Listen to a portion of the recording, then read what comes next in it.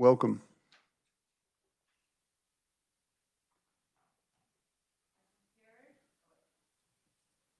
Now, is it on? It's on? Okay. I prepared 3.5-minute remarks, but I'm going to trim it down a lot, so bear with me. Good morning, Chair and members of the committee. My name is Whit Downing, as you know, and I serve as Vice President of Policy and Programming for the Kansas Council on Developmental Disabilities. At first glance, it may look like I'm standing here alone today, but I'm not. Today, my friend Perry Spencer and I are providing testimony together. You all met Perry earlier this year when we testified. Perry was a self-advocate, a governor-appointed member of KCDD, and was on the IDD waiver waitlist. I printed individual pictures of Perry for each of you, but I forgot them at home. You will get them later. I'm in the Capitol often. I have spoken to this committee, with KDAD's leadership, with other legislators, and with anyone willing to listen about the urgency of eliminating the IDD waiver waitlist. I've shared my own story many times about how I was on the waitlist for 8 years, and on year 4, I attempted to take my life. There's something about that year 4 of waiting that just makes you so numb and apathetic. I don't want you to only hear about the waitlist from me, though. I want you to hear it from Perry. I need the legislators to know that we need help. Like, it's our real lives. Without like funding the developmental disability waiver, like, you're gonna think I'm sounding dramatic, but people die. We deserve to live in the community and we deserve to be safe. And I need you to look me in the face and tell me you don't think I should be able to live in the community.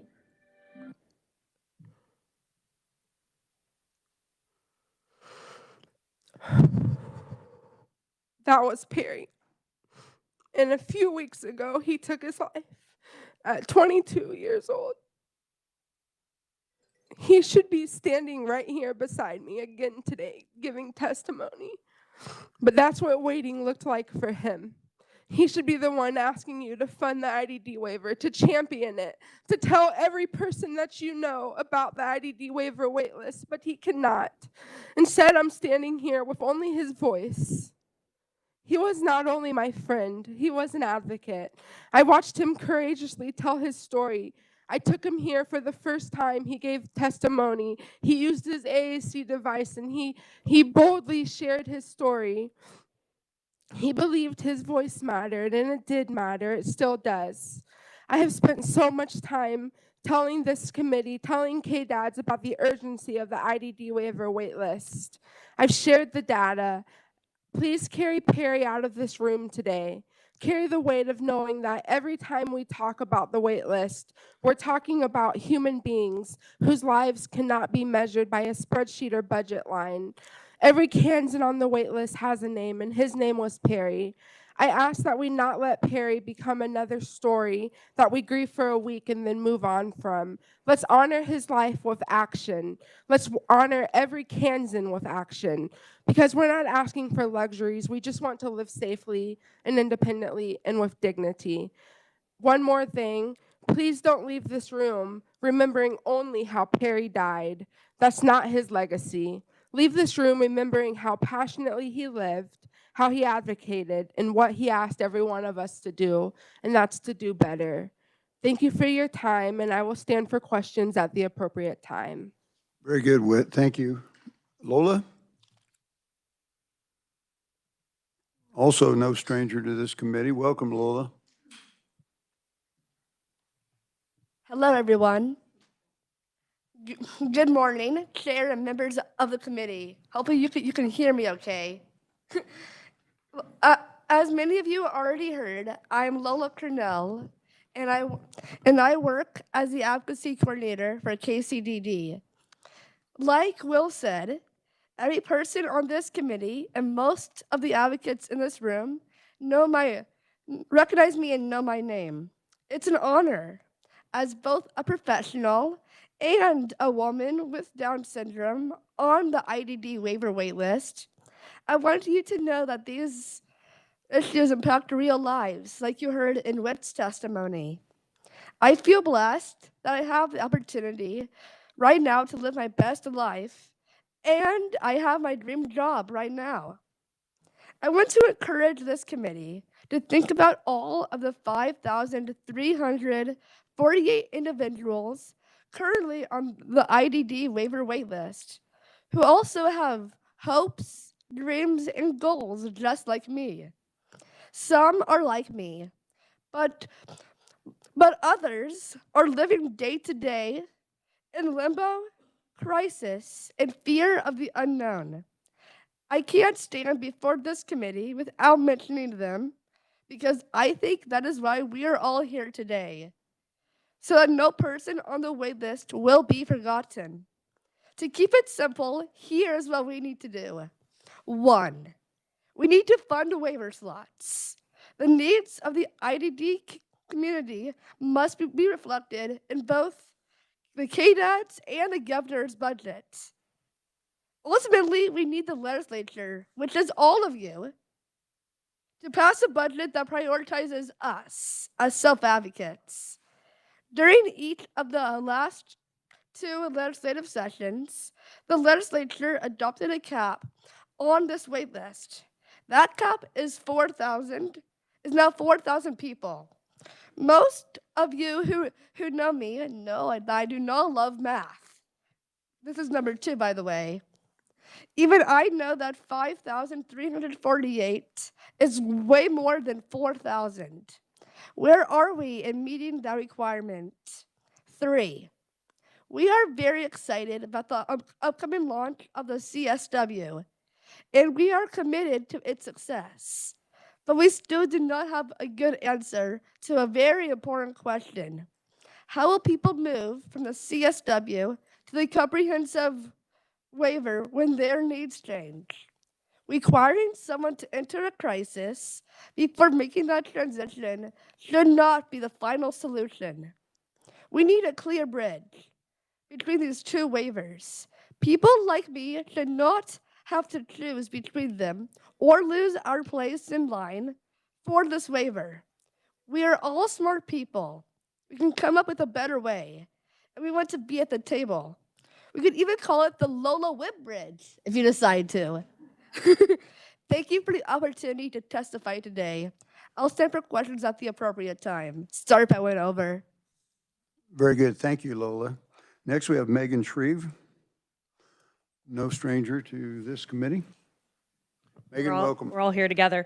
Chair, members of the committee, thank you for the opportunity to testify today. Again, my name is Megan Shreve, Executive Director at InterHab, representing providers of Kansans with intellectual and developmental disabilities.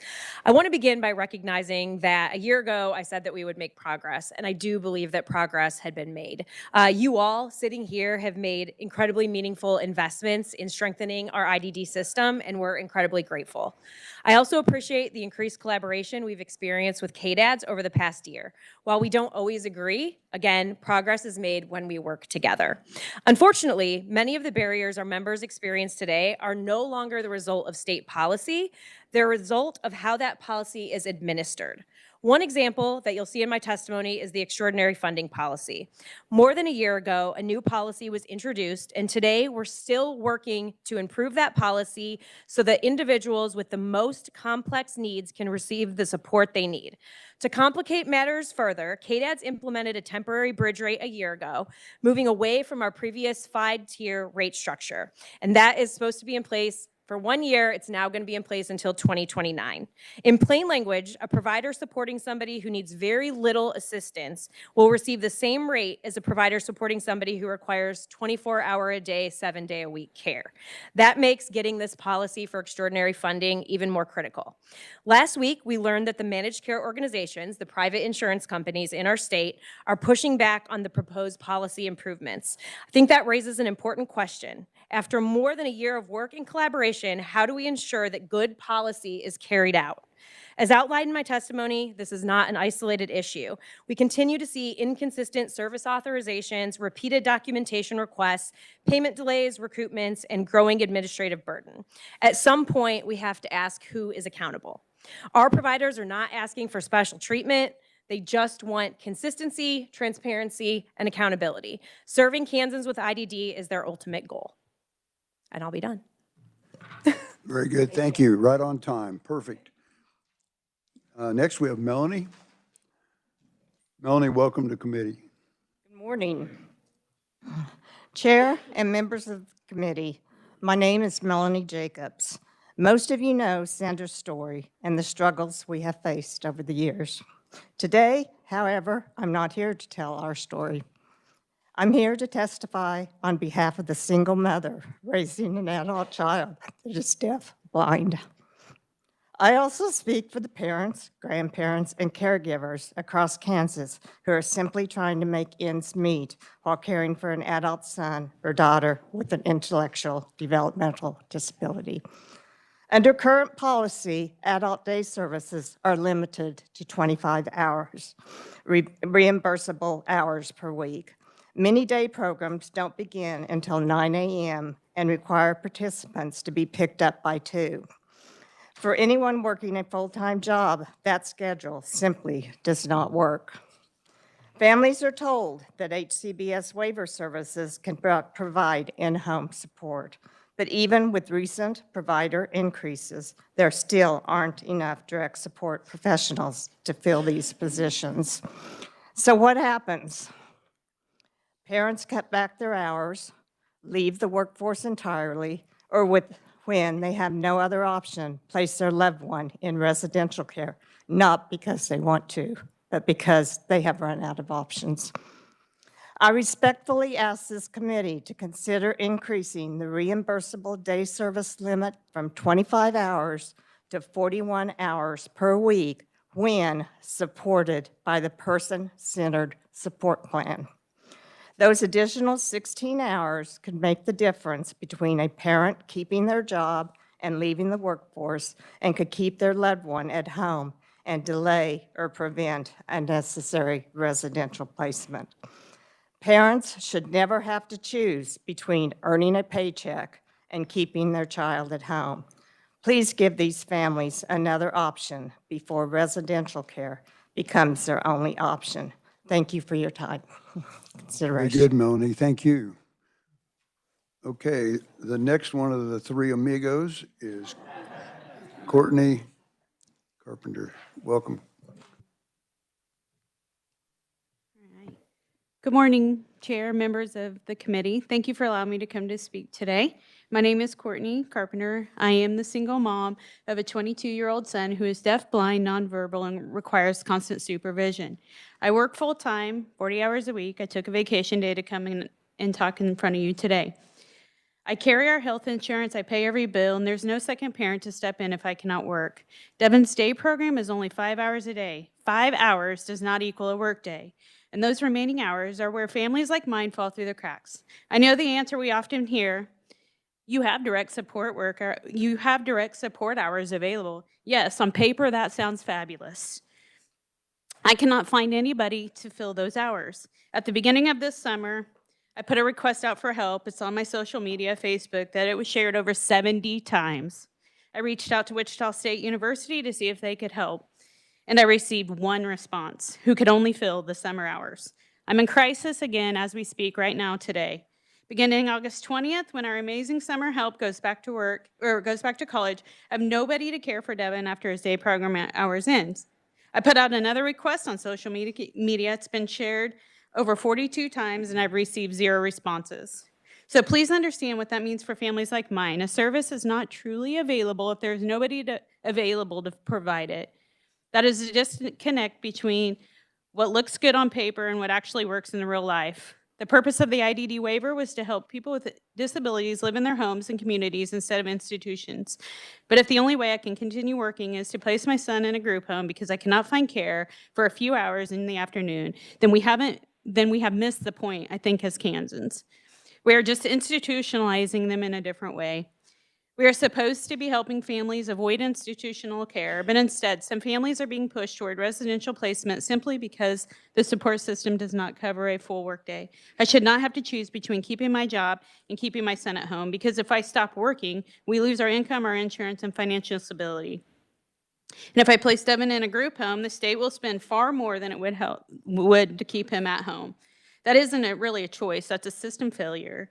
And I know I'm not the only parent facing this. There are families all across Kansas trying to hold everything together, quietly wondering how much longer they can do it. I'm almost done.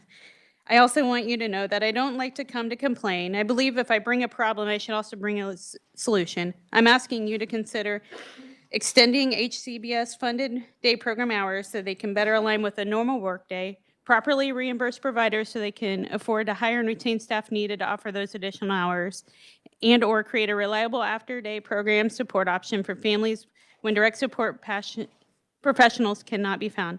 Please stop measuring success by services we authorize on paper and start measuring success by whether families can actually use them. I love my son. I want him home with me where he is loved and where he belongs. Help families like mine before we reach crisis, not after. Thank you. Thank you, Courtney. And the last of the three amigos, Pat? Sorry.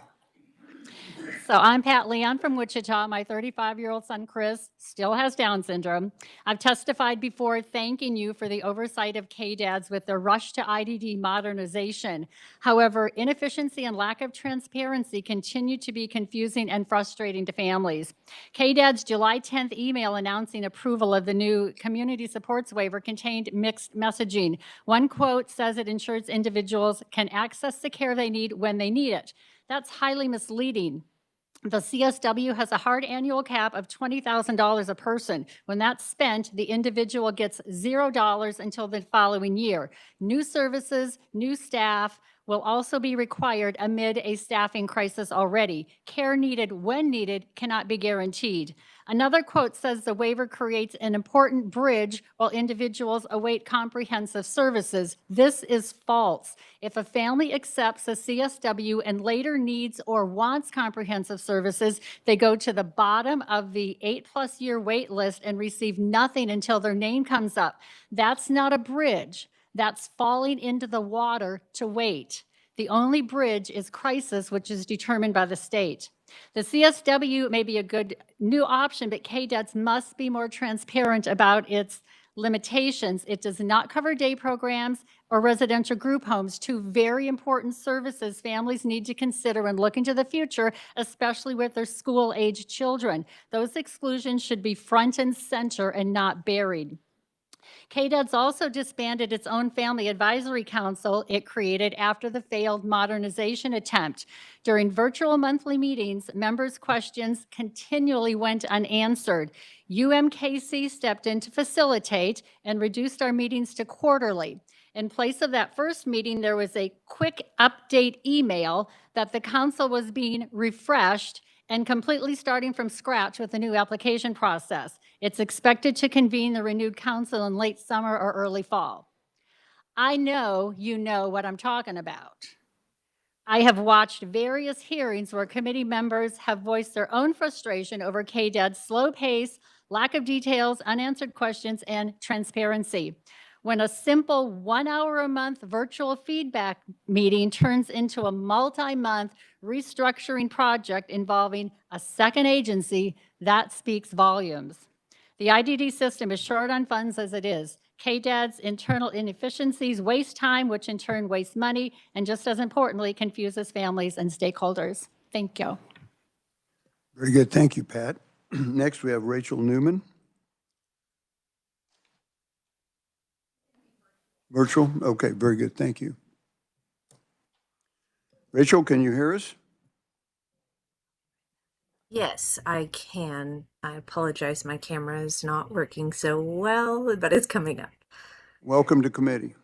Thank you. Thank you, Chair and members of the committee, for the opportunity to speak today. My name is Rachel Newman. I'm the Chief Operating Officer for COF Training Services. I'm also the caregiver for my sister with disabilities. Those combined roles allow me to zoom in and onto day-to-day functions, and also zoom out and understand how each of those decisions affect every level of our system. Kansas has made meaningful investments in HCBS, and I sincerely appreciate this committee's continued leadership. Today, I'd like to focus my testimony less on funding and more on implementation. As providers, we welcome accountability. We're not asking for fewer standards. We're asking for standards that are clearly defined, consistently implied, and focused on improving outcomes. My written testimony describes 2 exception requests in which documentation previously considered sufficient was no longer accepted. The policies had not changed, but the expectations did. We have since learned that KDADS intends to require significantly more proof for crisis requests, including photographs, written denials, and documentation beyond provider attestation. However, providers have not received a written policy or guidance defining those new requirements. Providers build our internal processes around established policy and practice. When expectations change, we will adjust, but when they change without written guidance or time to prepare, access to services is delayed while everyone attempts to determine the new rules. A recent residential service issue illustrates the consequences of inconsistent interpretation. Our organization was advised regarding an individual that if he was evicted for violation of lease, we remain responsible for providing his residential services as his provider of choice, even if he became unhoused. At the same time, another service provider had an individual evicted from a community apartment, and the MCO immediately removed his residential authorization because he no longer had a physical address. After he secured new housing, authorization was still denied until that setting completed final rule site compliance. 2 KDADS representatives reportedly confirmed that interpretation. Providers are therefore receiving 2 conflicting messages. We're responsible for providing residential services to someone without a home, but those services will not be authorized or paid for without an approved residential address. This is not simply confusing. It creates a situation in which a provider may be held responsible for delivering services that another part of the system says can't be authorized. Every delay, every inconsistency, and unresolved system issue eventually reaches a person. We're not asking the state to lower its standard. We're asking that the state put those standards in writing, apply them consistently, and provide time to implement changes and ensure they improve outcomes of the Kansans we serve. Thank you. Thank you, Rachel. Next we're moving on. Tina, welcome to committee.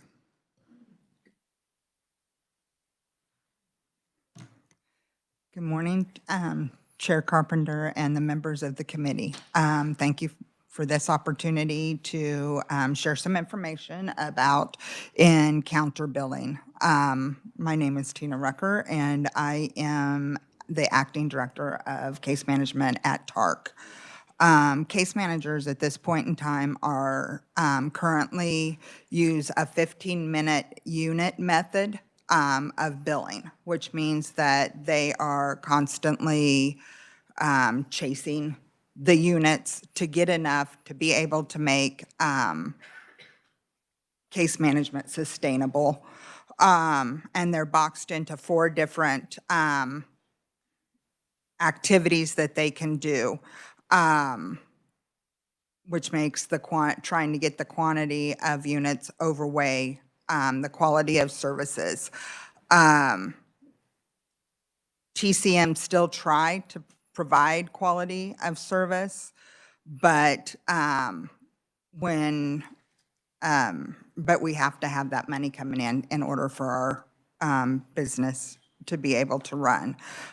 This makes case managers not take time off, not get the trainings they need, because they're always worried about if they take that time, then it takes away from something they could be doing that's billable, something they could be doing that is helping somebody, an extra, so it takes away from that extra time of service. Encounter billing method would allow a TCM to just have 1 case note in a month, whereas right now, every 15 minutes, they're like writing down and putting what they need in there and hoping that it's billable. One of the activities that we currently do that is not billable is we help people with applications. That's a resource that people need, and we aren't able, we're told that that's not billable, which causes, we do it anyway, but it lessens the amount of resources. Encounter billing, like I said, would be less time and documentation. The ability to attend trainings, improve their skills and knowledge. It would increase capacity. In other words, we could take on more individuals if we were able to. And then, and decrease time. I appreciate the committee's effort on behalf of Kansans with intellectual disabilities, and I will stand for question at time. Very good, Tina. Thank you. Martha? Martha, welcome to committee. All right, thank you. My first time being here. Thank you for the opportunity to speak here today. I come both as someone who has worked as targeted case manager for the past 3 years and as someone who has recently taken over the position of TCM trainer at TARC Case Management here in Topeka.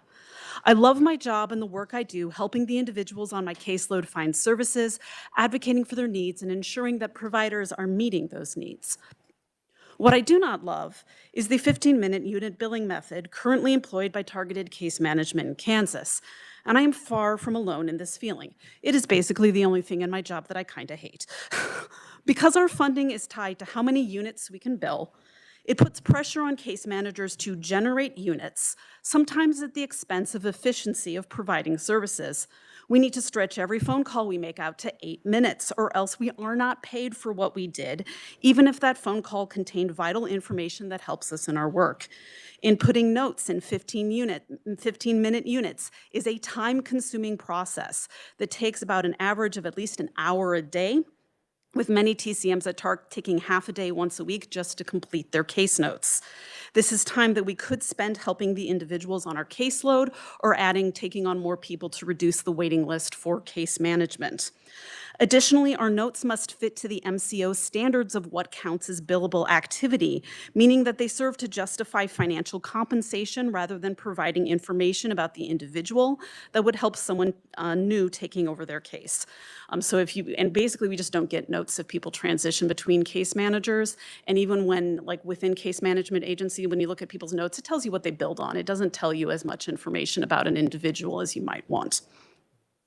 If we could move to encounter billing, it would increase the time that case managers spend directly with the people that they are serving, improve our efficiency in delivering services, and turn note-taking into a task that supports the needs of the client over the needs of the billing office.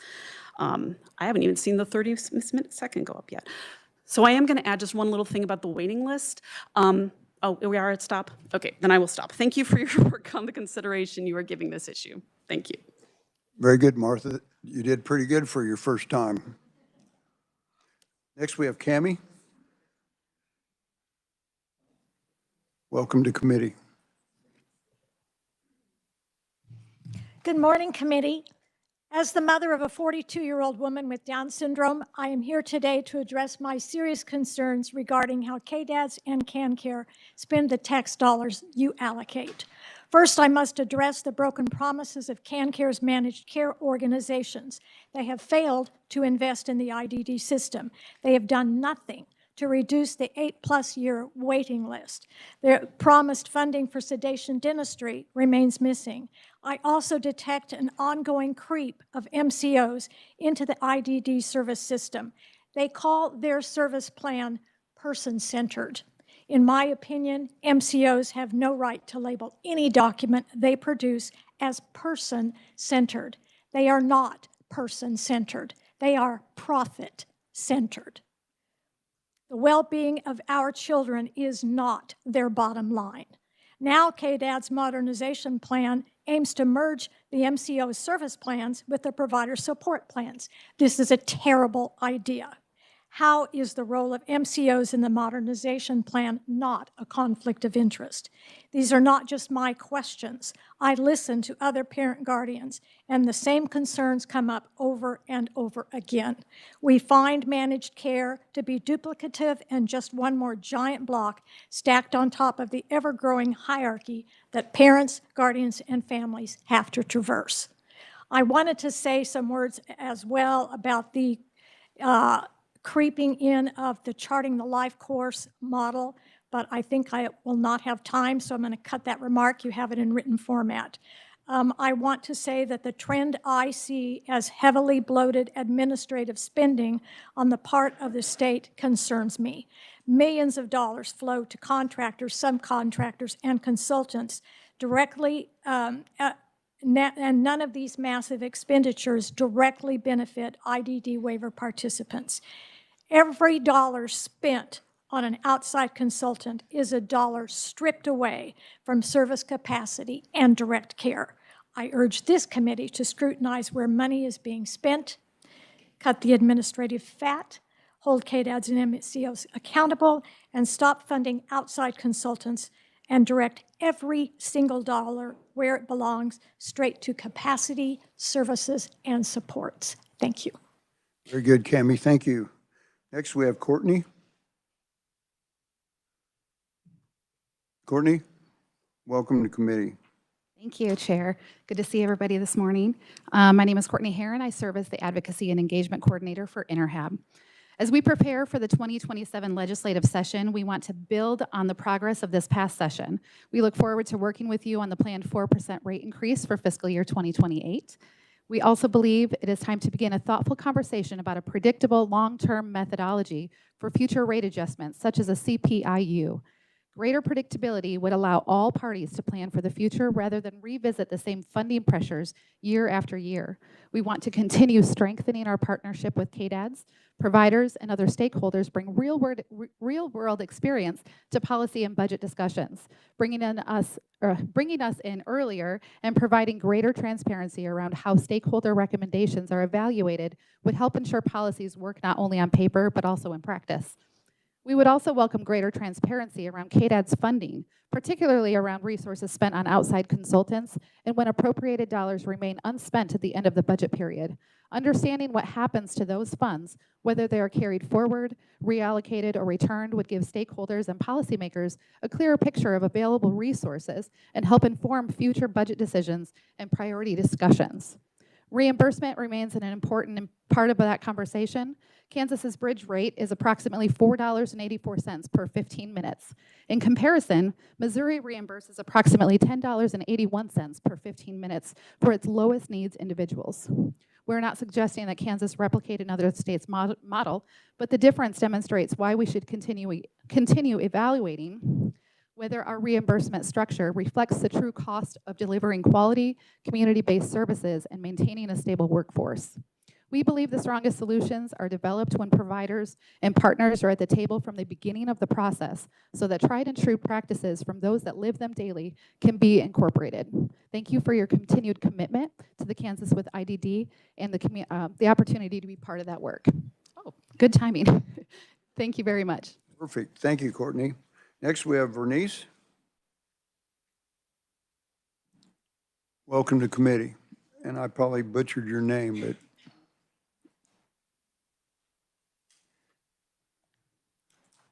good afternoon.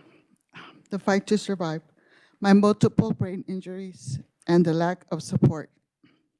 Good morning, everyone. My name is Vernice Cartagena, and I thank you for giving me the opportunity to share my story.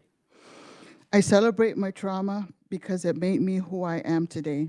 I am 53 years old. I have suffered multiple brain injuries, with my first one being when I was 5 years old and fell from a second-story window. I was never taken to the hospital. After that, I began having fainting spells and struggled to concentrate in school, but no one recognized that these could be signs of a brain injury. The second came when I was 11 and suffered a traumatic brain injury when I was struck in the face with a metal baseball bat. I passed out, and I do not know how long I was unconscious. Once again, I was not taken to the hospital. My memory, headaches, and ability to learn became even worse.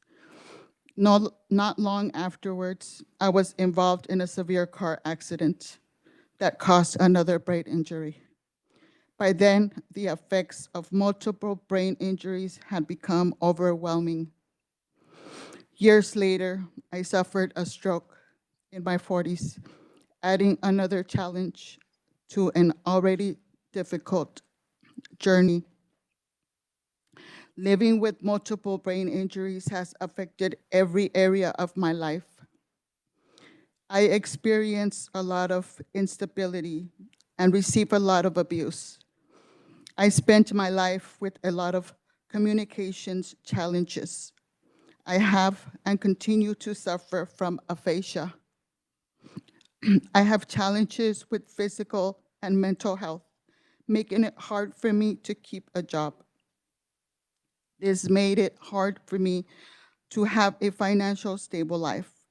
If a parent, a teacher, neighbor, doctor, or anyone anywhere in my life had known more about brain injuries and helped me when I was younger, maybe I would be in a better place today. Without finances in order, I suffered homelessness due to the lack of help and resources. I suffered a lot of abuse and loneliness, affecting not only me, but my children as well. I live in a state that did not provide help or services for people with brain injuries. In 2020, in the midst of the horrible pandemic, I moved to Wichita, Kansas. That decision changed my life. A few months later, when I was 48, I received the devastating news that I was diagnosed with an aggressive form of cancer. A hospital staff member, sat with me and listened to my story and learned my medical history. For the first time in my life, I felt seen. For the first time, someone understood that my struggles were not character's flaws or personal failures. They were the lasting effects of traumatic brain injuries. That referral opened the doors to services I never knew existed. Today, I continue to face challenges, but I no longer face them alone. I share my story because there are thousands of people living with invisible brain injuries who are misunderstood every single day. Many are struggling to keep a job. Many are isolated. Many are homeless. Many simply need someone to listen. Never underestimate the power of listening. One person who takes the time to hear someone's story changes a life. Thank you. Bernice, thank you. Next, we have Dawn Morris. Welcome to committee. Thank you. Good morning. Thank you for allowing me to speak today. My name is Dawn Morris. I'm a Kansas registered nurse, a mother, and the primary caregiver for my daughter, Olivia. Olivia has Ullrich myopathy, a congenital muscular dystrophy, a progressive, life-limiting neuromuscular disease. She is in a wheelchair. She has experienced significant respiratory decline, now requires oxygen nightly, and she has a suction machine, percussion device, oximetry. She requires total assistance for all transfers, position changes, toileting, bathing, and any activities of daily living. Olivia is very high fall risk. She has previously fractured her femur after such a fall. Olivia requires extensive daily medical care. Every decision we make revolves around keeping her safe, healthy, and at home. For 4 years now, the technologically assisted waiver has made that possible. Then, without any improvement in my daughter's condition, in fact, she's had a recent decline. In fact, I was going to bring her today, but she's homesick, second day of school. She didn't make it all day, her first day of school. We had to go get her. But she's had another decline. We were told that she's no longer qualified for the TA waiver. What changed wasn't my daughter's medical needs. What changed was the assessment. After our reassessment, I was left with more questions than answers. Statements were made that minimized my daughter's condition. When I explained that she is a danger to herself because she cannot safely move or has suffered a serious fall resulting in a fractured femur, I felt those concerns were dismissed. I was told there should not be I was also told that there was no shortage of nursing where I lived and that somebody else should be caring for her and not me as her main caregiver. Parents should never be made to feel as though choosing to care for their medically fragile child is suspicious or somehow inappropriate. Every family has personal reasons for making those decisions, and no parent should have to defend that choice. I requested previous assessments to understand what had changed. I was told they were in the database and that they could be read to me, but I was initially not provided copies to review myself. Families deserve transparency when decisions affecting their children's needs are made. I am not here because I believe my family's needs are unique. I am here because I worry that other Kansas families may be experiencing the same thing. Children with progressive diseases do not suddenly become less medically fragile because of an assessment change. When medically fragile children lose services and consequences are significant, parents are forced to reduce work hours and leave employment entirely. Children face increased risk of hospitalization, institutionalized care, and preventable medical complications. Ultimately, this costs the state more than placing enormous emotional and financial burdens on families. Thank you. Thank you, Dawn. And just for some agencies that are listening, I've been hearing quite a bit, and I think a lot of the committee members have been hearing a lot about this change in assessments for the TA waiver. And so when the appropriate agency comes before us, I think you should have some answers of how that's happening and what's going on with that. So anyway, next we have Brooke. Brooke, welcome to committee. Thank you. Just so you guys know, I'm not as fast as a speaker as Tanya, so apologies. Chair Carpenter, members of the committee, thank you for this opportunity to provide this update. My name is Brooks Robertson. I'm the Executive Director of Oral Health Kansas. We're the state's consumer oral health advocacy organization. To give you a rate increase update following both the 25 and 26 appropriations, we surveyed providers on how to allocate this funding. Provider feedback has directly shaped reimbursement priorities, ensuring the investments have the greatest possible impact. KDHE has indicated that the 2026 $2 million rate increase is scheduled to go into effect in October. Today, only about 20% of Kansas dentists bill Medicaid, and just 15% of those who bill see 10 or more Medicaid patients. After losing roughly 20% of the Medicaid provider network between 21 and 24, we're finally seeing progress. Last year, there was a net gain of 30 providers, most joined after the 25 rate increase. We've already seen an additional net gain of 14 providers in the first half of 26. This suggests that reimbursement really matters and that legislative investment is beginning to reverse years of provider attrition. And our survey results are clear. Reimbursement remains the #1 factor influencing Medicaid participation. Growing frustration around rates was recurrent in the survey, more so than last year. Dentists appreciate the rate increases, but consistently tell us that additional investment is needed to make Medicaid financially sustainable. We were also informed of 2 important dental codes that are not covered by Medicaid. Both are part of larger dental procedures that are covered. They are pivotal steps in those procedures. We recommend that they are covered. One is about building up a tooth for crown replacement, and the other is about helping a tooth come in that has not yet erupted. At your next meeting, we will provide more information about those and a recommendation to cover them. In closing, we appreciate your commitment to strengthening access to dental care for Kansans. We'll continue tracking provider participation and utilization data, and we'll bring a recommendation to the next meeting. Thank you. It's great to meet all of you, and I'm happy to stand for questions at the appropriate time. Very good. Thank you, Brooke. Okay, Philip. Philip, welcome to committee. Thank you, good sir. To Chairman Carpenter and members of the committee, hello, my name is Philip Magruder. I serve as the Community Outreach Specialist for the Self-Advocate Coalition in Kansas, where I work to amplify the voices of folks with disabilities across the state, or better yet, people call me the hype man. But I'm also a direct support worker for my mentor in this movement, Brad Lennekamp, who's also a longtime leader in the Kansas Disability Rights community. I appreciate the opportunity to speak with you guys today. This is also my first time speaking in an engagement like this, but I wanted to talk to you about the issues that directly impact the lives of Kansans with disabilities and the support systems that allows us to live and work and thrive in our communities. Being a direct support worker is deeply rewarding, but it's also physically and emotionally demanding. Every day looks different. You know, I help Brad with safe transfers in and out of his bed, moving to his wheelchair, bathroom assistance, personal care work, positioning so he could start and end his day safely and comfortably. Beyond the task, I'm a reliable partner. We laugh, we talk, we solve problems together. Sometimes I get him out into the community for errands like groceries and everything is like that, appointments and just life in general. I mean, the work is skilled and essential, right? But it requires good technique for safe lifting, transfer, patience, respect for the person's choices. Yet in Kansas, many direct support workers earn barely above minimum wage, including the lack of health care benefits. The hours are often unpredictable, the physical toll is real, and the burnout is common.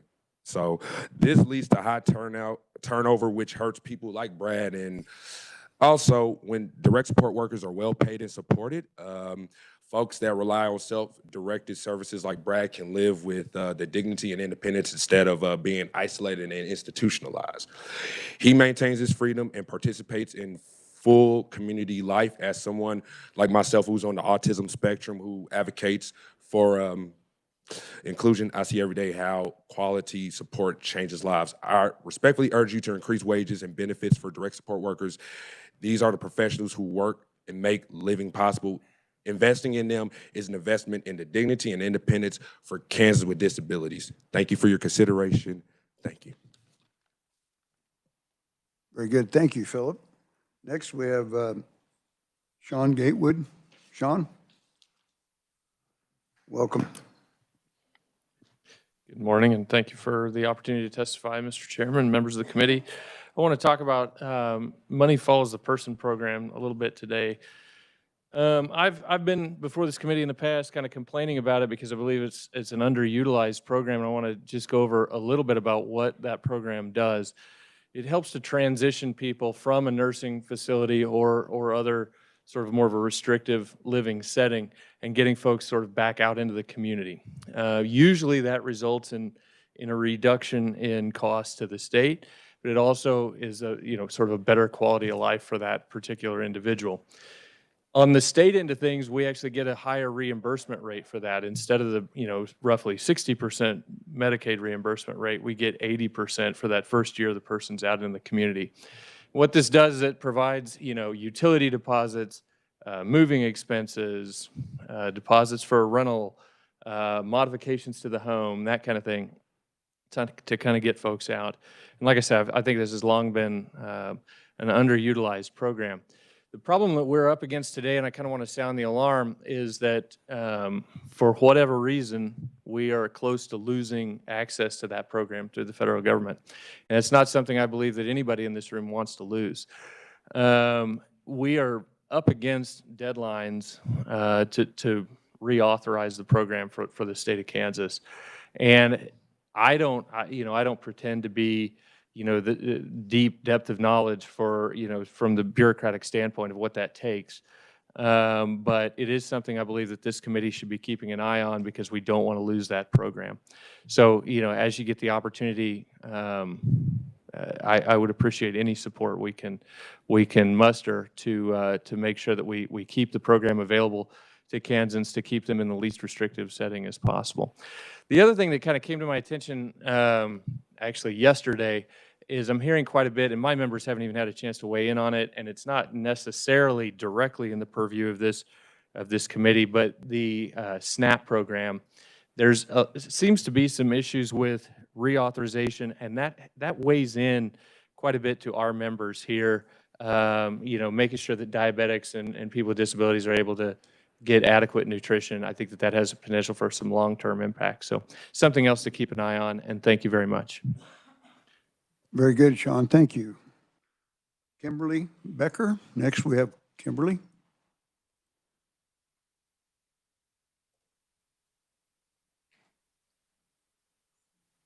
Is she virtual? Okay, we'll move on past Kimberly to Margaret Schrader. Welcome to committee.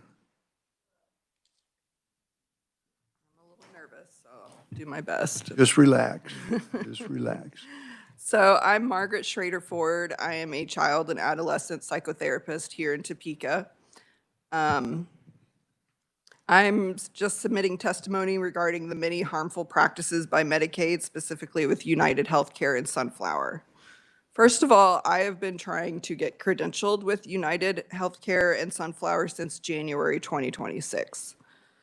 In April, I received a letter saying there were too many providers in the Topeka area who were credentialed with United. This is vehemently false.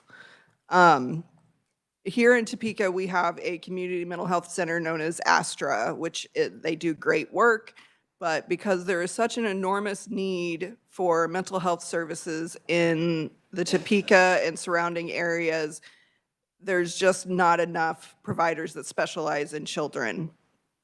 They often have long waiting lists, months-long waiting lists. They can't guarantee that children get seen each week. So for continuity of care, and they do have preschool services, but they have extensive waiting lists as well. So that was not a valid statement. I provide specialized treatment for preschoolers via early behavioral intervention services. Many providers will not work with children, let alone preschool-aged children. The people of Topeka need options besides one community mental health center that is overloaded providing those services. For United and Sunflower to refuse to credential with local providers is harmful to the people of Kansas, and I would go so far as to call it a public health crisis because we have people in Kansas who need to be seen by therapists, and there are not enough therapists to go around. And United and Sunflower won't cover those services. So anyway, thank you so much for listening, and I will go sit down. Margaret, very good. Thank you for being here. You did a great job. So, all right, next we have Scott. Welcome to committee, Scott. How are you? Good morning, Chair and members of the committee. My name is Scott Lopez, and I'm an occupational therapist and assistive technology professional with Alliance Rehab and Medical Equipment out of Lenexa, Kansas. I am here today to discuss 3 issues that directly affect access to care for KanCare beneficiaries: reimbursement adequacy, prior authorization, and timely payment. First, reimbursement rates matter because they directly impact whether providers can continue serving beneficiaries. When reimbursement fails to reflect the cost of providing care, access suffers. Providers may be forced to limit services or leave networks, leaving beneficiaries with fewer options and longer delays. I also encourage the committee to review the KMAP secondary payer methodology. When KMAP limits payments to the primary insurer's allowed amount, combined reimbursement may not cover the cost of medically necessary equipment, creating access barriers. Examples include gait trainers, standing frames, and bath chairs where combined payments fall below the actual cost of providing equipment. We have a large national payer with an allowable for a bath chair of $34. How do we provide a bath chair for a child with CP for $34? I have reached out to KDHE regarding access issues and have been informed that due to HB 2240, any changes would require legislative approval and appropriations. Second, prior authorization should provide certainty for both beneficiaries and providers. When a service has been performed through the prior authorization process, providers should be able to rely on that approval and receive timely payment without the ongoing risk of recoupment. Finally, timely payment is an access issue. When providers wait months to be paid, it strains their ability to continue serving KanCare beneficiaries. Strong oversight of prompt payment requirements and MCO performance is essential to maintaining access to care. Providers should be paid promptly for their services as outlined in HB 2552. When providers have received prior auths and delivered the approved service, payment should not remain subject to unnecessary delays, audits, or recoupments. Currently, Alliance Rehab has more than $152,000 in Medicaid MCO receivables that are over 90 days, including $83,000 over 180 days and $3,500 over 365 days. When claims remain unpaid for months, providers' participation is strained and beneficiary access is put at risk. I respectfully ask the committee to act on reimbursement, prior authorization, and timely payment reform to ensure KanCare beneficiaries can access the equipment and services they need. Thank you for your time and consideration. Very good, Scott. Thank you for that. Next, we have Linda Mowbray. Linda, welcome to committee.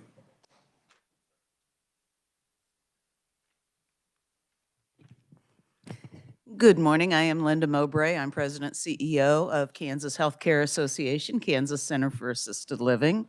We represent nursing homes, assisted living, Home Plus, all across the state. Many of our members are HCBS providers. You've heard today wait list, crisis exception. That used to not be part of our world, but HCBS for the frail elders has a wait list now. I'm here today in person, but I have members who are also here in person, online, and have provided written testimony to you. With the short amount of time that we have in front of you today, I would really ask you to take a look at their written testimony. They tell the story of the individuals who are now subject to a wait list and what happens to those individuals who may already be in assisted living or in Home Plus when there's no longer any payment source. They've already been in assisted living or Home Plus.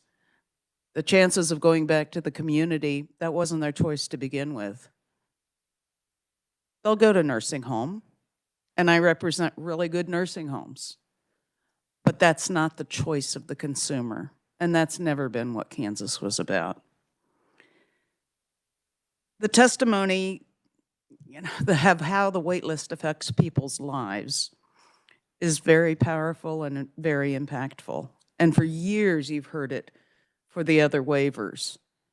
And now it's the frail elders that are being subjected to this wait list.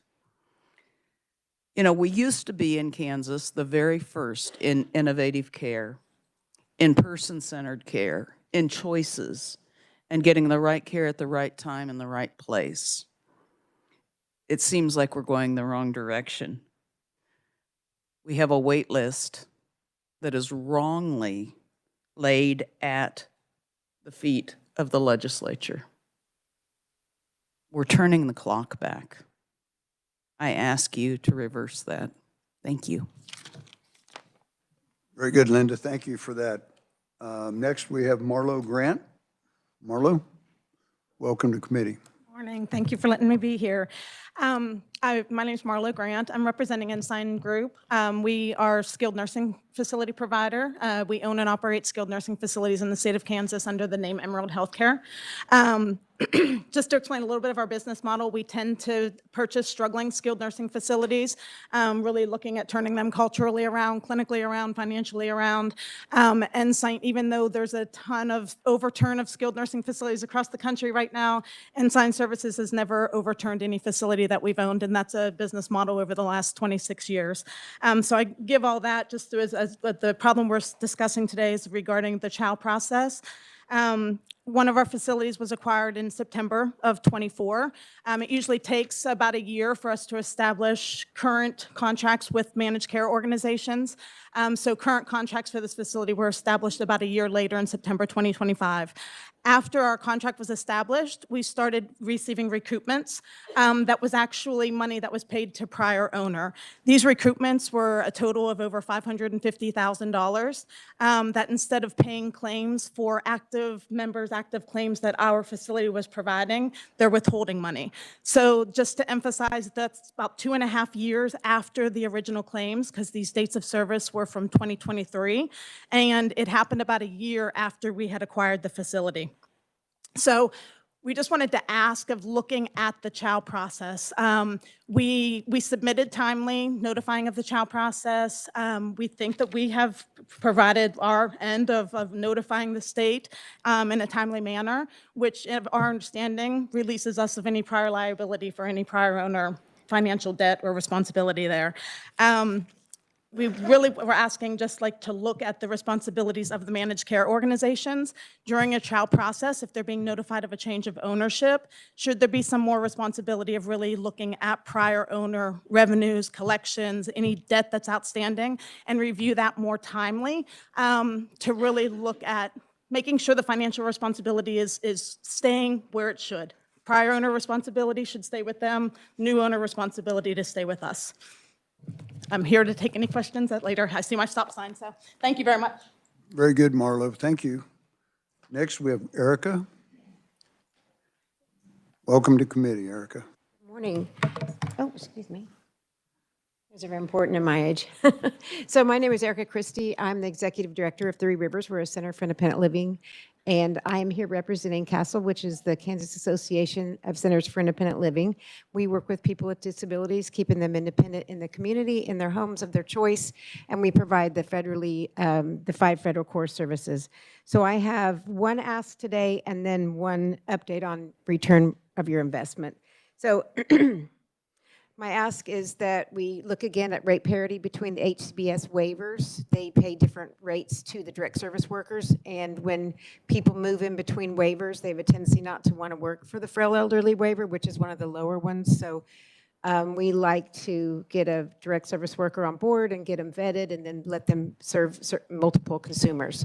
So, and then my return on investment is to remind any members that were not on this committee or in the legislature in 2024 that Kansas Hills received an increase in grant funding from the Department for Children and Families. And we want to thank the Kansas legislature for supporting this increase and provide a progress update. After this increase, SILS served 18.5% more Kansans with disabilities than the prior year. This is according to data provided by the Department of Children and Families. Their SIL grant manager. The number of consumers served increased from over 13,000 to over 16,000 in state fiscal year 25. Your investment proved immensely successful towards supporting more Kansans with disabilities. In my written testimony, there are several consumer stories that go into a little bit more detail of actually how a Center for Independent Living makes an impact in the community and in the region, and how we use the funding to build capacity in each center. So how am I doing on time? I have a quick summary of what the okay, 10 seconds. Okay, if you have any, so I wasn't going to get to the summary. So let me just basically pull it all together with Centers for Independent Living, increased community inclusion. They reduce the demand for institutional care. They provide economic contributions through employment of people with disabilities and improve accessibility for all. Thank you. Very good, Erica. Thank you for being here. Next, we have Lori Owens. Lori, welcome to committee. Lori and I met on the elevator coming in here today. Good morning. Thank you, Chairman Carpenter and committee members. I'm here to speak on behalf of the FE waiver. My name is Lori Owen. I am a registered nurse and a licensed adult care home operator in the state of Kansas. I currently serve as executive director for Sunflower Care Homes in Emporia and in El Dorado. We are Home Plus. Today I'm testifying as a healthcare provider as well as a lifelong citizen of Kansas. The facilities that I currently manage are 50 to 60% Medicaid occupancy, so this is a major part of our world. Myself personally, I am also a 5th generation cattle farmer, lifelong citizen of Kansas.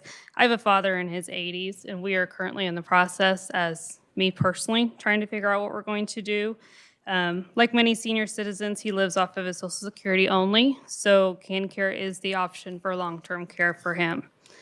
The application process already can be difficult and confusing. Thankfully for me, it's something I do on a daily basis, but for many, that's not the case. In addition to the FE waiver wait list, this will make it even harder. So many times the need for care or placement is urgent and unexpected. You don't have months to wait for the approval. As a state licensed only facility, we deal with this more often than we would like to. Imagine yourself as having a parent that has had a fall and is all of a sudden in the hospital needing to go to a facility. You're visiting them and all of a sudden you realize mom can't take care of herself like you thought she could, or maybe their memory is not as good as you once thought. There is no savings, there is no long-term care insurance to help you. You know that with your life schedule, moving them in with you is not going to be an option as well. This is where KanCare is supposed to be there to help these type of residents in Kansas. What happens then? A lot of times they go to a skilled facility, which in the end will be more costly or not where they need to be, or they go home to an unsafe situation. We see that the average processing time already is around 90 days from submission to approval, and a lot can happen in 3 months. I'll just summarize with, these are the people we're talking about. We're talking about your neighbors, your families, your friends, your coworkers, teachers, and overall just the citizens of Kansas. Thank you. Very good, Lori. Thank you for being here. Next, we have Lynn. Lynn, welcome to committee. Thank you, Chair Carpenter and members of the Joint Committee. I appreciate your time today.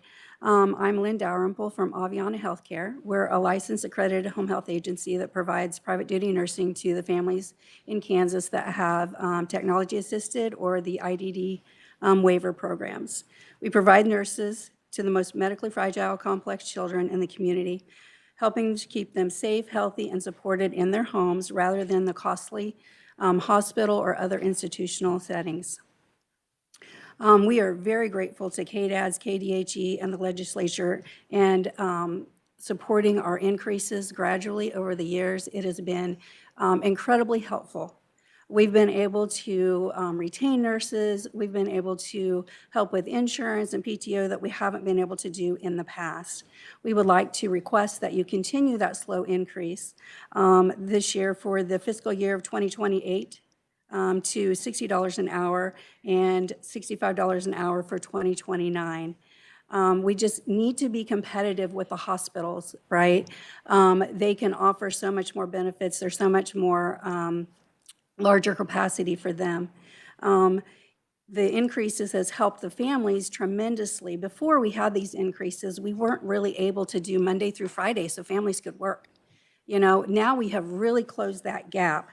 But we still have the gap for the weekends, the night shift nurses. You know, we need that increase to help that and help those families so that they continue to be able to be in the community, that they can work and support themselves. Most families, they don't want to be a burden. They want to be a resource, and we want them to be able to be in the community so that they're not isolated. One of the important things that to also consider is that our request with Missouri right next to us is there's a huge need in the Overland Park area, Kansas City, Kansas area, and our nurses on our side do not make what they make. They make $60.80. Okay, I have the full testimony from Aviana Healthcare if you guys want to look at it. Again, I thank you very much. Very good, Lynn. Thank you for being here. Next, we have Matt. Matt, welcome to committee. How you doing, Chairman, committee members? Thank you very much for letting me speak today. My name is Matt Johnston. I'm the Director of Business Operations for Maxim Healthcare Services. We take care of severely injured pediatric and adult patients in their homes, specifically through specialized medical care through the HCBS waivers. I'm here to talk about the TA waiver specifically. Last legislative session, my company advocated for a provider rate increase. As the legislator did allocate $7 million to the TA waiver, we were told that none of this money would be used for provider rate increases. This led to my research project that is in my written testimony, but I will just reference one thing from 2018 to now. This is the lowest amount of services that we have ever provided in the state of, that we've provided in the state of Kansas over that period of time. The least amount of patients and the least amount of hours by a significant margin. I bring this up and my research led me to these 5 questions. The first question regards the wait list that was talked about for the TA waiver. My question is was this ever really considered? It was talked about a lot, but this should not have been. The alternative setting of where these patients would be taken care of, it would cost $7,000 to $12,000 a day, meaning that this would be a wait list would create something that costs 5 times the amount of what the program costs. So why would we ever create a wait list when it's going to be more costly? Second question, it appears as though the TA waiver is shifting away from specialized medical care and looking at alternative settings. KDADS has requested 940 slots for the TA waiver. As that shows in my research, we provided to 517 members, 517 patients last year. Where are the other slots coming from? So that's my question is, who are these other slots for and what services are being provided to them? That leads to the third question, consensus caseloads.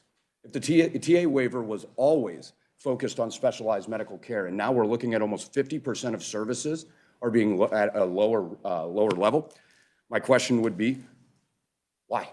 Or is the consensus caseloads consistent with what the estimates really are? Third, I'll go quick. The Matlock assessment tool, Don Morris back here talked about this. Nothing has changed in the assessment tool, and nothing has changed in the direction of what the assessors are supposed to be done. So why are we seeing people in droves being booted off of this waiver and not being allowed to put on the waiver? My final thing is, my final question would be, is if the population of SMC recipients is declining, the number of hours is declining, less people are being made eligible, and even more are being removed, what was the $7 million for? And it begs the final question of the TA waiver budget will be $84 million. What I was able to calculate for specialized medical care was $44 million. The real question is where's the other $40 million being spent? Thank you for your time, and I'll stand for questions at the appropriate time. All right. Thank you, Matt. Hal, welcome to committee. Morning, Chairman. Thank you for the time today. My name is Hal Oberholzer. I'm the Business Development Manager for Maxim Healthcare Services in Kansas. Maxim provides specialized medical care to Kansas's most medically complex population through the TA waiver and the IDD waiver. These patients typically have a tracheostomy, a feeding tube, and even a ventilator. My recommendation is rate parity for specialized medical care across all waivers in Kansas at $60 per hour.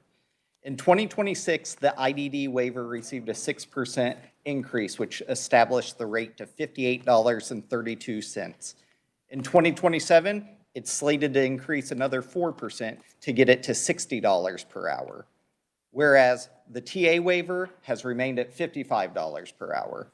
The majority of patients who receive specialized medical care reside on the TA waiver. Identical services are being provided, yet there is a drastic difference in reimbursement between the two waivers. This puts the TA waiver population at an extreme disadvantage, making it harder for providers to recruit, retain, train nurses. Over the past 2 years, Kansas has lost 2 specialized medical care providers due to financial viability. This left families scrambling for care overnight in a drop of a hat. We cannot have that happen again. This service, a large part of your role in this committee in looking at KanCare and KanCare Oversight, but they're required to be provided to anyone regardless of their ability to pay.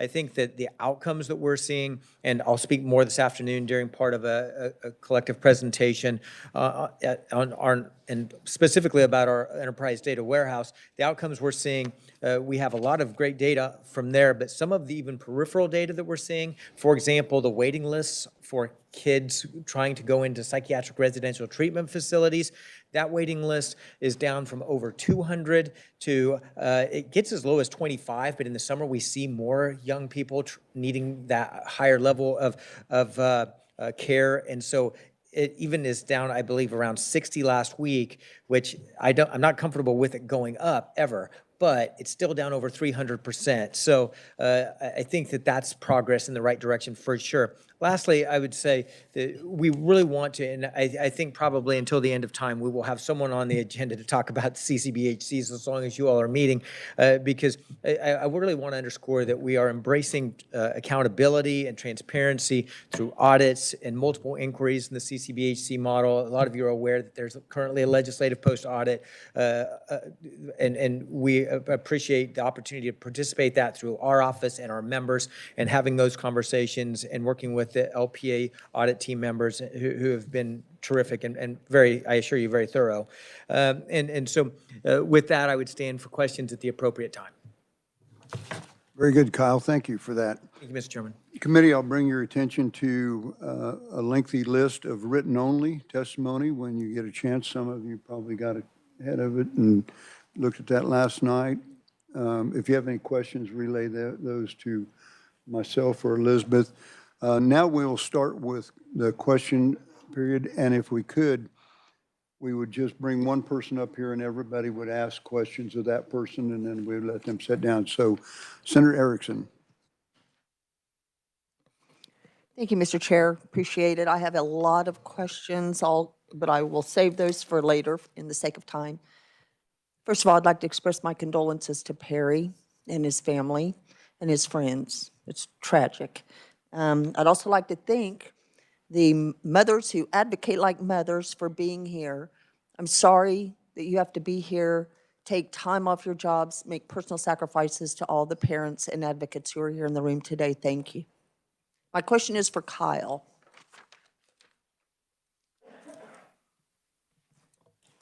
Hey, Kyle, how are you? Thanks for being here today. Quick question. We've had this conversation. I need a status update because I haven't had one for a while.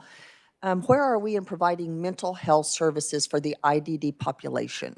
I appreciate the question. I was semi-prepared for the question. We've had good conversations with InterHab and their leadership. You heard from Megan earlier today, and we are in the process of getting together from 3 different counties on both sides, a group to talk about kind of how to, if not modernize that, make sure that the referral processes are right. So for the CCBHCs, and one of our leaders is here and could speak to it more specifically at the appropriate time, or if you like, or as a sidebar, I think that we know that we do treat people with intellectual and developmental disabilities, but in terms of a primary part of their care, we probably don't do as much. I talked with one of our CEOs last year who told me this and then promptly retired, but he said, you know, we also treat people with heart conditions, but we don't do heart surgery. I mean, as a primary part of care, that's something that we probably don't do nearly as much, but we sure need to collaborate. We need to modernize the referral process, I think, to make sure people know where they can go to get the care. Follow up, if I may. In the meantime, for the families who are coming to me saying, I don't know what to do when my child has an issue that needs these type of services, what would be your advice for them until those conversations in the system, we have something in place for those parents? I appreciate the follow-up very much.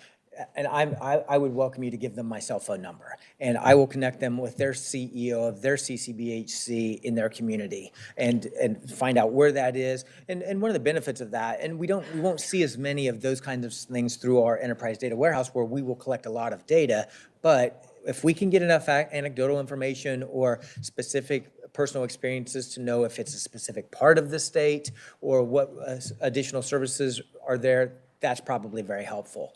And there are some specialized services I might add, and I was listening with great interest to one of the previous conferees, like therapeutic preschool. That's not a required service for any mental health center or CCBHC. And so it doesn't surprise me that that might have some sort of a waiting list. But individual therapy, I'm following up on that pronto. I mean, that's something that any kind of lengthy waiting list for that would be a concern.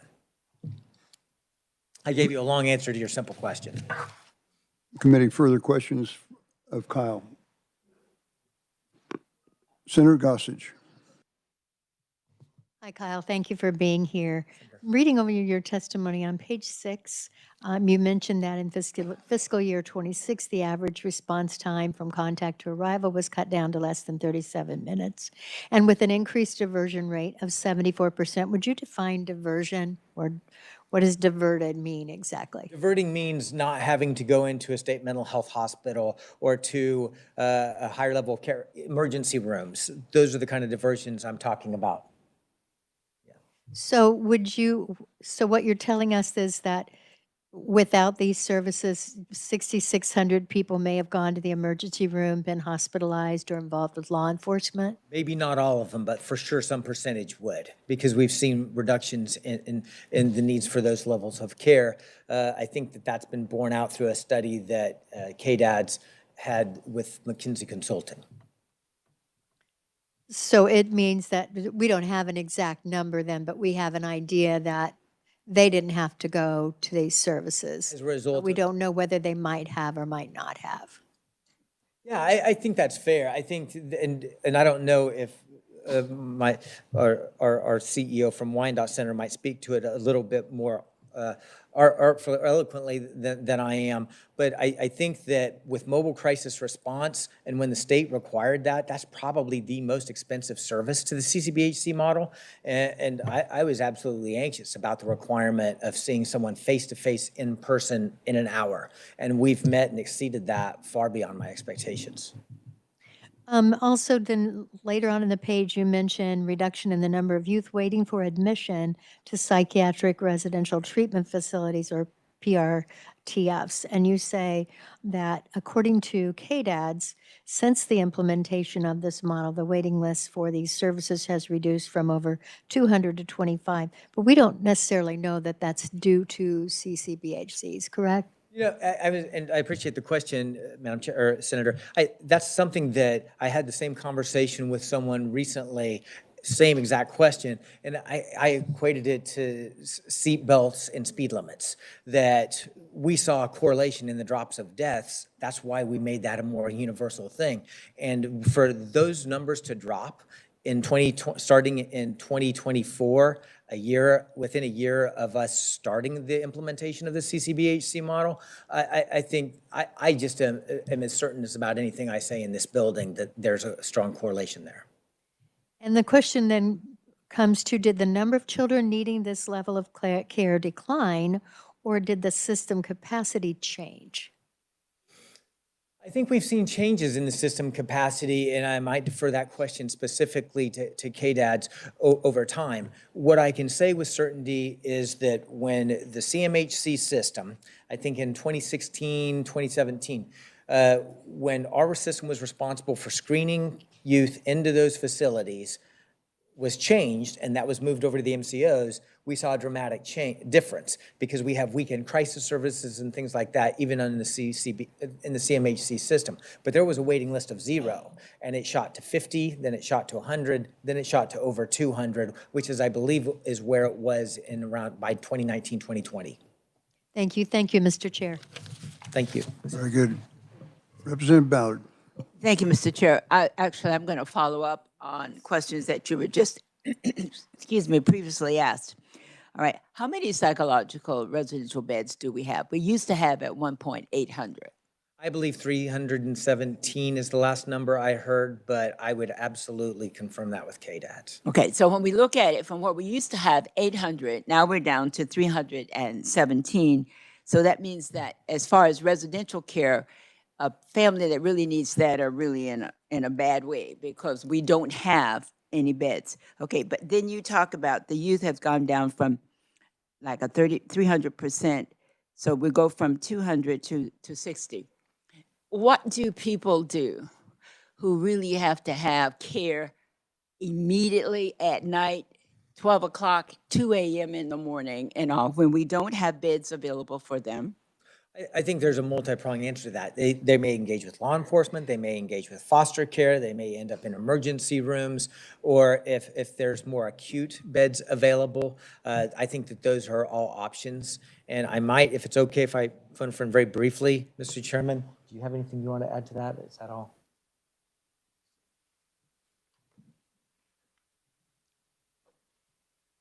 Hi, my name is Randy Kallstrom. I'm the CEO for Wind Up Behavioral Health Network. For children in crisis, a lot of times they're going to end up in the emergency room. And from there, they may get diverted to acute beds if it's an acute crisis. If what they're really needing is longer-term residential treatment, unfortunately, they might suffer through.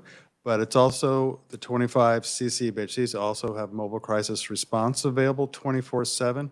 So I know a lot of our staff on the mobile crisis response teams are responding to families who are experiencing crisis with their children, regardless of the time of day.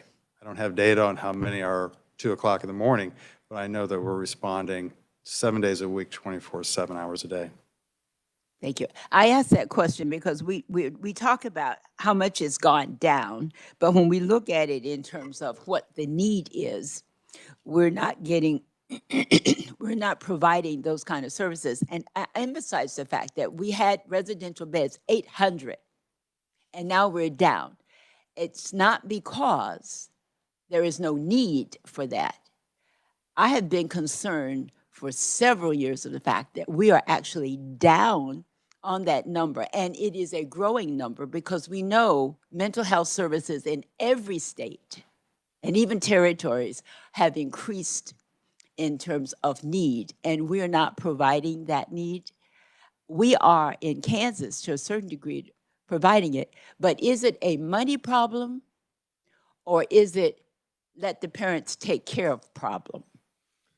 Well, I think there's a combination of things there, and I think that you and I have been visiting about this issue for probably 15 years, going back to when they were referred to as level 5 and level 6 facilities, and that's when we had more beds. And the Medicaid payout was more, and it was probably, I hesitate to say a looser system, but I think the requirements on PRTFs are substantial. Probably the CEO of the Children's Alliance, I saw her out in the hall, and she could probably comment to this as well. So I think there are multiple things at play with that. And I've worked for a provider that provided these services, and I've walked in the halls, and you see how really ill some of these young people are, and your heart just absolutely breaks for them. So I think even the workforce is substantial. The youth that are in these facilities now are extremely high needs oftentimes, sometimes take 2 people to watch them or help maintain their behaviors. So I think staffing them is also very hard. I thank you for that comment. I asked that question because, in social services budget, we address these kinds of needs all the time. But if I would look through my list of letters from parents, from grandparents, or from just people who are concerned about this care, this is an area that I think we need to spend more time in terms of realizing that some parents cannot control the mental capacities of their children in their household. And I appreciate that. And even going back to Senator Gossage's question and the comment, and you'll see this afternoon in some of the data that we're presenting, we're seeing more kids than we've ever seen before. And there's so many causes of that range from AI to social media to post-pandemic to increases in anxiety and depression among youth is amazing and terrifying. Thank you, Mr. Chair. I won't prolong this again, but the point is, if we're not taking care of it over here, we're going to have a much higher problem and need on the other end. Thank you, Mr. Chair. Very good. Any further questions of Representative Sutton? Thank you, Mr. Chair. I was going to let Kyle off the hook, but everyone's piling on, so I've got to join the bandwagon here.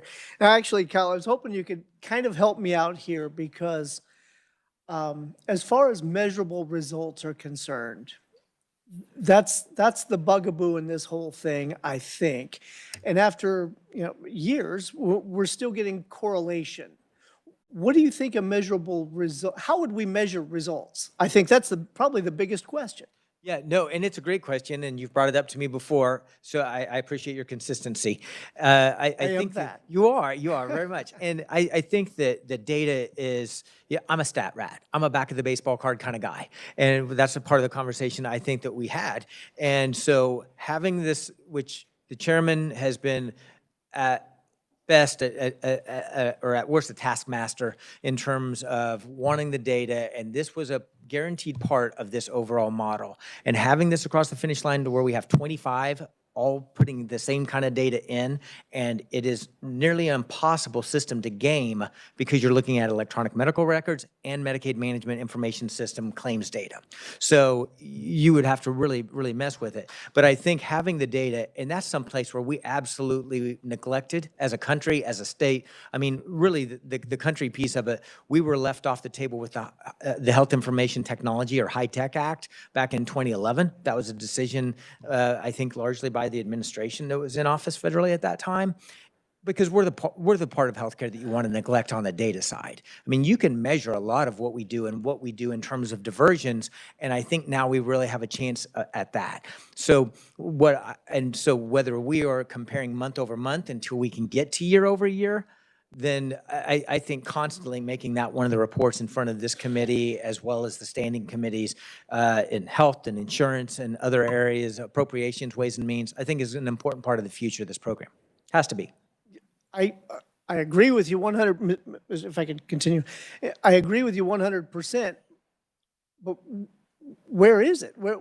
When is this going to start? Yeah, I'm presenting on it this afternoon as part of the state's presentation. Oh, well, I'm ahead of the game. I should have read my notes. You're the hype guy. That's it. That's it. I look forward to seeing that. Thank you. Representative Ruiz.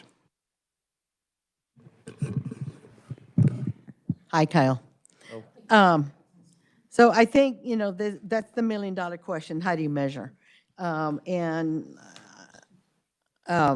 We've had these conversations going on all over the place about that, even on the, nationally, going to the conference in Denver. That was one of the things that was being asked. For me, yeah, you can have all this data. You can look at diversion rates, all of those things, and separate it by adults versus youth. But the one thing you cannot measure is the life of a mental illness of itself, and the journey that it takes, the ups and downs that come with it. And so if one of the measurements is keeping people out of the hospital, I mean, that's fine if we're going to have that data, but to hold the CBHCs accountable for that is not good in my mind, because it does not take into account the fact that the hospitalization is a safety net. It is not a punishment for people. It's a safety net. And so what we don't see in that data is all of the interventions that have happened in order to try to help that person stay out of the hospital or institutionalized in some kind of way. Yeah. And that piece is missing, and I can't even think of how to be able to include something like that. Yeah, we absolutely have as a priority, I think, to keep people treated and served in their home communities. Years ago, when I was working in other states, and sometimes you would go in front of policymakers and talk to them about the need for inpatient or community-based services, and they would say, oh yeah, that makes sense, and shouldn't they be kept with their family? Oh yeah, that makes sense. And then you'd say, and plus you're sending all this money to other states for the treatment there. And that's where some of them really got outraged. And I've never gotten to that point in this state. And I felt positive about that. It's not a Kansas value to see a Kansas child served in another state. That should not be a value. And so I think the CCBHC model being used by the state to help defend it in a child welfare lawsuit, and in a lawsuit about nursing facilities for mental health, and in a lawsuit on expanded length of time for competency evaluation and people serving jail sentences that are, I mean, waiting longer for competency evaluation than the actual jail sentence would be. I mean, these are priorities, and long-term, I absolutely believe we're the part of healthcare that can help save money, but also save families and communities.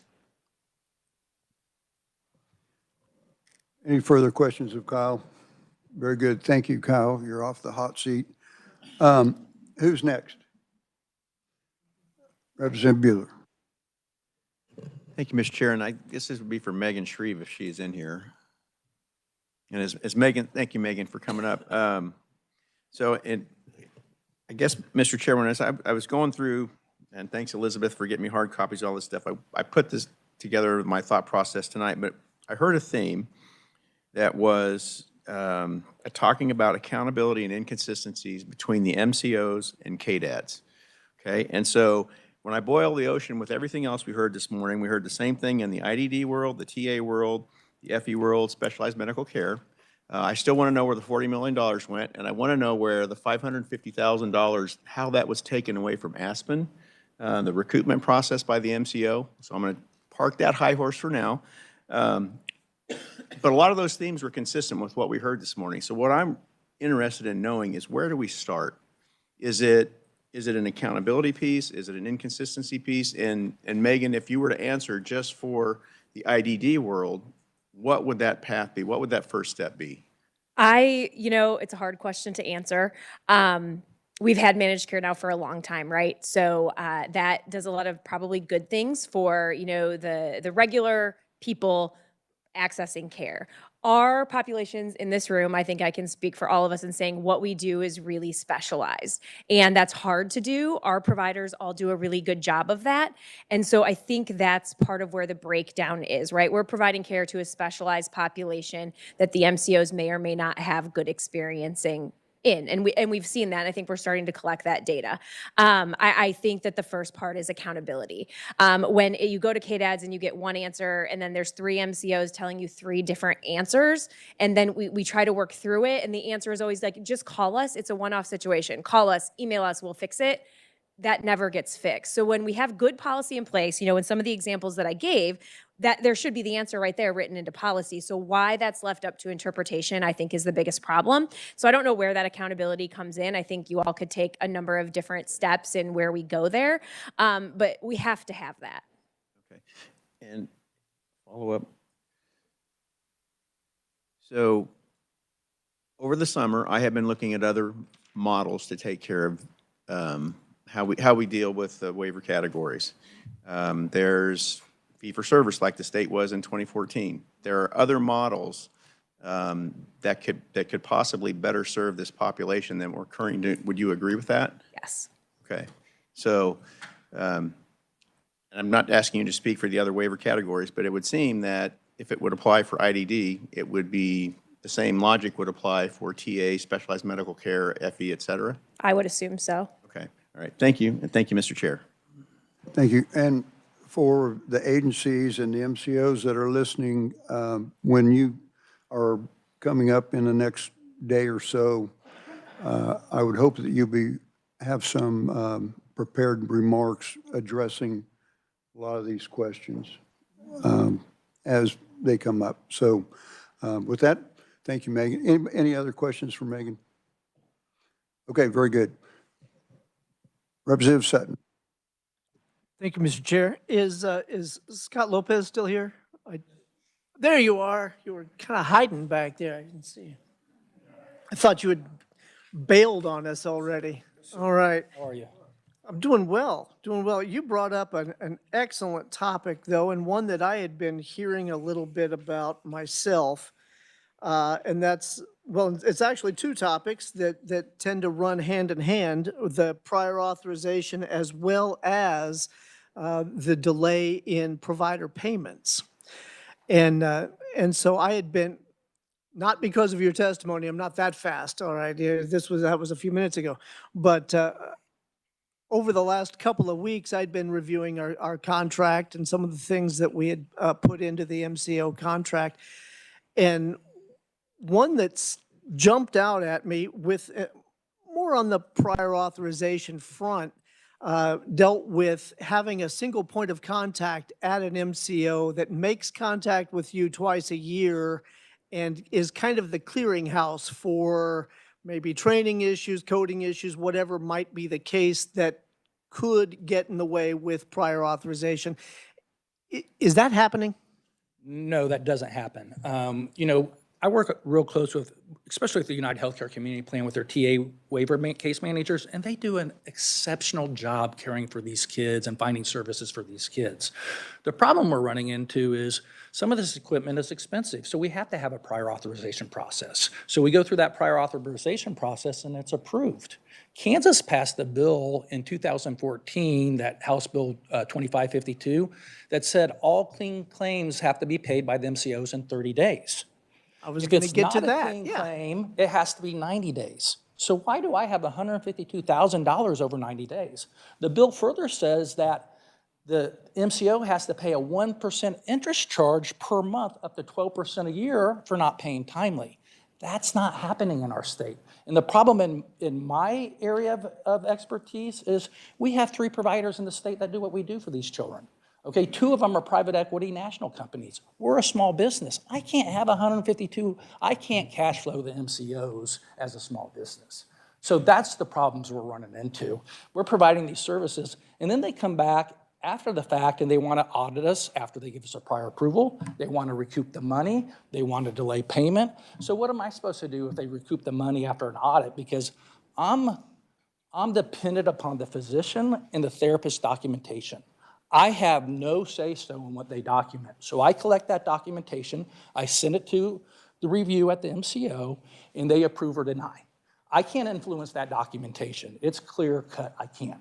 So they give us approval, we provide the service, we submit the bill, maybe they pay us in 365 days, and now I have to fight an audit at the back end because they didn't like the physician's documentation. So this is a tough industry, especially for small businesses. That's why we're seeing more private equity healthcare. That's why we're seeing consolidations in all industries across healthcare. I can't find a doctor in the Johnson County area that is now an independent practitioner. They're not all now part of a hospital system because they couldn't make it on their own. So all we're asking for is You know, these rules were put in place. Let's please be paid timely per the guidelines. If I could follow up just a little bit.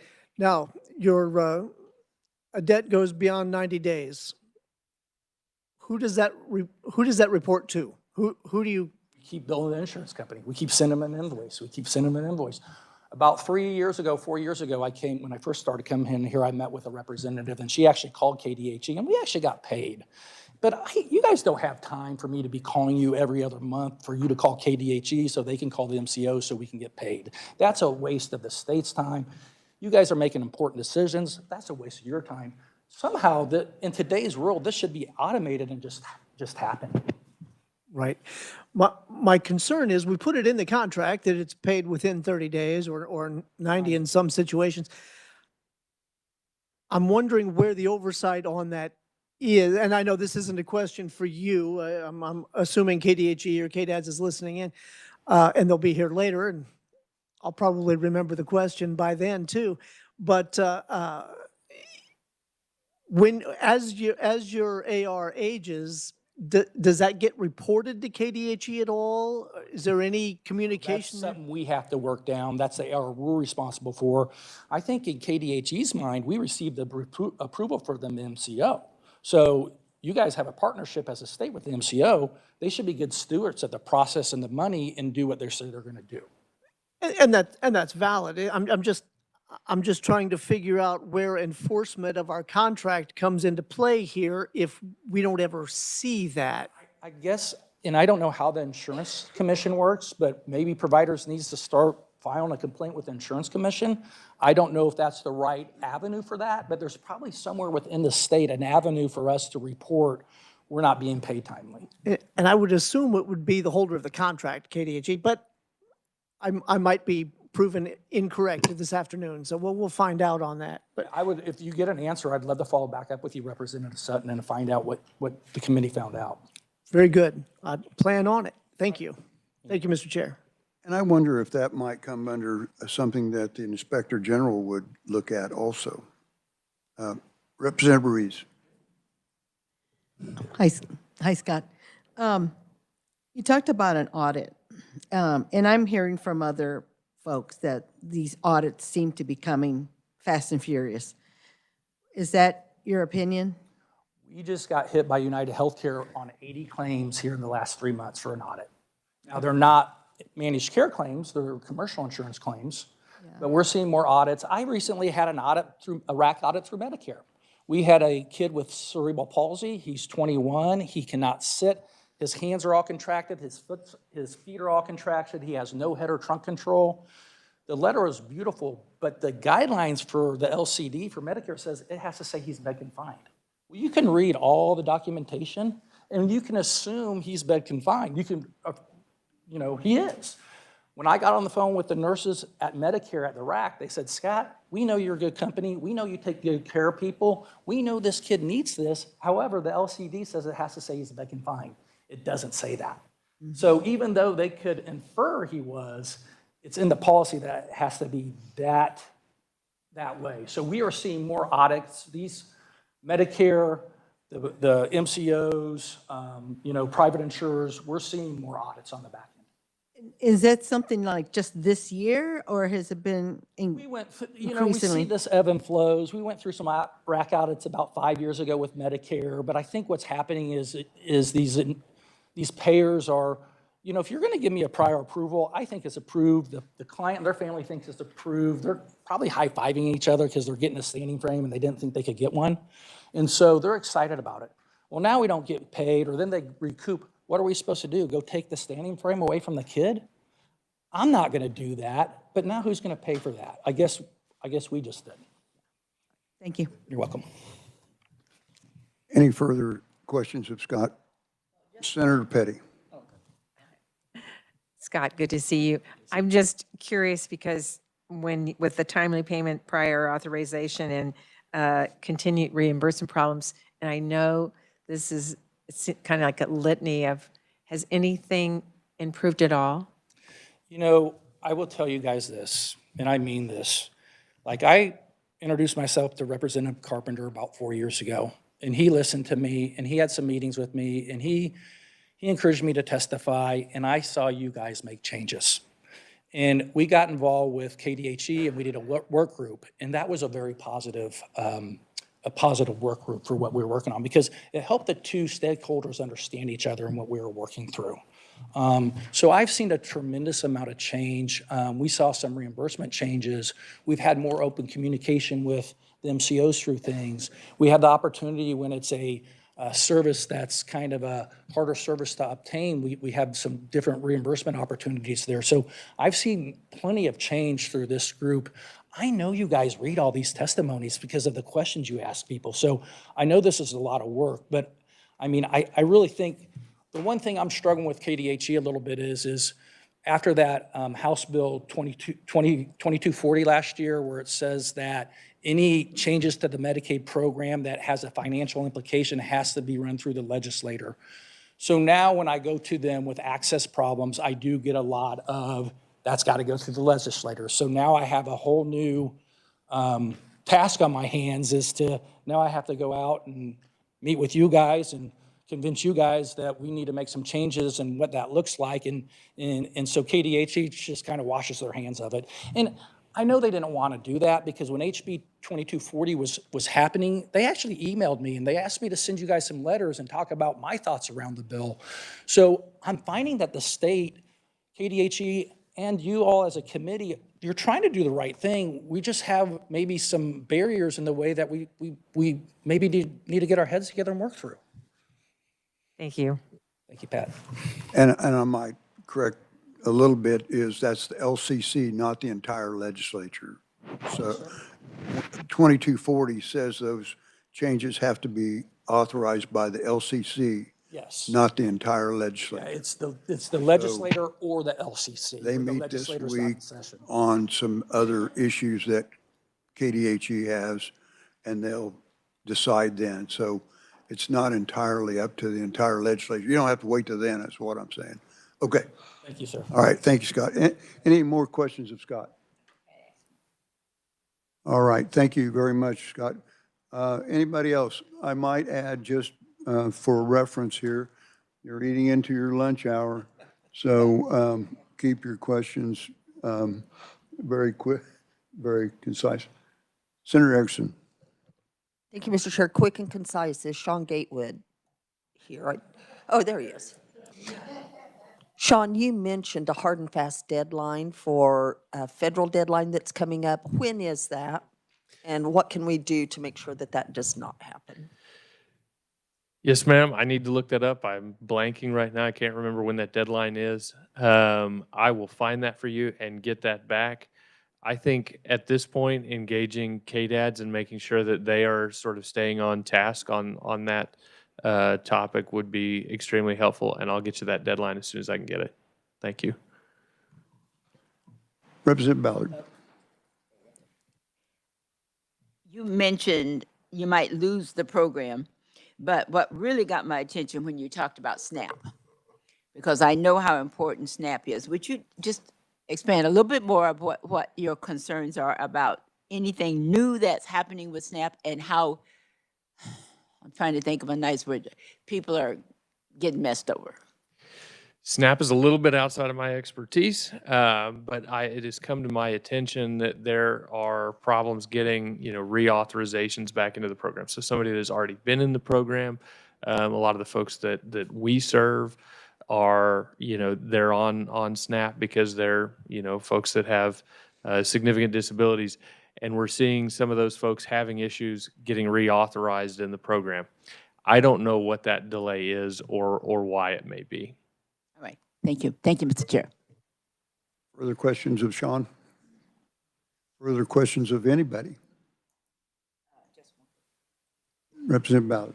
I'm not sure exactly who it was. It Martha Boatwright or Cammie who talked about the 15-minute units. Martha, please. Thank you, Mr. Chair. You were on a roll when you got cut off on your time. So I want you to get back on your roll and tell me what else about the 15-minute unit, because it seems like if you don't have the information you want, or you're not getting it the way they want you to get it, then the person you're talking to is just not getting help. So would you explain that? It's not so much that the person is not getting the help so much as we are not being paid for our work. We get paid in 15-minute increments, and it has to be, and that's rounded. So between 8 minutes and 23 minutes would be a 15-minute unit. So 15 and 22 minutes. So first of all, you got to remember a whole chart of that for when you're putting down your notes. And yeah, the goal is always to try to, because we are paid based on our units, and so much of what we do is not billable.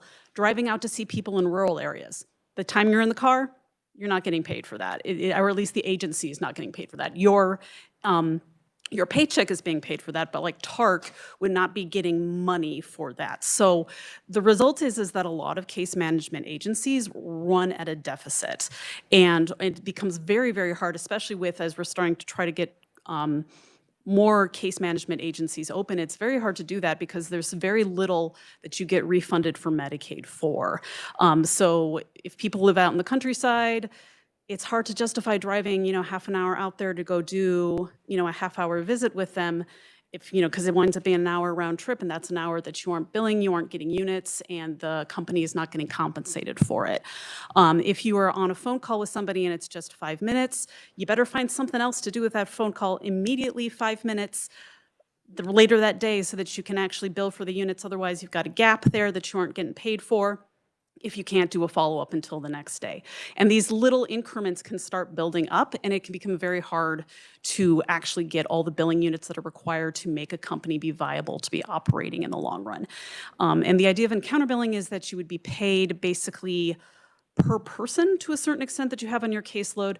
And I know that there have been concerns about that in the past with people not really doing real encounters with that. And I think there should be some oversight to make sure that those actual contacts are like real contacts. They're not just calling somebody on the phone for 2 minutes.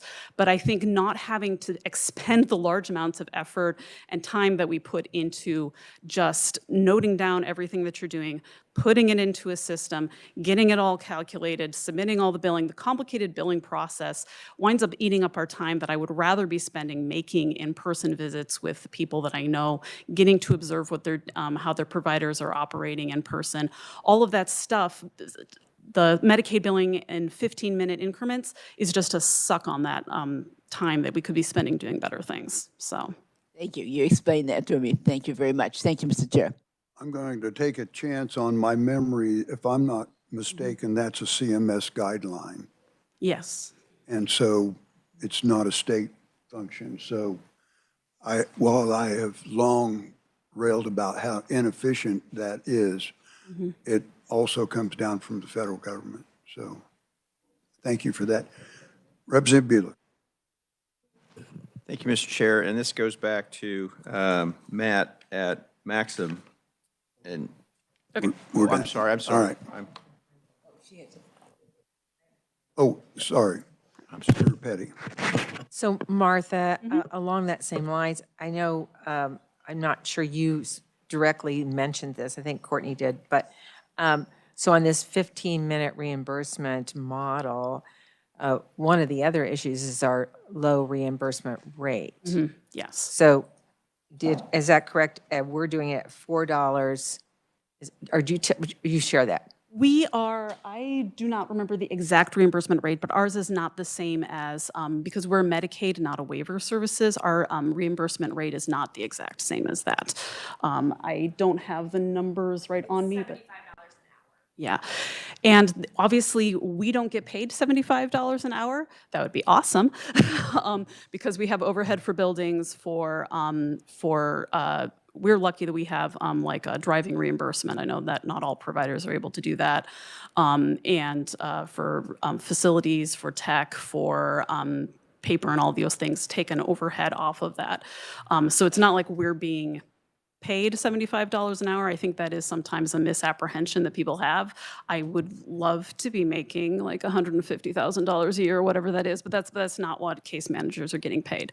It goes towards salary, it goes towards benefits, it goes towards the overhead and maintenance of things. But it's something that we have to ask repeatedly every year for an increase because the cost of living is going up, the cost of energy and the cost of supplies, everything just keeps increasing. So if we don't have those increase in pays, then it becomes, the margins become thinner and thinner for case management, and it's already pretty thin because of having to basically try to work the system of what is billable and what is not, and when not everything that you are doing that is necessary for helping individuals is technically billable. So, Thank you. right. Very good. Thank you very much. Representative Bryce. Thank you, Mr. Chairman. Thank you. I just had a quick question. I'm trying to visualize, you mentioned maybe an hour a day or an hour a week.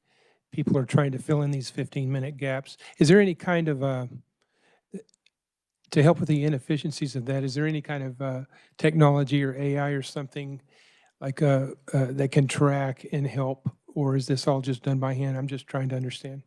I mean, to a certain extent, it is done by hand. I don't think there are any AI models that have been worked out for this. A lot of AI models have issues with not being HIPAA compliant, and a lot of what we're doing is, everything that we do is HIPAA protected. We're not supposed to be talking about individuals or sharing information. A lot of those systems are not closed in such that you could just magically put them in, and a lot of them tended to generate errors, and how much time would we then spend having to go in and check and fix any errors that they do? I don't really think that that's the answer. I do think that some technological upgrades would be helpful. Some of our systems that we work with are slow to getting things upgraded, but it still is the function of you need to put in start time, you need to put in end time, you need to put in the note of whatever it is, and you're doing that for 20 or 30 things that you did during the day to help the people on your caseload. Every once in a while you'll get lucky and you'll have a day where you were in a six unit meetings, and it goes pretty fast, but frequently it's I took this phone call, I made this visit, I did this follow-up. It's a lot of case notes that you're having to put in every day under this model, whereas within counterbilling, it would be technically just one case note that you have to put in, and you could be filling in and adding stuff to that case note as you went on throughout the course of the month, just updating with what you were doing. Okay. Very good. Seeing no further questions. Great, thank you. A representative from Maxim, very quickly, concise, brief, and concise. All right, Representative Bueller. Okay, I'll try to keep this as simple as I can. In your testimony, there is a vast difference between what KDADS is planning for on that TA waiver and what you've got, the specialized medical care. Don't know that those are always a one-for-one, but can you maybe provide a little more fidelity for the committee on this gap? Because if it is, I like your last question is, so here's my question. If the population of the SMC recipients is declining, the number of hours is declining, less people are being made eligible, and even more are being removed from the waiver, et cetera, et cetera. Can you add to that, please? Yeah, as I've worked in this space for going on 20 years now, specialized medical care has been the vast majority of the technology-assisted waiver budget, always has. And actually, if you read the waiver manual, there's only like 7 different services that are in there. So that's what kind of led to some of this research is what is driving, as the legislature has consistently allocated money, and thank you so much, because we have, before this past year, seen fantastic results, even through COVID and coming out of that. But as the budget continued to go up and we continued, for 5 years, we advocated to get to a $60 rate increase and still not being able to get there. That's why I went down these paths, just to say if we have we had a $77 million budget, it's now $84 million budget. Yet I can do some simple math and look at the number of hours that were provided in SMC. We either had a foundational shift in what the technology-assisted waiver covers, or where's the money going? Because it's either going in consensus caseloads, because if now you're providing a much lower service, a non-medical, non-specialized medical care, which is one of the most costly modalities that we have in the state. If it's a lower modality, then is our consensus caseload data accurate? Are we calculating the funds that are needed to run this program accurately when almost 50% is now at a very, very low level service? And so all I can do is say that as we pulled the data and pulled the number of hours that were provided, I did simple math and that came up with $44 million. Like I said, as I came up with 5 questions, I don't have answers to them. I'm not saying anything other than I can't figure out what's going on when we have providers falling off, when we have providers, because of financial viability, having to leave the market space in a fraction of a second with no notice to the families, no notice to the MCOs, no notice to the state. They're closing their doors because they cannot make payroll. When we have that, we are up here begging to say, let us get a rate increase so we can provide it to the front line. So people like Dawn and other families are able to have that consistent, reliable service. We can recruit, train, and retain those nurses. And so the only reason I went through this research was really to start asking these questions of, it looks like we have the capital. Why aren't we allocating it there? And going back to the $7 million that the legislator has put through, I've asked the question several times of where will it be used if it is not used in slots? Where is it used if we do not have those unduplicated members? And I have not gotten an answer. Thank you, Matt. Very good. Thank you for that. And any representative from KDADS in the next couple of days should be prepared to answer those questions. So thank you very much. Thank you very much, Chair. Committee, further questions? Very good. Senator Erickson. Thank you, Mr. Chair. Not a question, just Mr. Gatewood got back to me very quickly. September 30th is that deadline, so it is urgent. Thank you. Okay, very good. Thank you for that. Okay, thank you, Matt. Chairman, I did want to thank you for everything you've done for the state of Kansas. And if this is the last time I get to testify in front of you, I appreciate everything you've always done. Well, thank you. We do have one final meeting in October if you're here, so. I'll sign up to say thank you then. All right. Very good. Thank you, committee, and thank you for your great questions. And, you know, one of the things about questions are you got to find the answers. You know, we just don't leave this deal here and go, oh, yeah, we had a bunch of good questions and stuff. Right. It's the follow through that we've got to do to follow through on these issues. So anybody can ask questions. It's getting the answers. That's the problem. Okay. Next, Michelle, are you doing this, Michelle? Okay. Michelle Hayden, KDADS, welcome to committee. No stranger to this committee, no stranger to me calling her at all hours of the day and night. And I hope she has some answers. And some of the issues that I've brought up about eligibility and how the timeline and all that takes place. Yeah. Okay. So, thank you.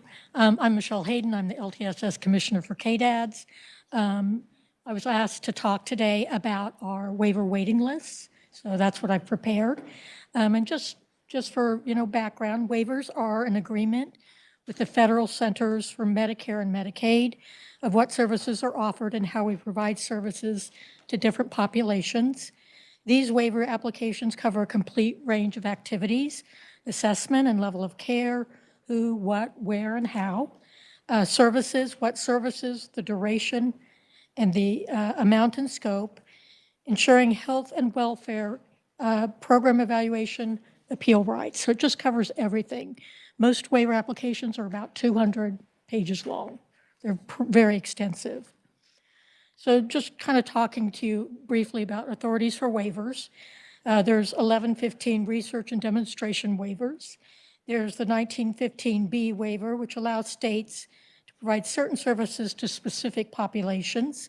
We have state plan services, and those are for anyone that's on Medicaid. And then we have the 1915C waivers, or the HCBS waivers.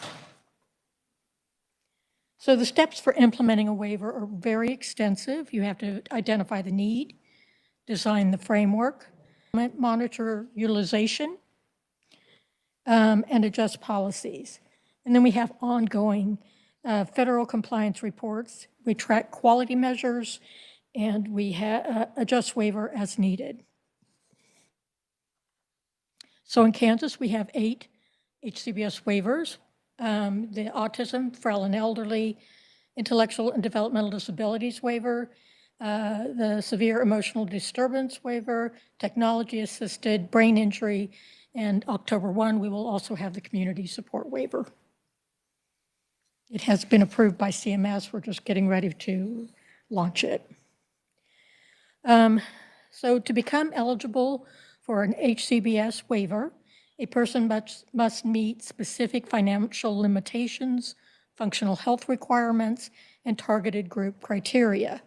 So for financial eligibility, income limits, applicants generally must have a monthly income below specific state caps. Often it's about 300% of the SSI federal benefit rate, which is roughly $2,982 per month.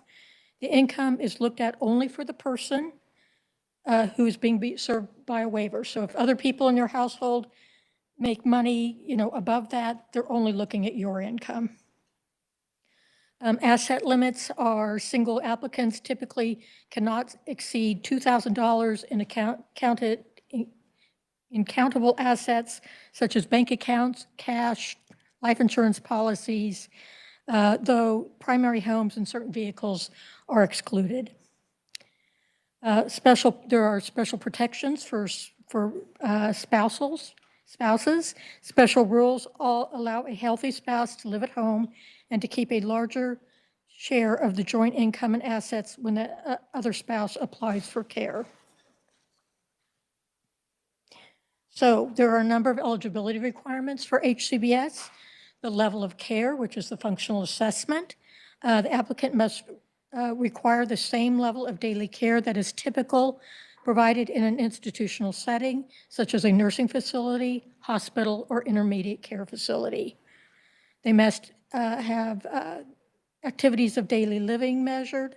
Assessment measure how much a person needs help with tasks like eating, bathing, dressing, and moving around. And both for the financial and functional medical eligibility must be assessed annually to remain eligible for the waiver. So currently at KDADS, we have two waiting lists. Unlike other Medicaid services, HCBS waivers are not entitlements, meaning the state can limit the number of slots on a waiver based on available funding. Waiting lists are triggered in the approved waivers when we reach a pre-identified number of persons served. KDADS creates a waiver amendment when we see demand outpacing appropriations. KDADS currently has waiting lists for two waivers, the IDD waiver and the frail and elderly waiver. Waiting lists occur when the demand for services is greater than the allocation for the waiver. We recently cleared the physical disability waiting list. So the waiting lists are managed by KDADS. The wait lists are tracked in our KMIS system in the HCBS waiver management portal application.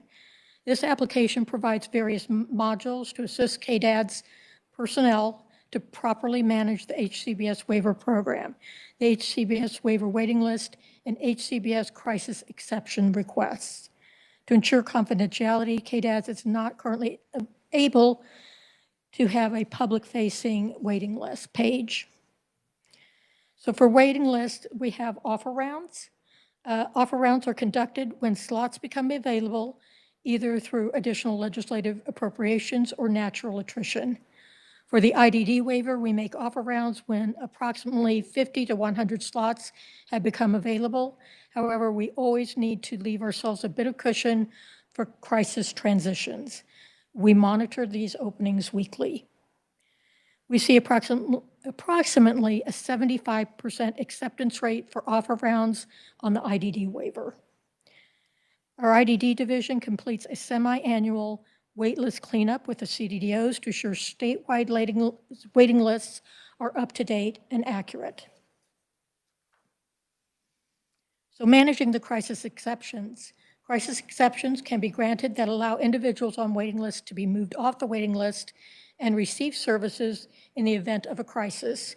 Kansas currently has policies which govern the crisis exceptions and can be approved for individuals for the IDD and FE waivers.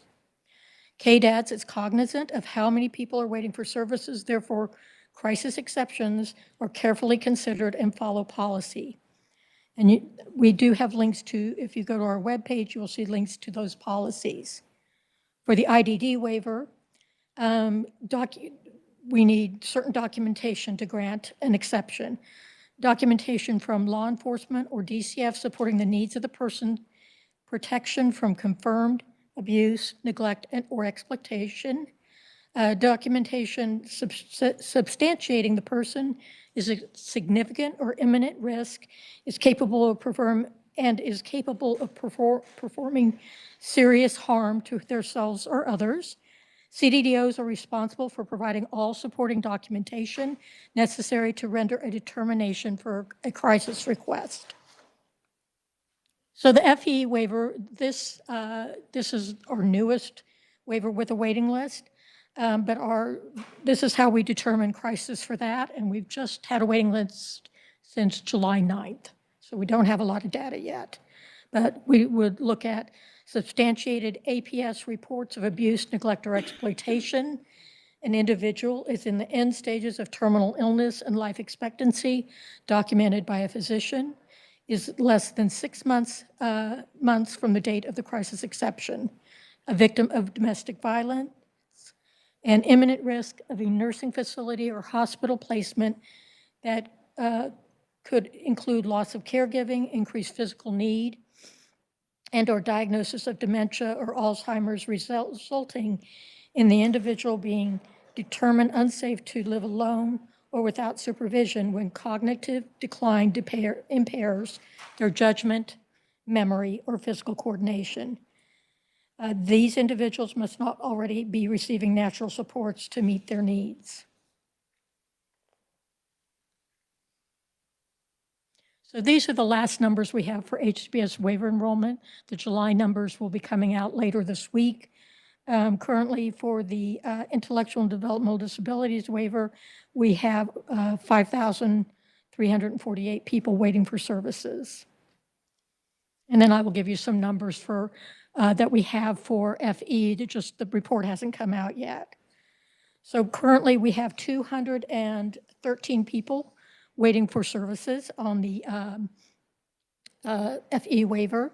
In July, we received 29 crisis exceptions. 25 were accepted. 1 was denied for financial eligibility through KDHE. 6 have been approved by KDHE. Of those, 16 of those individuals were not in an ALF or a Home Plus. 12 were in an ALF or a Home Plus. 1 is deceased, and there are 2 incomplete applications. So the crisis exception numbers for August so far are that we've had 8 crisis exceptions, 5 have been accepted, 0 have been approved by KDHE as yet.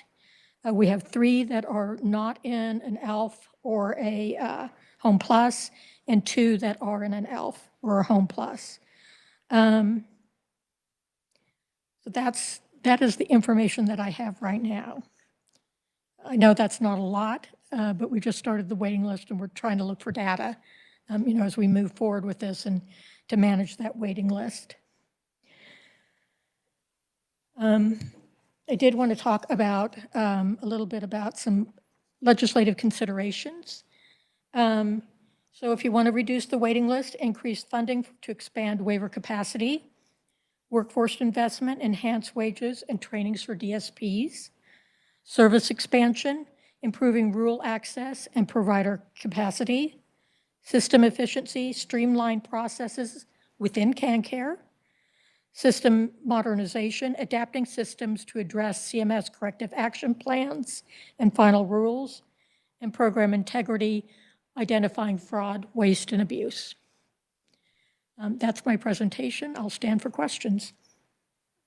Thank you. Committee, I'm going to do a rare deal of taking the first question here. This has been kind of on my mind. It won't be any strange deal to Michelle. So last year we had $24 million in the ID and DD waiver left over from the year before. $24 million. And why was that money not appropriated or not offered to people on the slots? I don't know, it's $60,000 a year roughly for a waiver slot, give or take. 70,000 for, it depends on the Okay, waiver, but 70,000 70,000 now. for the Inflation's IDD. catching up, but anyway, you know, I was so disappointed last year when we found out that there was $24 million and that was not offered to people out there. That would have easily taken that waiver under 4,000. Okay, so I know some of the excuses that I've heard were that it takes a long time to process the application and all this kind of stuff. I visited with KDHE. They're talking about incidences where they could pre-qualify them for that if they knew. I'm just so disappointed that that money just sat there and was not disseminated out into the slots. And I've not heard any answers that have even remotely given me any kind of comfort. So, and this is not something that I'm just telling these folks. I've told her this many, many, many times. So we've got to do better. We can't allow, what is it, 3 months before they return the application if they're accepted? How much time do they have? So for KDHE, If you send out the slot, you send out the offer, how Yes. much time do they have to return that? I'd have to look, it's usually a couple of weeks we give them to return that. And then they will get a functional, they'll say yes or no, that yes, they do want to join the waiver. And if they haven't had a functional assessment within the last 365 days, that needs to get scheduled. We also get them to, if they don't currently have Medicaid or don't have a current application, they need to do that as well. And that would be through KDHE. Correct. Okay, so they agreed that they could speed that up. I'm just, bottom line is, committee, I'm just frustrated about how damn much time it takes for these folks to get approved when we have the money sitting there for these slots. And I would welcome any of the conferees out there that have ideas on this. I visited with the CDDOs. They know who these people are. They know more than KDADS knows about who these people are out there. And it's just so frustrating for us to have enough money in the bank that we've appropriated, and we haven't offered that for slots. So I'm off my soapbox. Committee, questions? Senator Gossett. Thank you so much, Mr. Chair. I share the same frustration. Question on page 15. So we have these number of people eligible. Does that mean these are the people receiving services or just eligible to receive services? They are receiving services. Are receiving Those are- services. We serve about 31,000 Kansans on All the right. waivers. So the number of people on the waiting list, my understanding was once we had the waiver that we've waited so long to get, the community-based waiver, that we could start taking all these people off immediately. Has that offer gone out? We're working on that now. It's not scheduled, we don't have permission to start till October 1, but we're working with our CDDOs, TCMs, MCOs to do all the mechanics that need to happen. We have started sending out letters to families on the waiting list to see if they have an interest in this waiver. Some do not, because it doesn't cover all the things the comprehensive waiver has. So, yeah, we're. A conferee say today that their concern was if you sign up for the waiver, that you would have to agree that if you needed additional services, you'd go to the end of the line, which only makes sense, but that could frighten somebody from like, ooh, then maybe I don't want to take that. Are you finding that? Yeah, we are finding that, but if you remember back to 2022, one of the reasons to have the community support waiver was to reduce the waiting list. So if we let people move back and forth between the waivers. That you can't be like you can go back and forth. So we ask people to carefully consider this, what this is, and to make sure that it's something that they really want to do and that it meets their needs. Okay, so do we have any estimation of how many people it would take off? I do not. That's what we're working on now. So not 5 or 500, no idea. We're currently, we have allocated for 250 people that we could take off. That you could take off. Yeah. Reaching out to my Missouri colleagues who told me that when they had their waiver, basically eliminated their waiting list. They have very few people still on the waiting list, but taking off 250 off of 5,348 doesn't seem like much of an impact. Yeah, that's what we're allocated, the legislature allocated 250 slots. That's all we have funds for currently. On the waiver. Yes, on the community support waiver. Do we have any idea how much what the fiscal note would be on that? It's capped at 20,000 per member, and the feds kick in 41%, and the state kicks in 39%. And I am not a mathematician, but I could get a calculator out. All right, thank you, Mr. Chair. Any further questions? Representative Ballard. Thank you. Basic question. Why does it take so long to approve a person? Okay, they're on the list already. Okay, so we know the list is long. So the list is long, and say I have been on for 7 years, right? Because some people are on longer than that. All right, so now I get my letter. You sent me a letter, right? Saying that I'm eligible. We have a slot. That we have a slot. Mm-hmm. Okay. So when I look at that, I smile and say, "Ooh, I'm gonna finally get on." Mm-hmm. But that's not what's going to happen, is it? What else do they have to do that takes so long? Do you say now that you're on the slot, though, however, it's probably going to be 2 or 3 months before you get your services? Or do you say you are now eligible for a slot? We know we have the money and all of that. So what takes so long? Why can't I just get on the list? Because I'm already on the list. You're just taking me off. Yeah. Mr. Chairman, Representative Ballard, very good question. But Medicaid has a lot of rules about how people can come on and off of Medicaid and with the waiver. If the person's been on the waiting list for, like you say, 7 years, they're going to need to have another level of care assessment, which for the IDD waiver would be the CDDOs going in and getting a current level of care assessment. That's called the MFEI. If they aren't currently on Medicaid, or even if they are and they're not coded for the HCBS waiver, that they need to update their application, and that can take some time depending on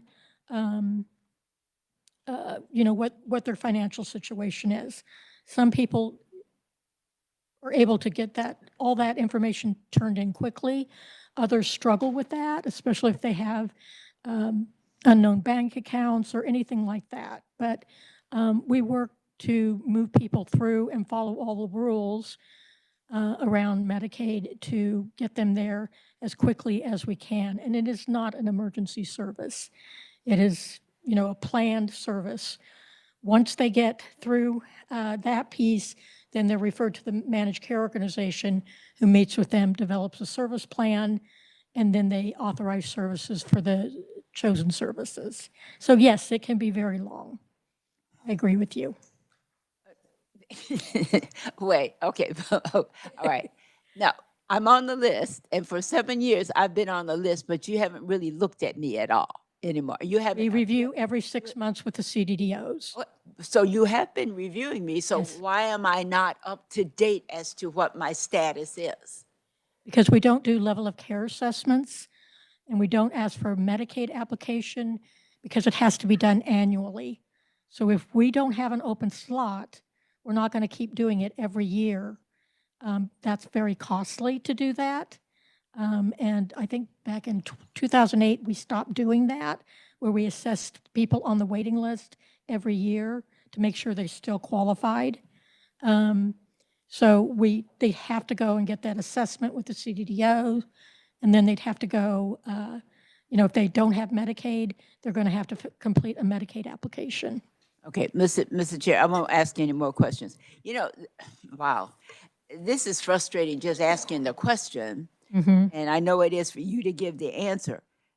I'm thinking how frustrating it is if I was that person that was there at 7 years. It's almost as if I had hope, and now you took it all away. And that's what I hear from constituents, that even when you say you're eligible, you're still not eligible yet because you have to go and get something else. That's correct. Is, It's a frustrating process. I'll I just agree ask the with you. question, but you don't have to answer it. Okay. There must be a better system Mhm. or a process that would allow people to matriculate quicker in the process than the one that we're using. That's all I'll say. Yeah, those are things we are looking at, how we can streamline KanCare applications. So KDHE and KDADS are looking at those. Those will probably cost money to do, but we're looking at what we can do to streamline those processes. We agree that having two separate systems, KMIS and KIMS, KMIS for level of care and KIMS for the financial eligibility, make it difficult to streamline that right now. Thank you for answering my questions. Thank you, Mr. Chair. And so you're just looking at that. This issue has been up here for a number of years, and you're just looking at how to streamline that. And I might add, just for the benefit of the committee, 70% of the people that are on the wait list are also already on Medicaid. Yeah, but they're not quote coded for the HCBC. I know, Yeah, but you're right. their basic health application is in KDHE. So there's just got to be a better way of doing this. I'm just not going to hear any. Is it 70%? Is that still the percentage? I'm sorry.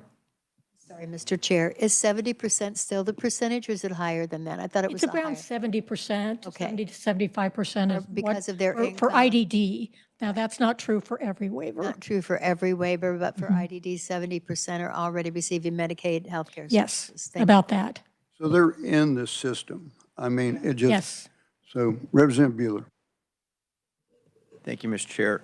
And so I kind of want to circle back to the 24 million that you had mentioned. And I don't want to, I'm going to go side past that a little bit because I'm looking for some measure of hope here because I haven't heard it. So in the process, how many slots were offered last year and how many were accepted? I mean, because the number hasn't moved. The number's For which grown. waiver? IDD. I would have to get those numbers for you. I That, don't know that we have made offer rounds. that's this the year. problem. That's that's And unbelievable. I don't know, was the 24 million allocated for IDD? It Because was. It was. I just, I thought it was for PD. no. Okay. Okay. And this committee, the legislature, the Social Services Budget Committee has tried to move heaven and earth to make some progress, but it feels like there's absolutely a brick wall at KDADS. I mean, you ask for more money, but you don't say how it's going to improve the process. So if you can't even tell me how many slots have even been offered or accepted, that's a terrible business model. At some point, when are we going to make traction on this? And I'm trying to keep my composure, and because I know we're all advocating for the same thing here, but it gets a little frustrating when we can beat our heads to death for 90 days in the legislature. You can ask for $100 million. If you're not going to take anybody off the list, why even go through that process? So I'll stop there, Mr. Chair. Thank you. And I might add that 24 million was also from 2024 and 2025. So it was a year in advance. Representative Ruiz first. Representative Ruiz and then. Thank you, Mr. Chair. Commissioner, you know that we're all frustrated with this. And I know that there's all kinds of things that are, there's all kinds of hoops that you guys are having to jump through. Right. It would help me, I'm hoping it would help the rest of the committee to know one of those hoops in detail. Like you just said, you were talking about, okay, yes, they come off the list, they get sent a letter, but then there's all these other requirements that CMS is requiring? Is that right? Okay. And we don't know about that. I mean, I never heard that before. That so even if they're already have Medicaid, now they have to be certified? for the HCBS? What's the word that? Coded. Coded, okay. Because you can be coded, having Medicaid, but then there's another code if you're on a certain waiver, so that they know that you're eligible for that waiver. So in order to get that code, you have to prove certain things. Is that correct? Yes, we would send what's called a 3160 form Yeah. to KDHE saying that Susan Ruiz is now eligible for the IDD waiver, and then they can code it as such. And how long does that take for CMS to code it? Or who codes it? KDHE. KDHE codes it, okay. And how long does it take KDHE to code that? Sometimes it can be done pretty quickly. Other times, if they don't have the information they need from the applicant, it may take up to 45 days. Okay. Yeah, that's, those are all steps, Mr. Chair, those are all steps I don't think we've ever heard. So I think we need something. I need visual. I would prefer something visual. I don't know if there's a decision tree or something that might be given to us that we would know. Yes. Because here we're like, okay, we allocated the funding, the letter went out, what's taking so long? Well, now we know that there's all these kinds of steps that KDHE has to go through, the applicant has to go through, blah, blah, blah. So it's a big chore. yeah. I agree. I mean, is it possible to put all that in writing and not make it too long to look at? Yeah, okay. Yeah. I still refuse to believe that it takes 2 years to get this money out. So Senator Owens. Thank you, Mr. Chairman. We just really should call a spade a spade. What this is a failure to lead. This is a failure of leadership within this agency. It is very simple, and I hope that each of the new administrations that are contemplating taking over that office recognize exactly what is going on here. There may be additional steps, there may be challenges that are faced, there may be all of these things. But I'm sitting here looking at a list where the only place that we have a true waiting list on the list that you provided is in the IDD and PDD community, and the money is sitting there to deal with it. This is a failure of leadership, and people need fired. It's unfortunate that this body does not have the ability to do that, Mr. Chairman, because I'd make a lot of motions today. But I won't. We'll save that for the incoming executive branch that is going to be changing. Whichever party that might be should absolutely be taking notice of what is going on here and within this agency. Thank you. Senator Gossage. I would just like to conclude with, I agree with Representative Ruiz. It would be nice to have that list of theirs saying this, that we could reach out to, cooperate with you to reach out to CMS and say, if they're in Medicaid, why would they not already be codified, or they wouldn't be on our waiting list? Is that not right? And they're checked every 6 months to make sure they're on the waiting list, so we know that they at some point were codified. I understand that maybe their situation has changed, maybe they've improved. That seldom happens, but let's say that that did happen, and maybe they don't need as many services as they did before. But I think it would be good for us to get those out there as soon as possible. Has it been the federal government telling us we have to wait till October 1? Yes. To send out the letter? No, we're already sending out letters. Already sending out the letters. We can't So- start services until Can't start October 1. services, so we just need to get those 250 people ready to go for Yep. services October 1. This is August. Yep. So we, That's in process. Yes, okay, ma'am. thank you. Thank you, Mr. Chair. Representative Ballard. Thank you, Mr. Chair. I want to follow up on it, though. I think rather than it's all on this administration, I think I would like to see, if we're going to have a list, what is the process and what role does the federal government play in it and what role does the state play in it? We know that federal government supersedes state. So yes, it might be something on the administration, but then I want to know what else is on the federal government that's holding us up. What held us up so long with the community waiver was that we had to get everything together, and then CMS had to make that final decision.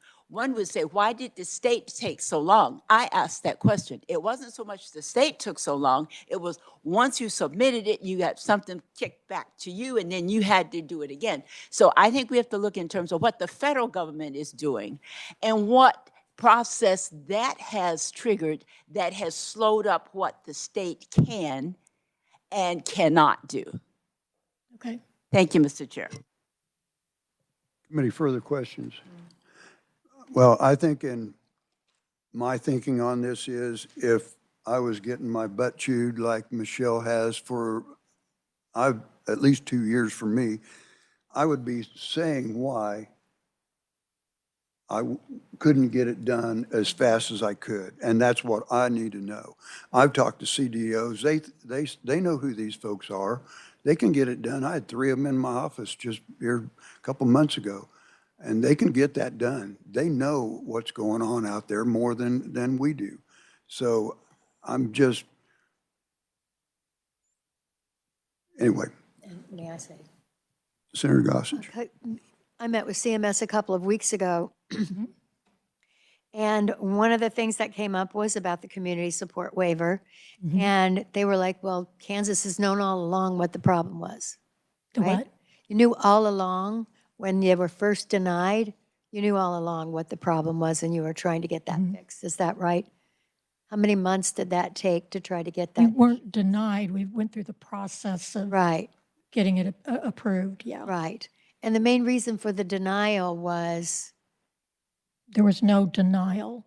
I think what happened, it just takes a long time to write a waiver, to get all the partners together and saying that they will do specific once things. it was finally submitted, Yes, there was that one issue with which we took the- care of, and they approved it, and approved it for October 1 So there was only the start date. one issue, you took care of that, it was There approved? was there were just some small issues. It wasn't just one, but Once it it was wasn't very submitted. many. It was more about language and, just explaining each of the steps in there. I mean, I could show you the waiver and then the IRAI and all that. I would like to take a look at that. Sure. Okay, thank you, Mr. Chair. Don't want to run over here too far. Committee, further questions? Thank you, Michelle, for being here, and I apologize for being rude, but this has went on long enough, and I'm done. I'm done. So, committee, we went 10 minutes into our lunch hour. We still will be back at 1 p.m. sharp. See you then.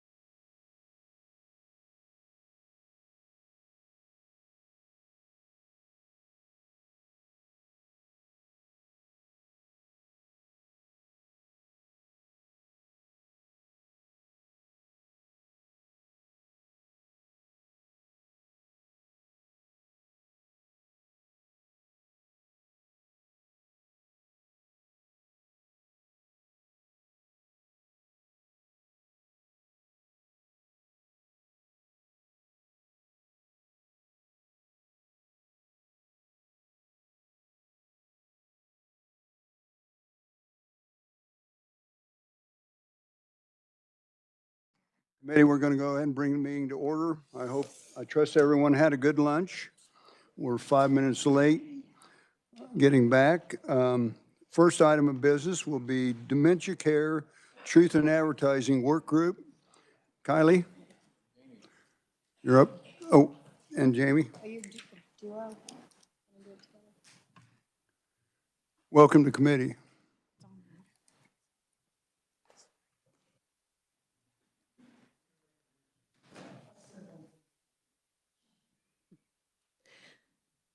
Good afternoon, Chair Carpenter and members of the Bethel Committee. My name is Jamie Gideon, and I'm the Kansas Director of Government Relations for the Alzheimer's Association. And I am Kylie Childs. I'm the Vice President of Policy and Workforce Development at Leading Age Kansas. So today we're here to update you on the Dementia Care and State Licensed Adult Care Homes Stakeholder Group, which began meeting on May 1st of this year and has had 3 meetings to date. I'm not sure if they have the presentation yet. Okay, great. The issue that brought this group together is a fairly specific one. Memory care is a term used widely in marketing, but it doesn't carry a consistent meaning. 2 providers can advertise memory care and offer very different levels of staffing, training, security, and programming.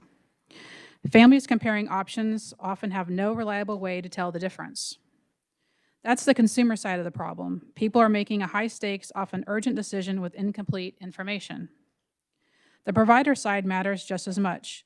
Dementia care is still evolving, and providers need room to innovate and to tailor care to the individual resident. So the question we set out to answer was how to get consumers real transparency about what a provider actually provides without adding too many barriers to those providers that are already doing it the right way. That framing helps shape everything that follows.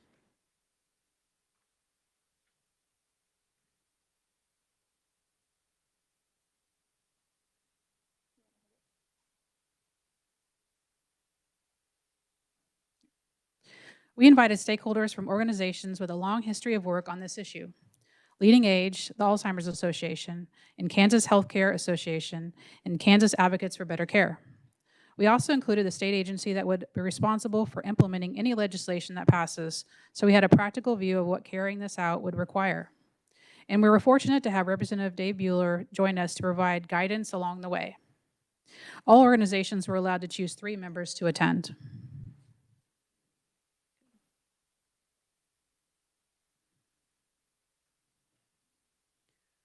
As a group, we believe it is important to establish a foundation of guiding principles to guide us in our work.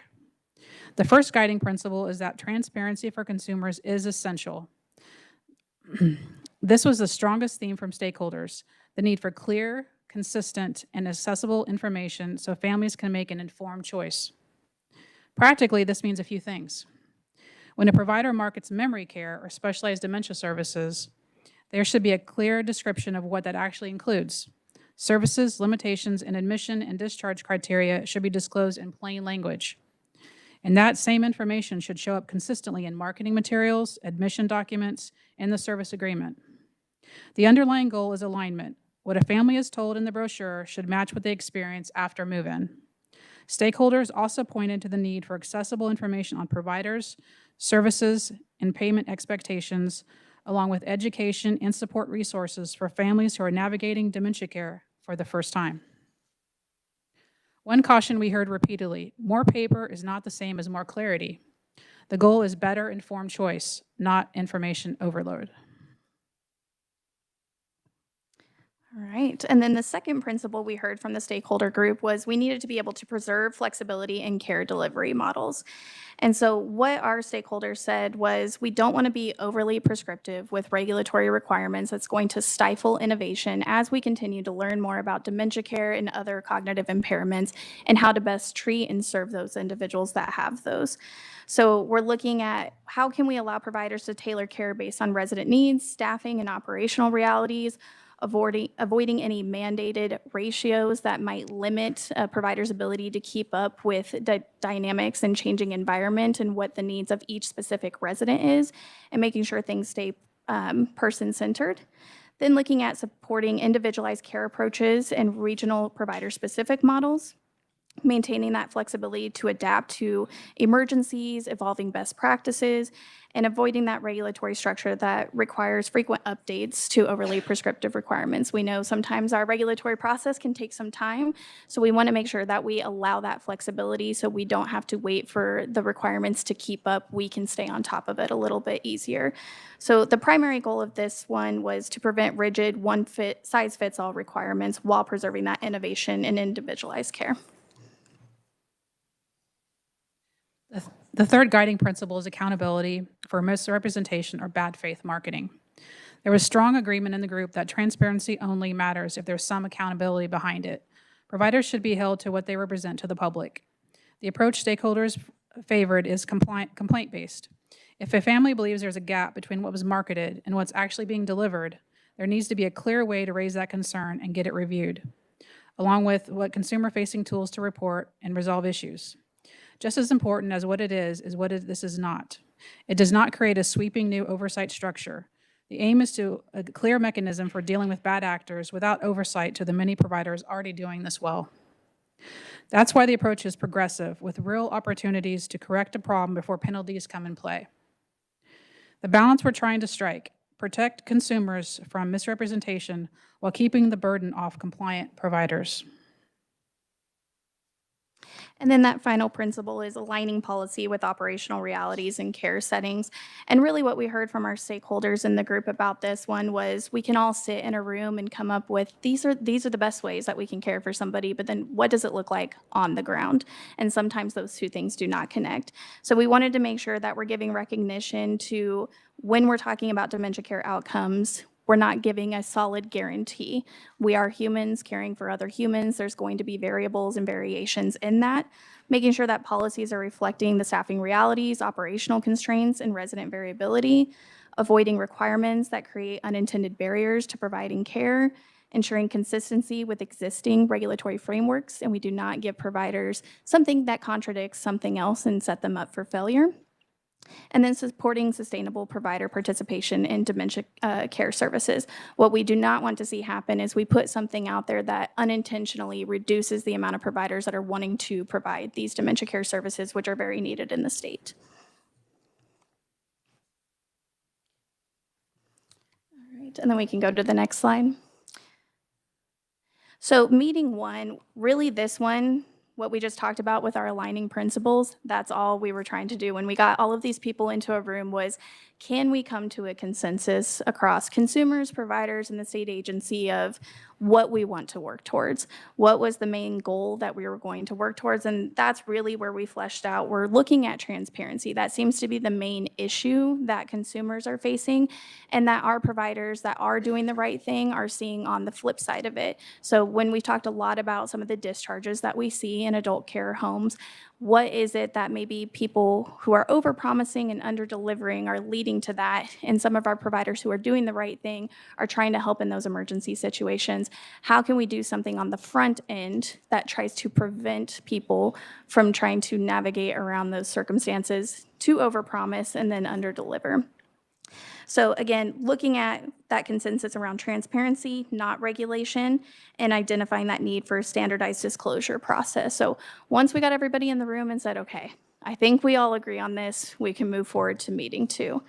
And meeting two was where we started kind of trying to draft out the framework. So who is this going to apply to? And looking at it, that applicability, generally we were looking at adult care homes, state license setting. So that's going to exclude any of your nursing homes, because there's only 2 nursing homes in the state that are state license only or not certified by CMS. They already have regulatory requirements. And really when we were talking about the scope of the issue with some of these discharges, overpromising and the lack of regulation or oversight for what has led to this being an issue and concern, it's been in those state license settings. So your assisted livings, home plus, residential health care. And that's really where we wanted to focus this, on those residential care settings that are state licensed in the state of Kansas, and how can we make a policy that is specific to Kansas. Then also looking at what the disclosure requirements are going to be. How can we create a form where we allow to preserve that flexibility, and we're not saying every provider has to do X, Y, and Z, but it gives enough information to the consumer to make an informed choice of where they want to live or where they would like their loved one to receive services. Also looking at that consumer communication, because again, going back to those transparency pieces, some of this is that gap in communication between provider to consumer, as well as where do we find the information? That was a big hurdle that we recognized in our stakeholder group. There's no one-stop shop where you can identify where can I find dementia care services for my loved one. And that's where we kind of started focusing in on some of this with the framework in meeting 2. Also looking at enforcement and implementation. So with enforcement, you guys have probably heard me up here a lot talk about adult care homes and what enforcement looks like on the nursing home side, and how that sometimes can feel a little overly punitive rather than trying to get people back into compliance and do the right thing. So what we wanted to make sure we were doing is aim for compliance as much as possible, not be overly punitive and try to pick at every little variation that may happen, but is it material and ongoing? And trying to flesh out what some of those definitions may look like to make sure that we're not just issuing tags and not getting people where they need to be in terms of serving people with dementia care. And then implementation, what that rollout period looks like, making sure people have enough time to come into compliance, get enough information out to consumers of where they're going to be able to find this information, as well as that provider flexibility that we've talked about. So after we came to a consensus on meeting 2, we were like, okay, we can do another meeting. We can keep moving forward. So we scheduled meeting 3 here in July. And that's where we had some drafted language that we were able to present to the group, as well as a few disclosure forms that other states have done. And the group had some time to review those and see which pieces they liked from various different states and what would work for Kansas. Again, I think a big theme when Jamie and I have been talking to this group is we can look and see what other states are doing, but then how do we apply that to make it Kansas specific and make it work for Kansas? So we did a line-by-line review of our draft statutory language and tried to pressure test it with some case studies and examples of real-world experiences that we've heard consumers go through, as well as providers. And we realized we still have a little bit of work to do. So we need to flesh out some more definitions and make sure that we're continuing to balance that flexibility with the accountability piece so that it is targeted in what we're trying to do. We're not doing broad sweeping reforms or anything along those lines, but we're making sure that we're addressing the root cause of the issue. So when we're starting to look ahead to meeting 4, which is actually going to be here in August at the end of the month on the 26th, that's where we've added a few more definitions. The bill has grown by a few pages here now. We'll be looking at finalizing that disclosure form and then also resolving any implementation questions and preparing some final recommendations to then hopefully bring back to work with some legislators on what pre-filing can look like. So the group has done a lot of work, and we are very grateful for everybody that's put in the time and effort for that. And I'll let Jamie talk a little bit more about what we have left to do. Next slide, please. So I'm going to give you a little bit of an update of what the direction of the draft looks like now. At its core, the draft is about giving families access to better information, like I was saying before, and it starts by setting clear definitions, like Kylie was mentioning, that we really had to fine-tune for the scope and applicability. So every stakeholder knows who the requirements apply to and who they don't. From there, the focus is transparency before the admission occurs. Families are making these decisions under real pressure, and they deserve to know what a provider does and does not provide before they sign. The draft standardizes what has to be disclosed. Providers keep the flexibility to meet each resident's individual needs. On enforcement, the draft is deliberately measured. It targets material, ongoing inconsistencies between what a provider advertises and what it actually delivers. Not isolated operational hiccups, like Kylie was talking about. It builds in an opportunity to correct before any penalty attaches, and it holds providers accountable for misrepresentation or bad faith marketing. The goal is better information for consumers and a workable standard for providers. Next slide, please. So where we are today. Our work is largely done, but is not finished. Our immediate task is to incorporate the remaining stakeholder feedback with one meeting remaining on August 26th. Once that feedback is in, we finalize the draft language. That means settling the definitions, the disclosure requirements, and the enforcement provisions. So the bill reads cleanly and consistently. In parallel, we're completing the disclosure form itself. The form is what families will actually see, so it has to be very clear, comparable across providers, and realistic for providers to complete. We don't want it to be 20 pages long. It needs to be a shorter form. From there, we hope to work with the revisers on bill introduction, getting the language into proper form, and lined up for the coming session. So Kylie and I are ready to stand for questions. Very good. Thank you for that. I just want to say kudos to all the parties involved in this. This is how it's supposed to work, is you get together and you solve an issue. And so thank you for everybody that was involved in that, and especially the guy that was spearheading that. Representative Bueller was, after the chairman of the Health and Human Services said, there's no way in hell I'm hearing that bill. He took it on himself and did what you guys are doing. So Representative Bueller. That's true. Thank you, Mr. Chair. And what the chair said is true. I took a page out of your playbook, though, and says, can you guys get together and fix this and make it work? It was House Bill 2317, is that right? We stood outside the Health and Human Services conference room this last session, and really this is kudos to Kylie and Jamie for pulling this together. This is a very impressive group of people trying to solve legislation. So for my colleagues up here, the goal is to have a production-ready memory care, truth, and advertising bill that we will all vote on in this next session.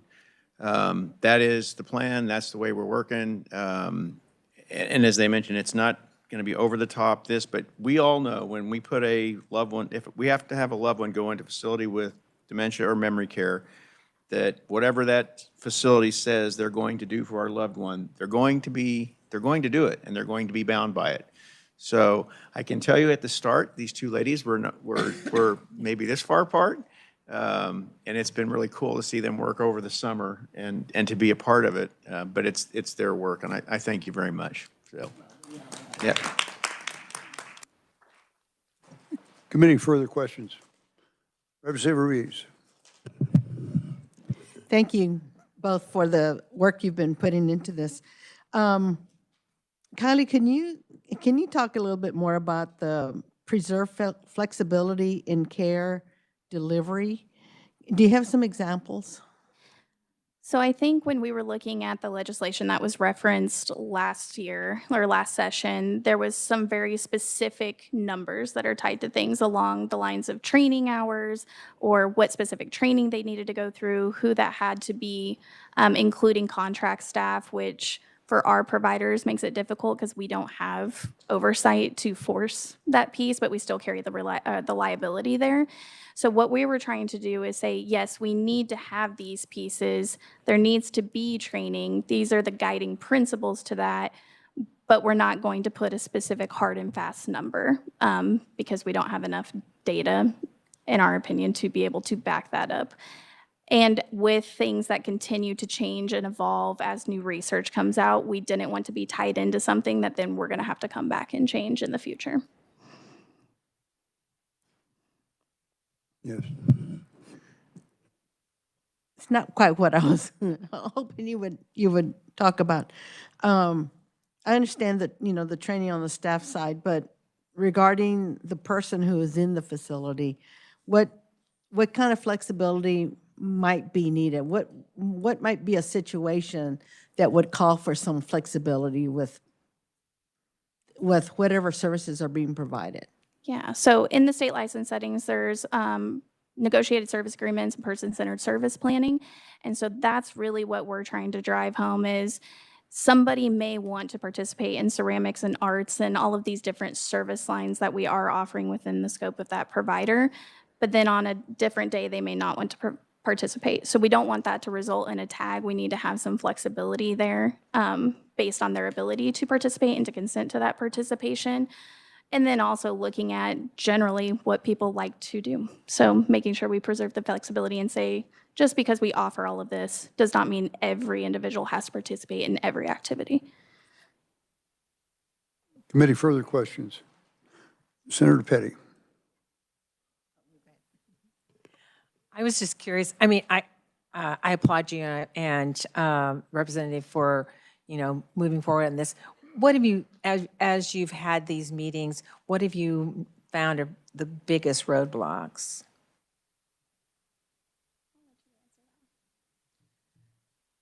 I think the biggest roadblock is we have these groups, and this is an issue that's been going on for many years. As most of you know, they've been in the state legislature for a long time. And so really just to get everyone in the same room and even to discuss that issue, that was roadblock number one, to be real.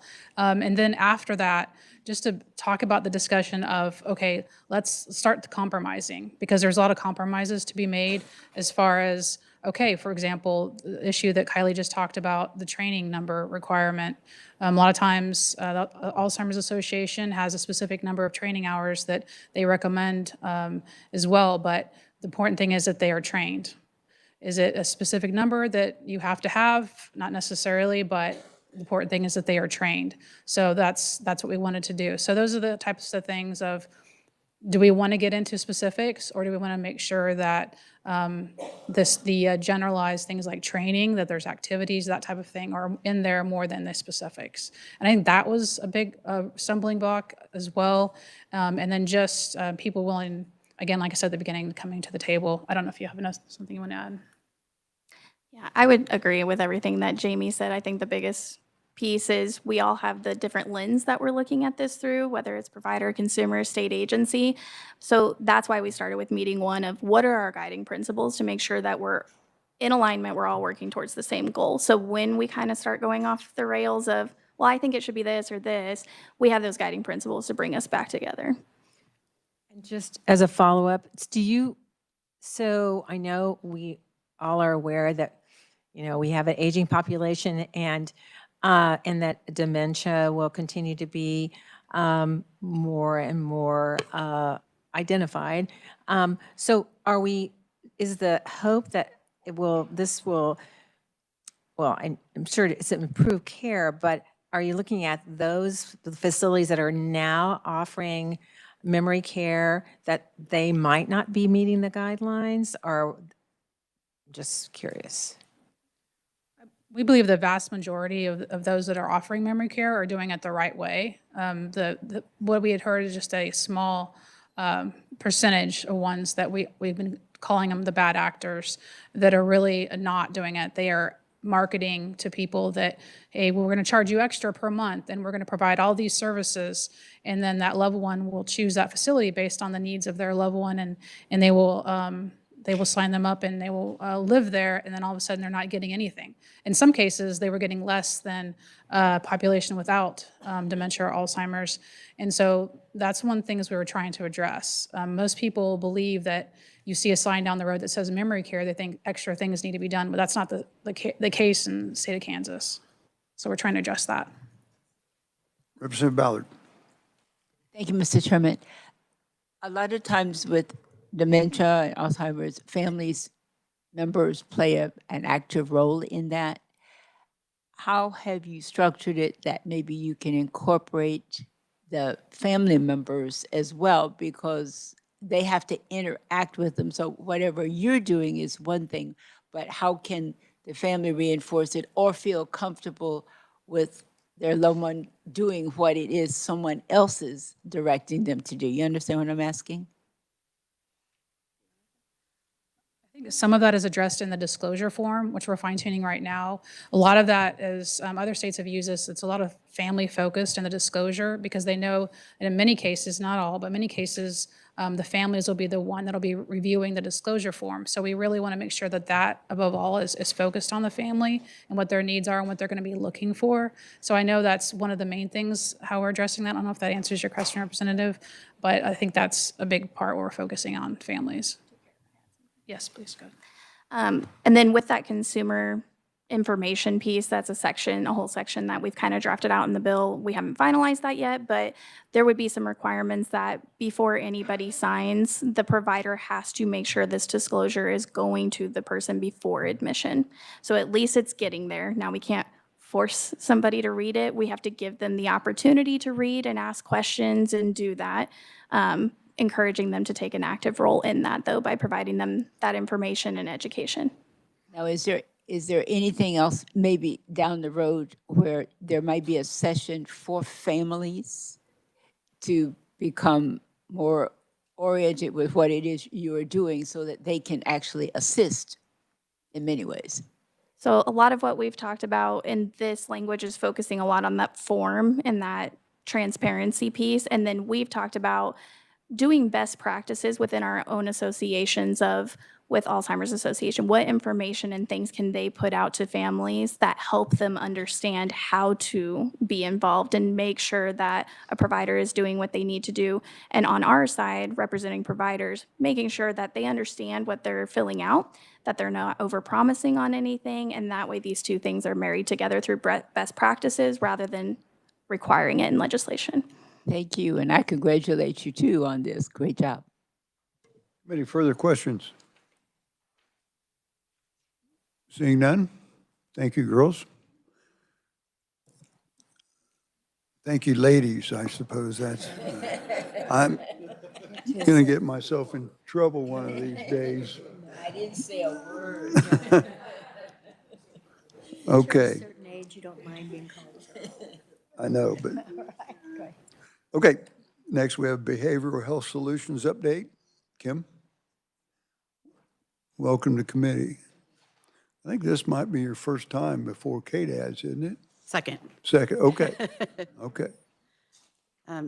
Chairman Carpenter and members of the committee, thank you for the opportunity to present testimony on the Kansas Department for Aging and Disability Services implementation of the Nursing Facility Behavioral Health Add-on. My name is Kimberly Reynolds, and I'm the Commissioner of Aging Services at KDADS. So the Nursing Facility Behavioral Health Add-on is a pilot program that was created by a budget proviso. The legislature appropriated $1.5 million in state general funds for this program for FY 2027 and for FY 2028. The pilot will provide funding for nursing facilities to purchase specialized staff training and enhanced care services from contracted behavioral health support providers to assist them in meeting the needs of residents identified as needing additional supports due to their complex behaviors. Participating nursing facilities will receive $175 per day for each eligible resident. The maximum total that each nursing facility can receive under this program is $500,000 for the fiscal year. In terms of nursing facility resident eligibility, first, because this is a pilot with the intent to inform the development of a potential Medicaid state plan amendment to add on a service, eligible residents are those who are using Medicaid to pay for their nursing facility stay. They must be a current member of the nursing facility that is applying for the additional funding so that the nursing facility has firsthand knowledge of the complex behaviors that the individual has experienced in their nursing home environment and the impact of those behaviors on the resident, other residents, staff, and the care environment.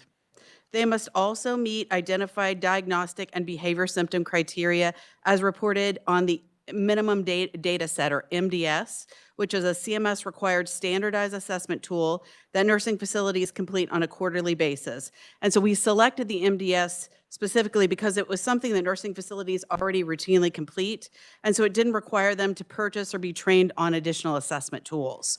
In addition, it captures data on a number of the most common complex behaviors that cause distress, are harmful, or are disruptive to facility staff members or the care environment.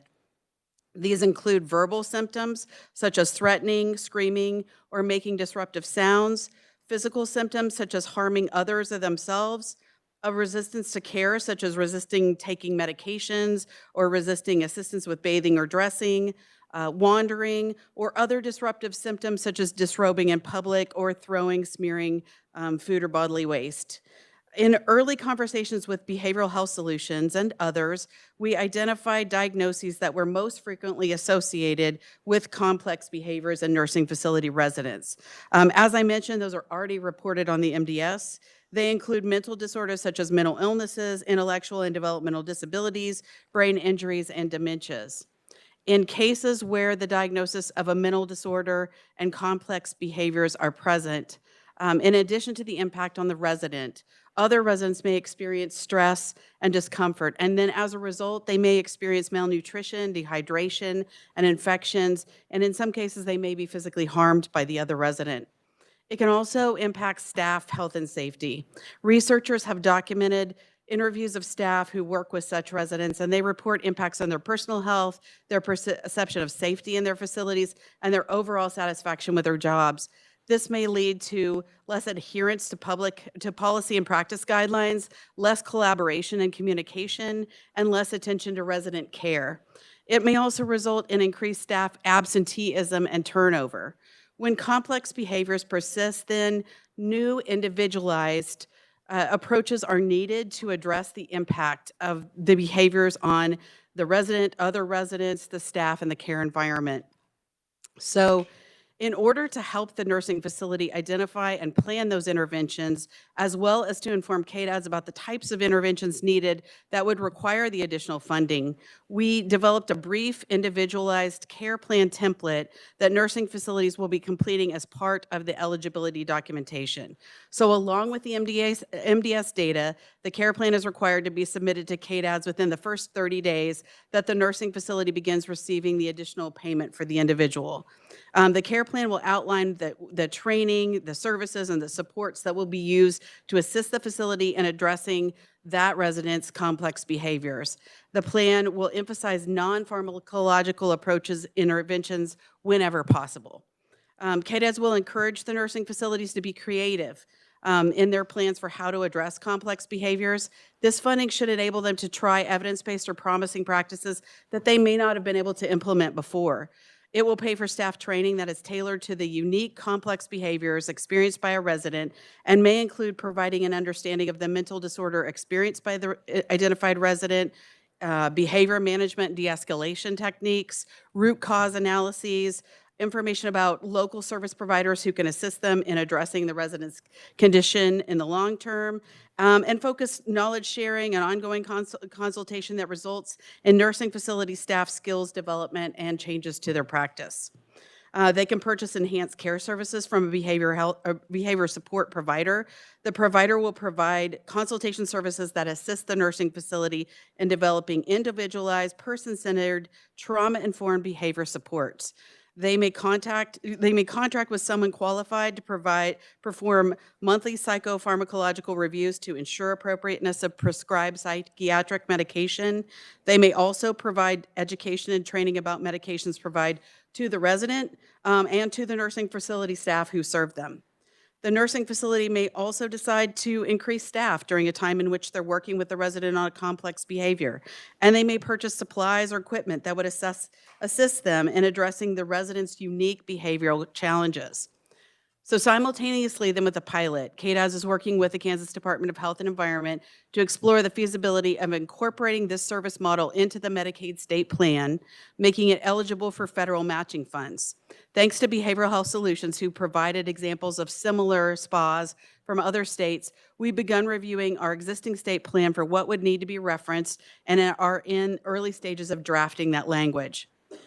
Data collected from the nursing facilities under the pilot will be invaluable in informing the SPA about key financial and performance aspects.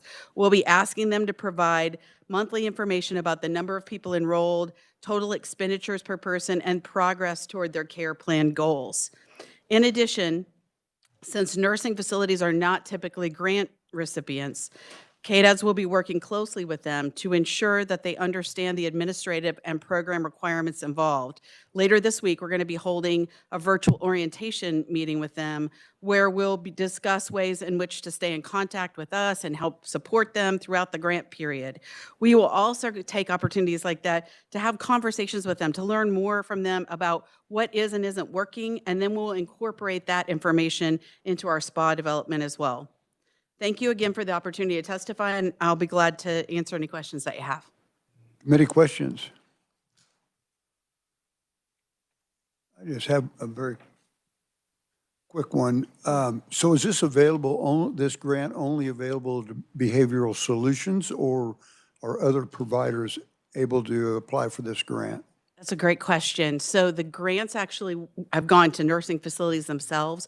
They use the funding to purchase the services that they are looking for to help that individual from wherever they find a good resource. That may be behavioral health solutions, but it is not limited to behavioral health solutions. Okay, very good, because I've had some inquiries about that. Sure. Where there, other folks could, so that's how it works, is the nursing facility gets the grant, and then they hire another. And they may hire multiple different entities. Okay, Yeah. well, that answers my question, then. Very good. Senator Petty. Thanks for this update. And so are there then only 3? There are 3 nursing facilities that each receive 500,000, right? Or up to, yeah. They're And eligible. so with these 3 with this pilot, how long is that pilot period of time? So the grant funding is for this one period, and then, you know, we have, there's funding allocated in FY 2028, and so we will reassess at that point. 2028? Uh-huh. Thanks. Yeah. Representative Bueller. Thank you, Mr. Chair. And I see half of my social services budget committee is in the room. So you'll recognize the behavioral health solutions proviso that we did 2 years ago and then again this year. And just for a reminder, for those of you who we did visit a local facility here in Topeka who had received the training. The idea is, and assuming or presuming success, that this is a model that can save the state of Kansas a lot of money in the future. And I think Senator Petty had talked about the prevalence or the increase of dementia and those kind of things. It'd be well suited to the state to find a solution that works and then work with KDADS to get it done. So that's kind of it. So we might see this again, either in social services budget or appropriations or ways and means again. So thank you, Mr. Chair. Representative Reeves. Thank you, Mr. Chair. One of the things that I was kind of wondering about with the MDS, I'm not real familiar with it. I've seen it, but I'm not real familiar with it. Is there a certain score that you have to have in order to?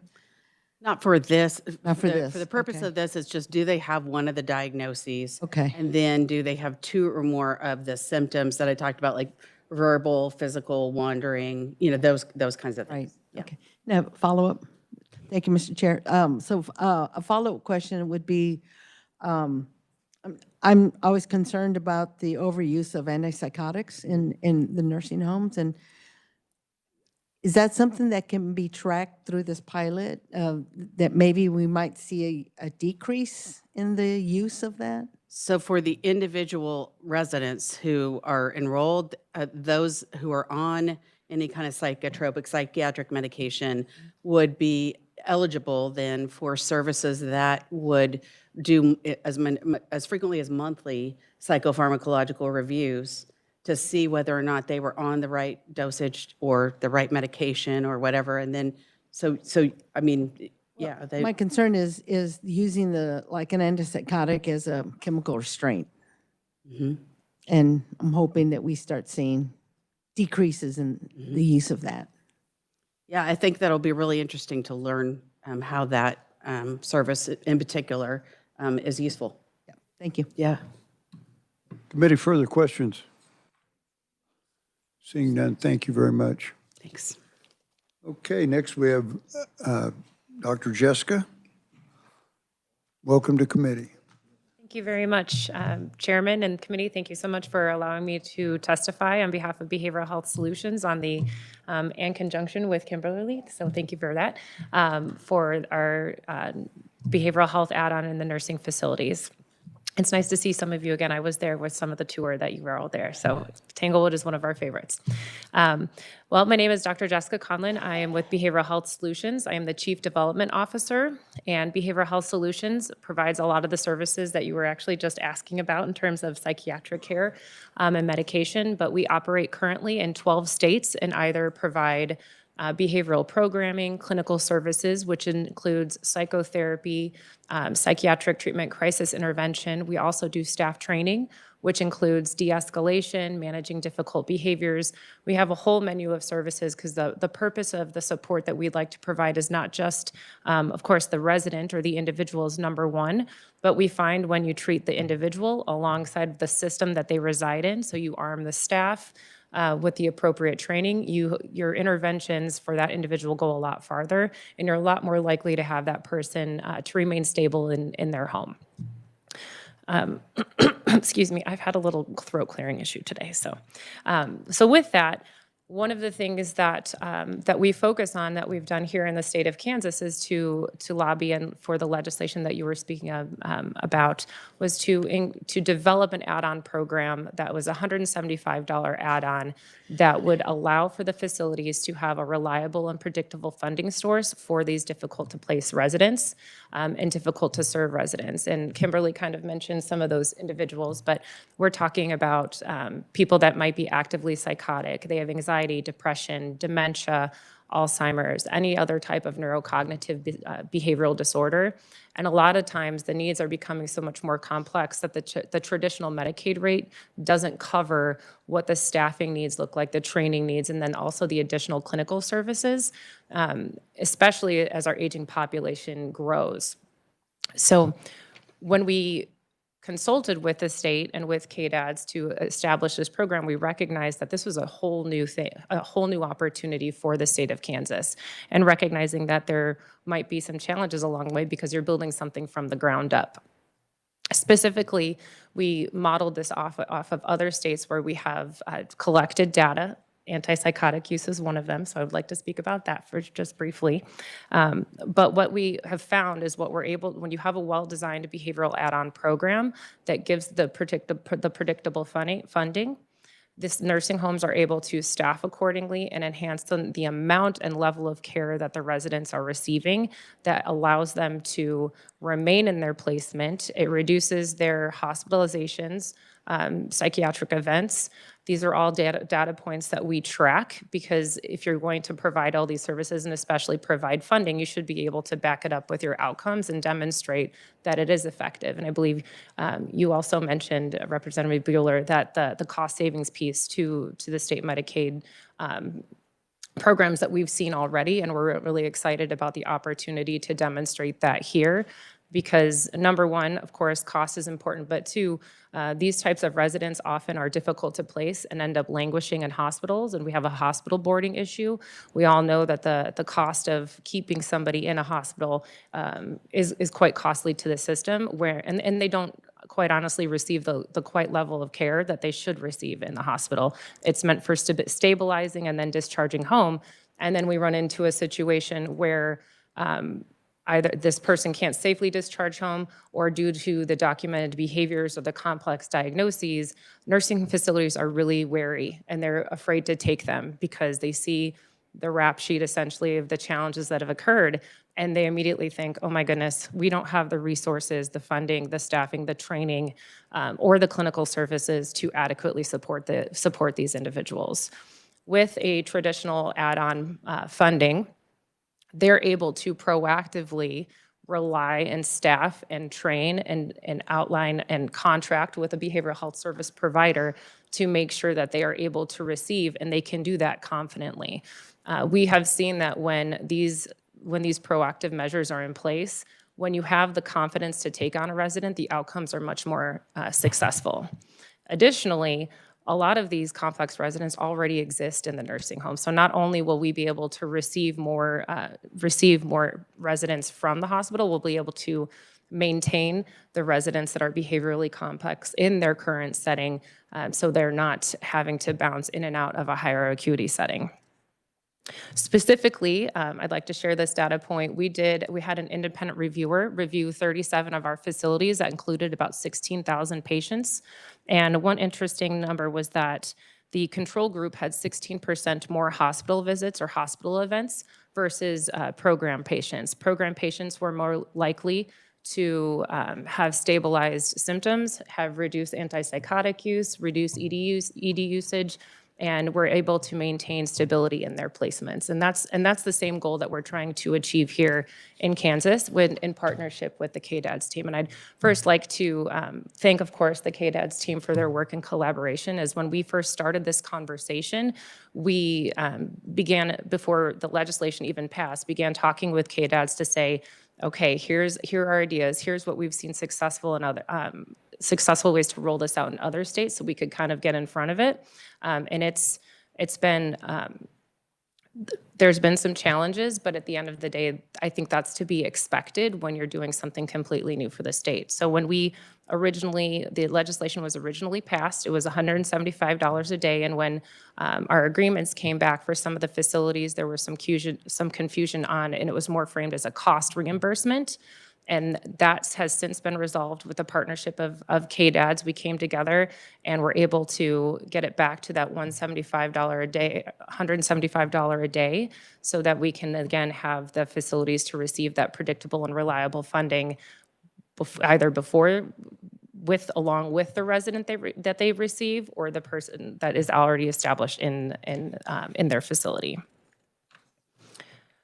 We have a few recommendations as we're working through this process, and I think as we monitor the implementation of the program, we're going to continue to advocate for that it remain a $175 add-on versus a cost reimbursement, because that's a cost reimbursement structure for a facility requires quite the administrative burden, but then also doesn't help prepare them for the staffing and the clinical services that they have to provide first. And then we have a more retroactive versus a proactive approach. Secondly, we're advocating for the eligibility to not only be MDS-based and diagnosis-based, but also looking at behavioral acuity. A lot of times what we see in other states is when you have the MDS, your diagnosis, and then also robust behavior tracking, and we help build that infrastructure with documentation and staff training to make sure that facilities know how to do this. Because a lot of times they either don't have the infrastructure in place, they don't know how to use their health record to put this information in, or they just don't have enough staff. And so we provide that additional support. So we're not losing any potential resident that could really benefit that is currently on Medicaid from receiving the clinical services and the program support, along with the facility staff that treat that individual. Third, we want to highlight that the support that is required is not just from a paperwork perspective, but it's all those things that I've discussed right now, which is the clinical services, the staff training, the de-escalation, and the ongoing management. And that's what's going to help us make this successful long term. We continue to advocate, and I heard Kimberly mention this as well, for the state plan amendment, so we can incur the federal match to allow for this program to persist.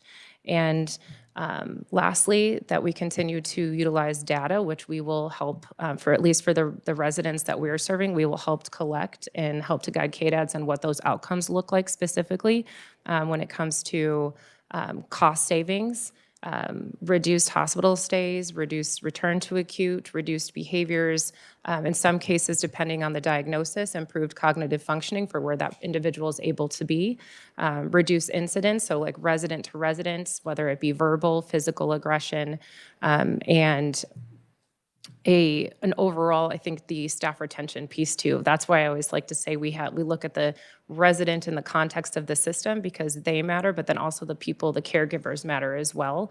And we want to maintain that sense of continuity for them. So with that, I want to thank you for your time, and I'd be happy to answer any questions, especially if you have any more specific ones too. Yeah, I have a small one. What is the federal match? Do you know what the percentage is? About 64%. Okay, thank you. Yes, you're welcome.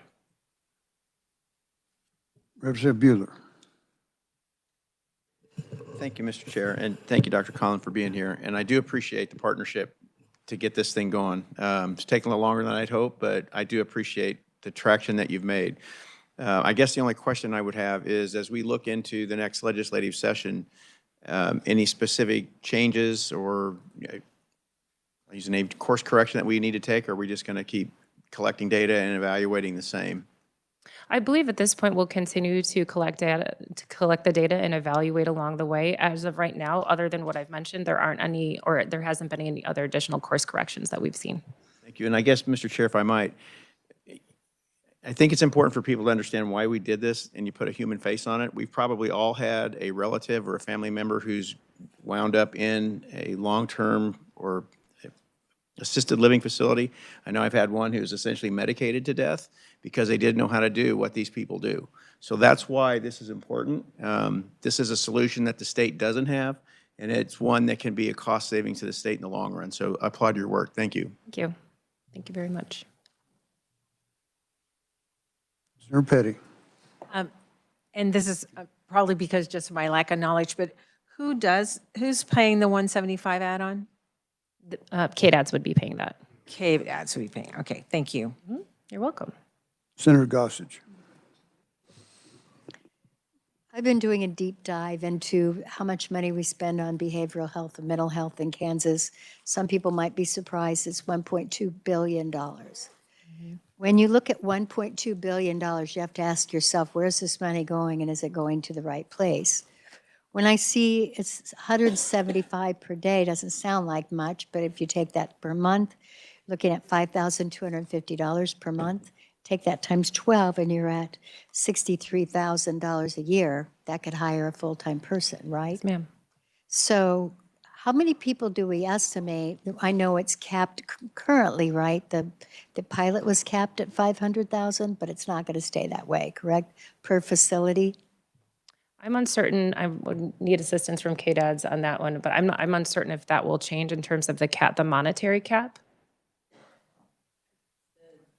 Receive the same amount of funding for this year and for next year. Mm-hmm. So unless we were to award more facilities,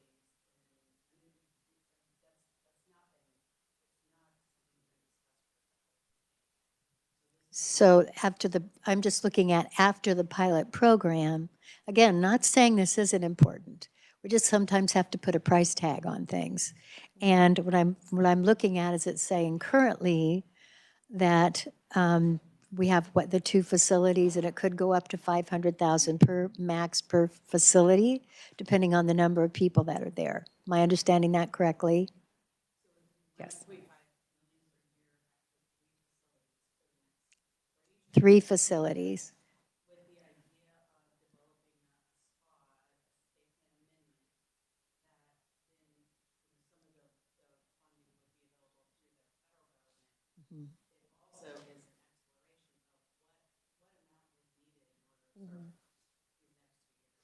And so we're looking at 3 facilities. How many facilities are there that we could be talking about potentially?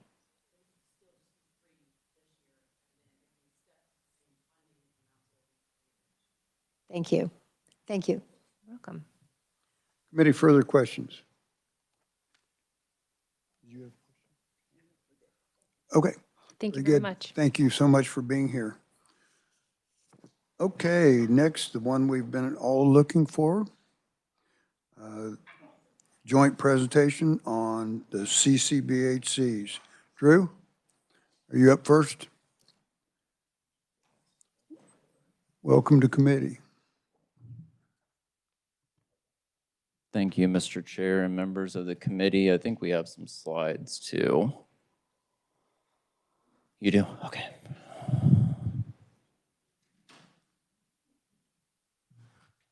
Perfect. Thank you very much. Just as a refresher, if I haven't met you yet, my name is Drew. I work over at KDADS in the Behavioral Health Commission as the commissioner. So I think I'm going to go over some updates that we have, just some of the projects and initiatives. I think we also have some time chunked out for one of our national partners, our philanthropic partners, the National Council on behalf of the Bomber Group, to talk about some of the work that we're doing there for a grant award that we received. And then I believe the Association of Community Mental Health Centers is going to come up and talk about the metrics that were requested for this meeting. So some of the things that I just wanted to talk about today is give kind of a CCBHC demonstration update, kind of the timeline where we're at with that. Some of this will be in the Balmer National Council presentation too, but we started in the CCBHC demonstration federal program January 1st of 2025. That will go for 4 years, so that will last until January 1st of 2029. So we're about 30–40% of the way through of that. Some updates and timelines that we have. One of the things we wanted to mention, so in the demonstration project, there are requirements on rebasing facilities. It's a cost-based reimbursement. So our rebasing is coming up here for the clinics that we have currently in the spring of 2027. So we'll be getting cost reports from them, reviewing those, and that will come out with the rate that they would use moving forward. Also, as a part of the demonstration, and some of the requirements from the federal government, from CMS and SAMHSA, that we work with on this, we have to do ongoing quality reviews for fidelity to the model, to the CCBHC model for all 25 CCBHCs.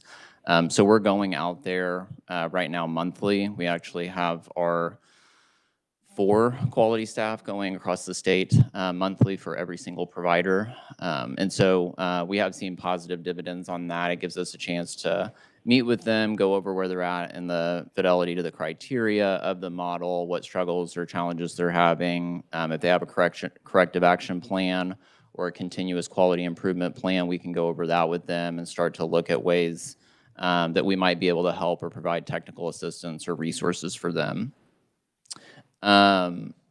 So on data, I mentioned the association will share this here in a little bit, but we have requirements for the demonstration to submit data every year. So we call those demonstration years. So for demonstration year 1, which would be January 1, 2025 to 12/31/2025, that's a calendar year essentially, we will submit that first round of data for the metrics that are required. There are about I believe about 18 measures that we are required, both between the clinics, they submit those, in the state. We combine those and send those off after we've validated and reviewed those to the federal government. Those will be due, I believe, 12/31/2025 as well, and we'll do that every year. One of the other things that I just wanted to mention is, and some of you, I believe, will be a part of this, is we have the CCBHC Sustainability Advisory Group that was created through a proviso in House Bill 2513. I believe we have our first meeting here in a couple of weeks, maybe in August. So we're looking forward to that. We hope that there will be recommendations that we can take and actually provide information on that, build on some of the work that we've actually started. One of the other things that I was going to mention here is that we have, and it might be on the next slide, let me see here. Yeah, so on the next slide, I talk about we have set up, at the request of our secretaries and our managed care partners, a CCBHC MCO oversight group. This group, we kind of just changed up the meeting frequency, but we've been meeting twice a month with the MCOs and also with KDHE staff and KDAD staff to go over concerns that have been raised, reviewing data that they're bringing to us, any other single case items that we need to handle there. And I think we've gotten a lot out of that. We've already got some policy recommendations that we're starting to implement that will become, will have fruition January 1st of 2027 to kind of time up with the rebasing there. And I think, yeah, I already talked about the CCBHC data warehouse. So the association houses a data warehouse for the CCBHC measures. They work with the clinics to get that information to them, to spool that into the measures that are required that we submit. We will get the data from that. We'll validate the data. If we have any concerns, we'll work with the vendor on that and then prepare that report for submission to the federal government. All right. And I can take questions now or whenever, Mr. Chair.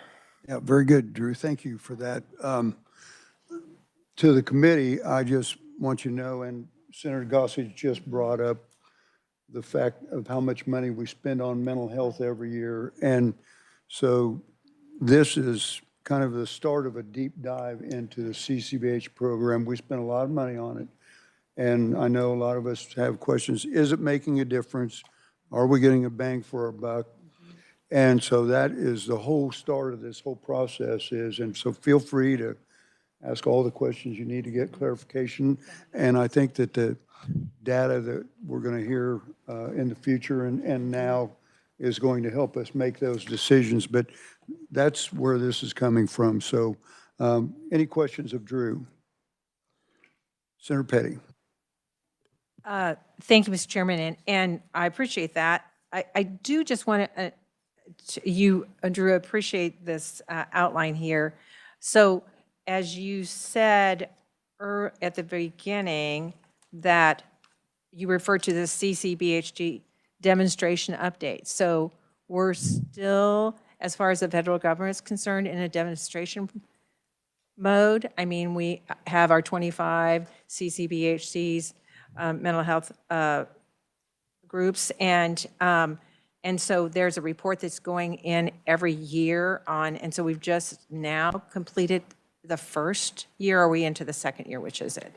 Mr. Chair, Senator, great question. Maybe I'll explain this a little bit better. Apologies for that. So we started out with the CCBHC program due to the legislation that passed in 2021, I believe it was, that established the program on a schedule, a 3-year schedule. So we onboarded the CCBHCs at that time through our Medicaid state plan. That was part of the process that was outlined, I believe, in the legislation, the 2208 that was passed.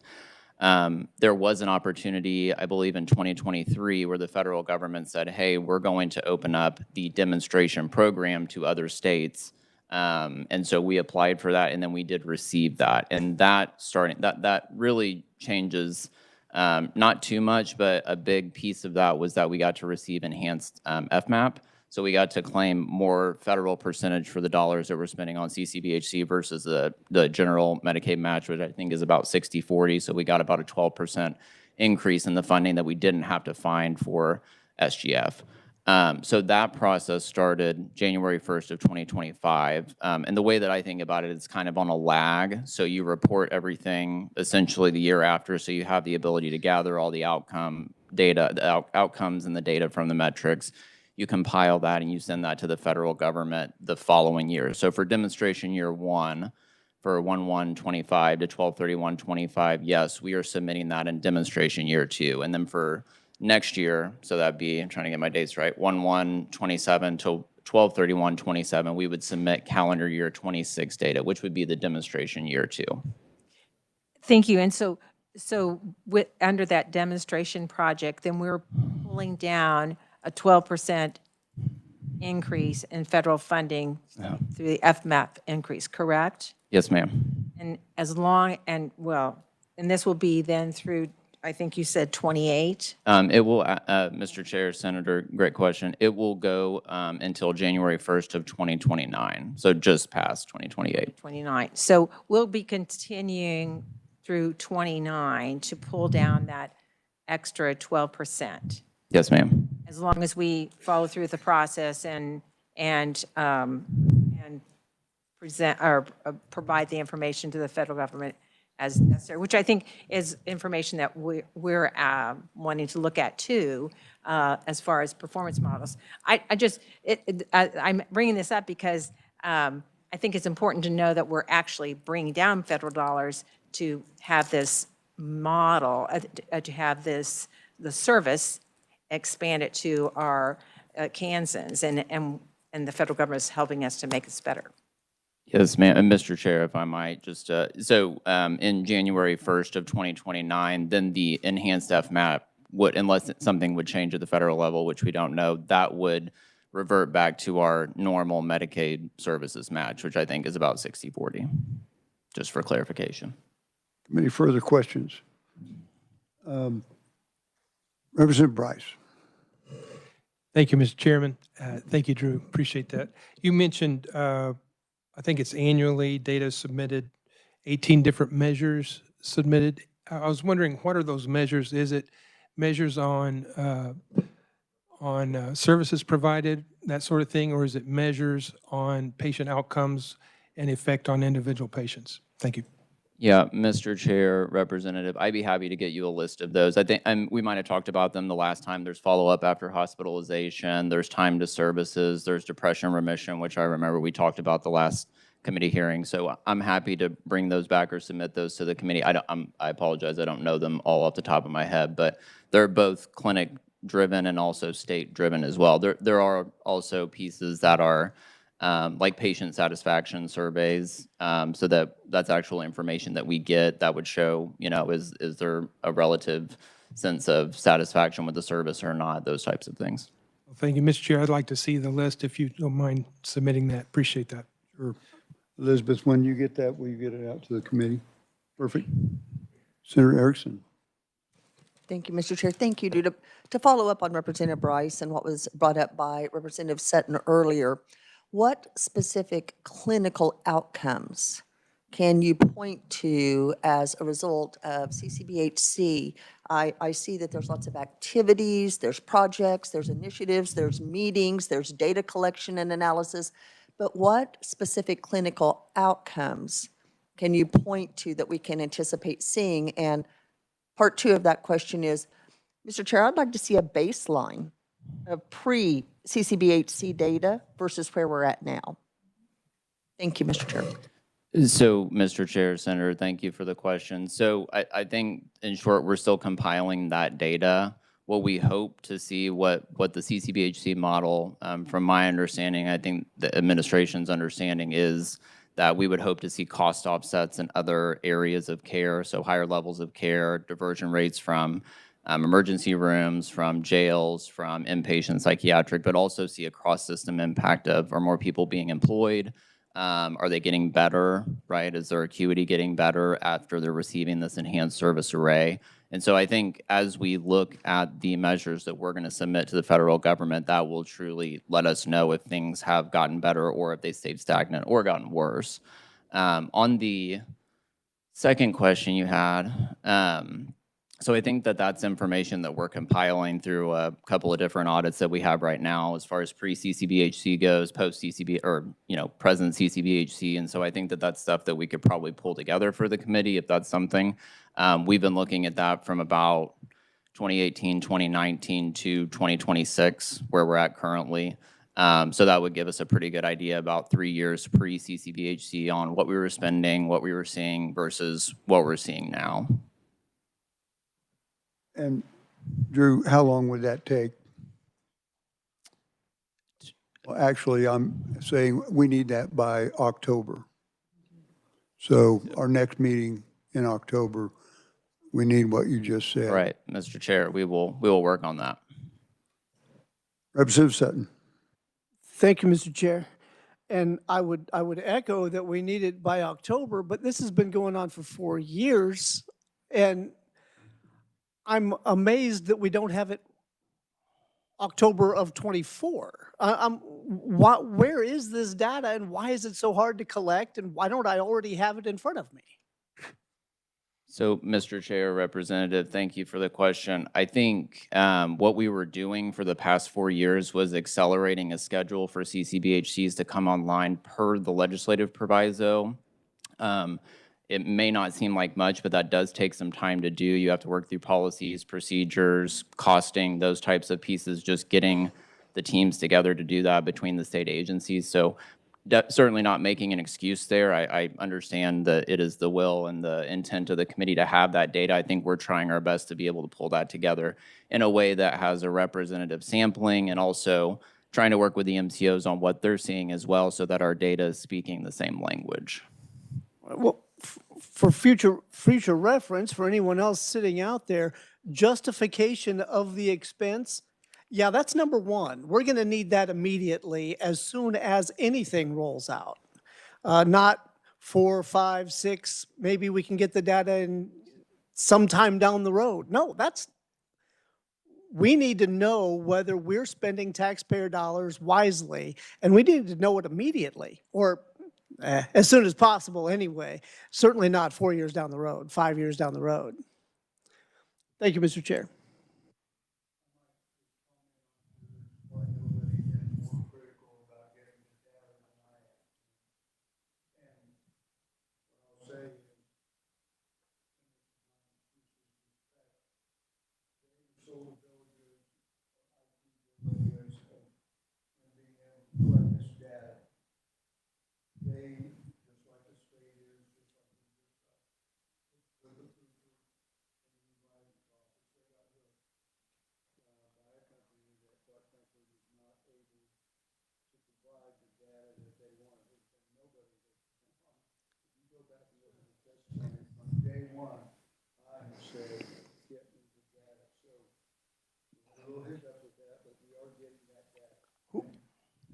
If I may, who do I go after for that? Who do we claw back on the contract for that?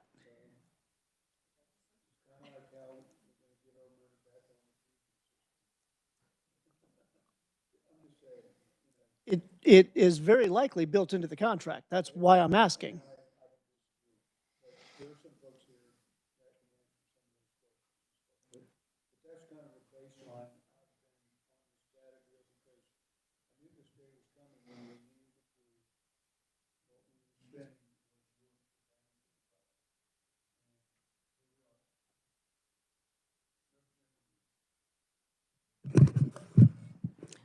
Commissioner, along with what Representative Bryce was asking for that information, if you could also, or actually it was Senator Erickson, about the before and after, if you could also include, assuming you're going to look at per CCBHC, to look at what the census looked like. You know, how many clients were they seeing before and how many clients are they seeing now?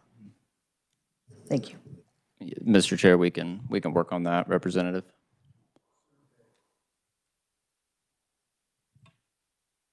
I think you pretty much brought forth the point that I was going to ask about. Thank you. Senator Erickson. Thank you, Mr. Chair. With all due respect, I don't want to know just how many people you're seeing. I want to know the quality of that outcome of the therapy, the intervention that you are doing for those patients. We can sit here and say, well, we got to them quicker. Great. That's indicative. But I want to know, did that help the overall outcome? That's what I want to see, not just inputs. I want to see the qualitative data around helping those individuals. Again, I think it's very critical that we see that. And I'll just tell you, I feel like Yogi Berra, honestly, Mr. Chair. It's deja vu all over again. I've been on, Bob Bethell has been, it has been in existence since 2013. I've been on this several years, and I feel like I hear the same conversation every meeting, and we sit here and we push. Quite frankly, my patience is wearing very thin. When are we going to get serious about this and hold the agencies and the vendors responsible for the money that we're giving them? Thank you, Mr. Chair.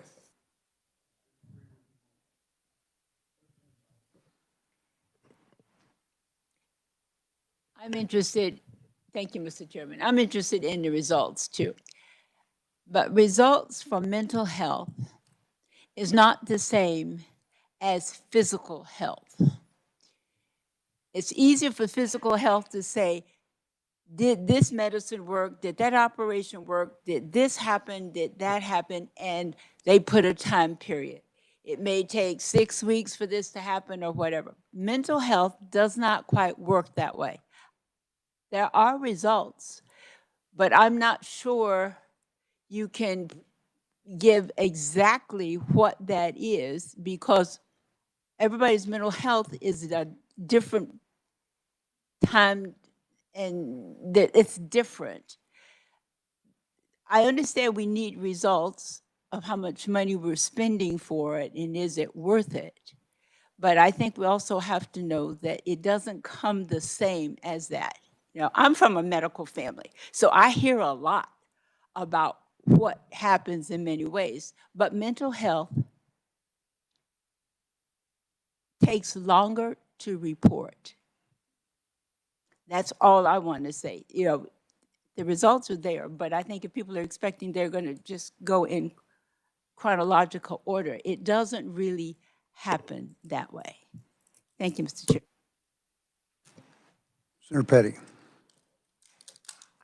I hope that as you provide a report, and I think you alluded to this earlier, legislatively, we put in money, funds to help to bring our mental health organizations up to the quality of being recognized as CCBHCs. And as you mentioned earlier, that was a step-in process. Not all of them became on day one. So I think that's important to point out as we get information how much money was, how many state dollars were dedicated to that process alone. Then I thought it was kind of interesting because I hope that this is brought forward as we get more information. We just listened earlier about the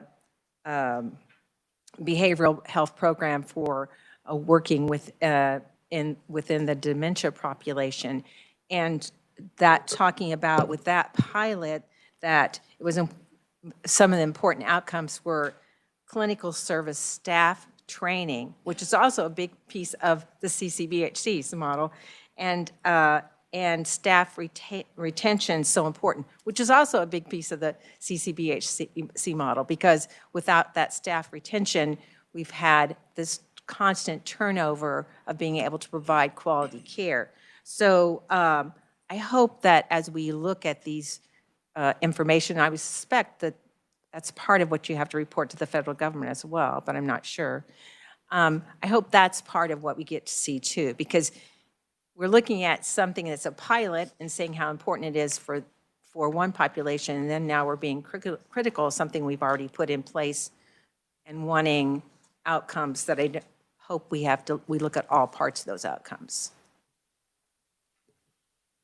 Committee, further questions? Seeing none, Drew, you're off the hot seat. Okay, next we have Rebecca Farley. Hello, good afternoon. Chairman, members of the committee, thank you so much for inviting me to be here with you today and for allowing me to participate virtually. My apologies, my video feed is not starting. I'll keep trying to troubleshoot while I go through my slides.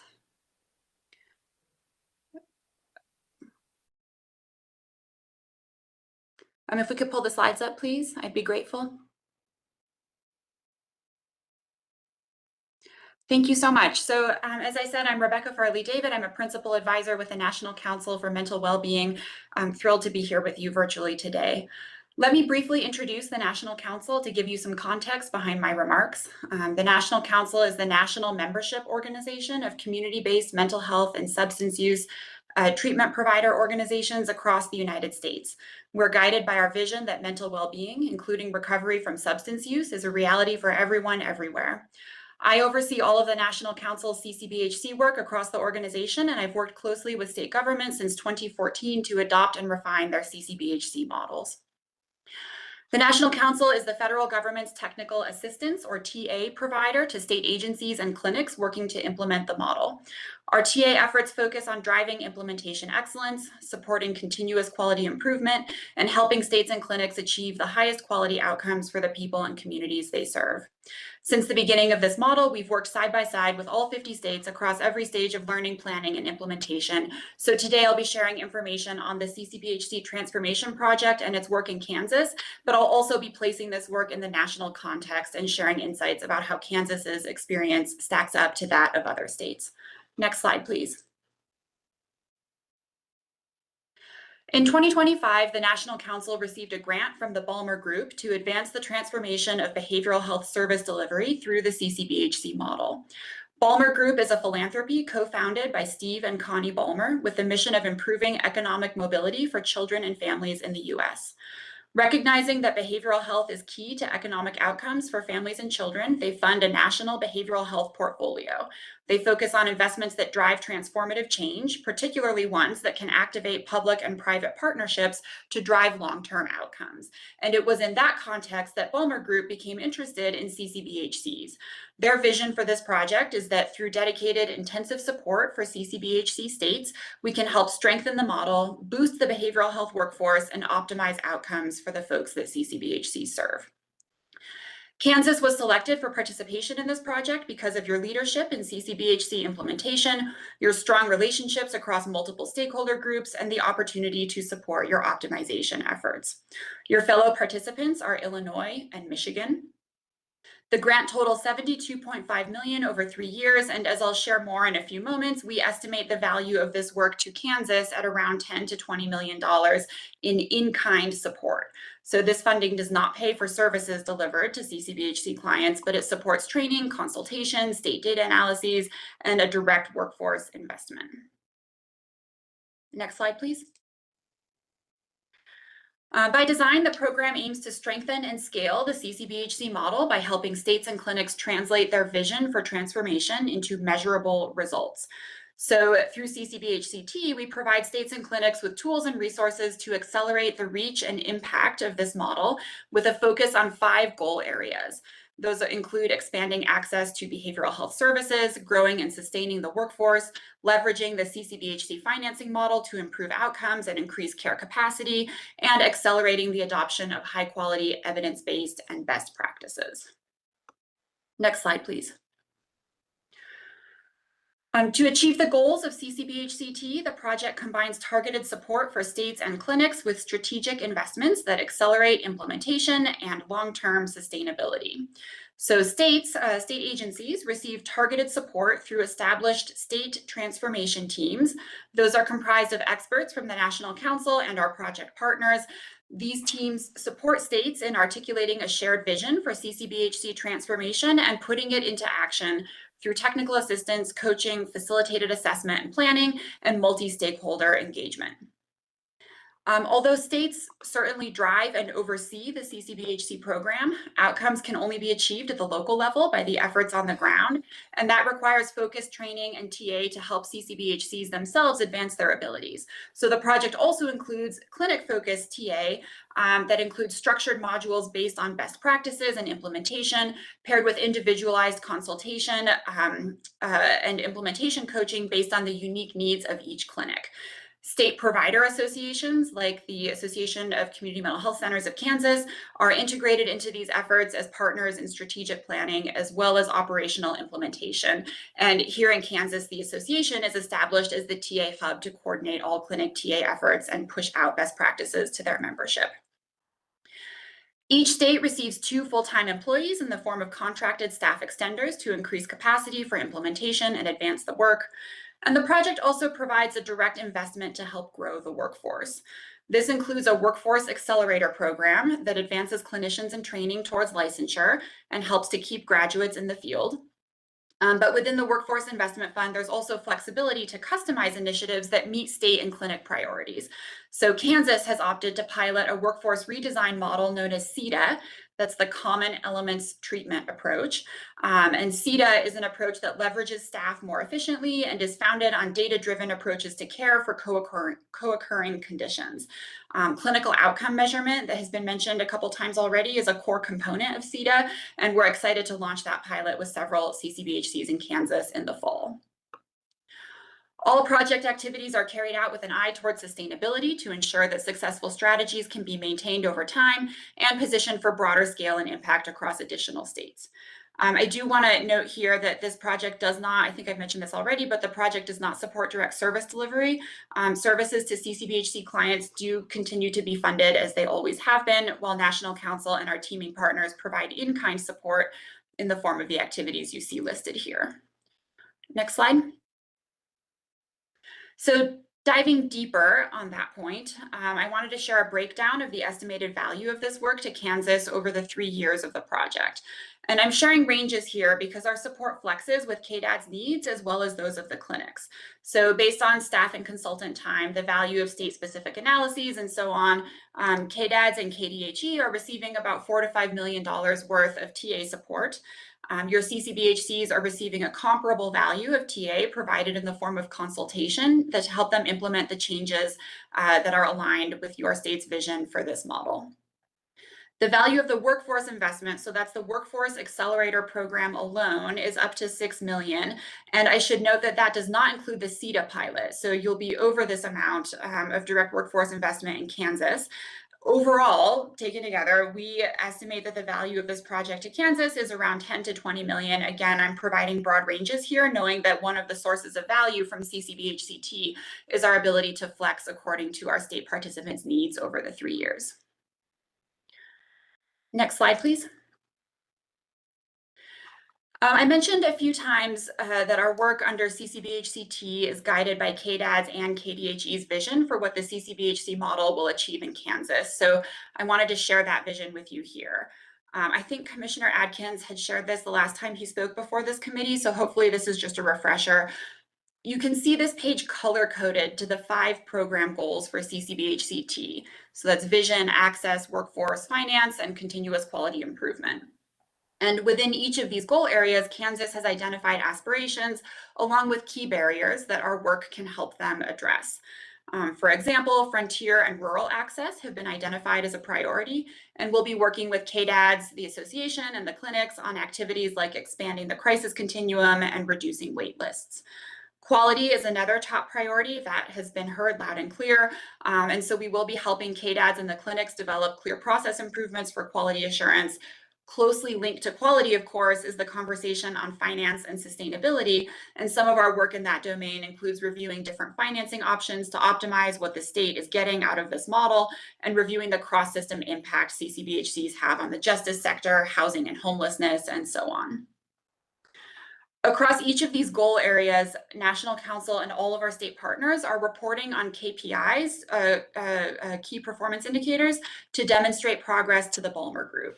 Our state agency partners in each state directed the targets for these KPIs, and KDADS is working towards 100% of CCBHCs implementing same-day or open access, a 10% increase in number of patients served across all CCBHCs, and a 12% reduction in average wait time to receive routine services. Again, these are project KPIs to demonstrate our progress to the Ballmer Group, perhaps different from some of the quality metrics that the state is examining for the purposes of the demonstration and reporting back to this committee. Next slide, please.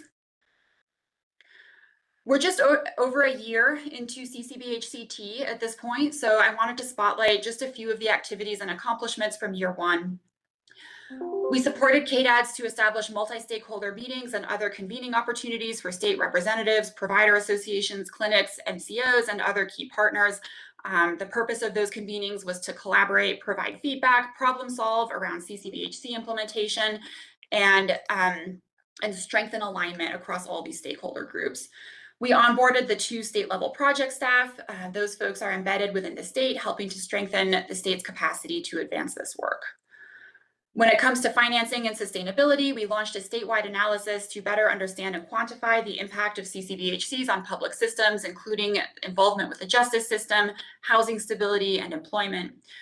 We have worked and are continuing to work with KDADS to dive deep into Kansas's payment model to assess opportunities to refine and optimize the payment design.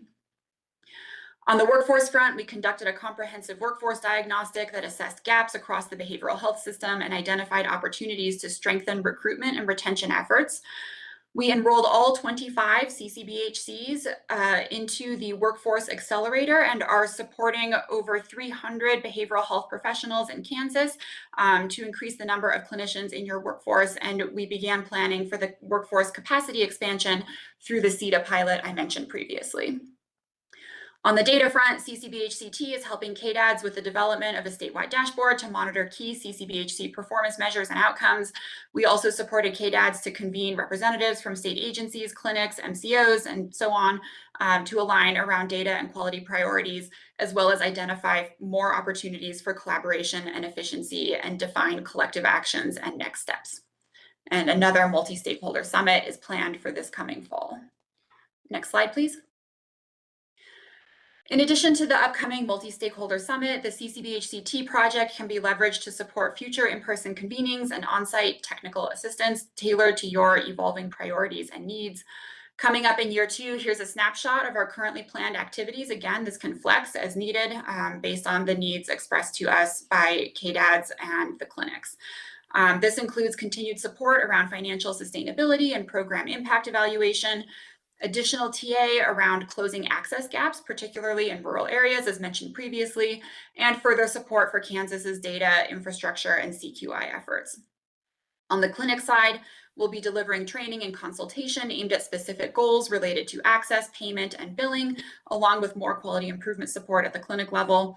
And we'll be opening a second round of Workforce Accelerator recruitment in the fall, and we'll kick off the CETA pilot, which again is that workforce redesign effort aimed at increasing efficiency and adopting a streamlined, data-driven approach to care for people with co-occurring disorders.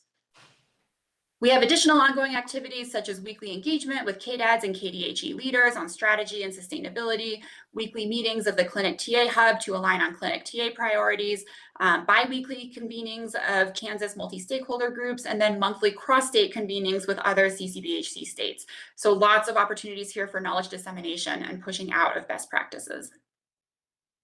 Next slide, please. I wanted to share some reflections on how Kansas's work under CCBHCT is situated in the broader context of CCBHC implementation. So here's a quick view of the launch and growth of the CCBHC model over time through successive presidential administrations and sessions of Congress. You can see here, just reinforcing what Commissioner Adkins said a moment ago, Kansas launched the CCBHC model via a state plan amendment in 2022 and joined the demonstration in 2024. So calling out those Kansas specific highlights here. As of today, there are 539 CCBHCs across the country. They serve 40% of US counties in which 60% of the US population resides. There are 33 states with CCBHC initiatives underway in Medicaid.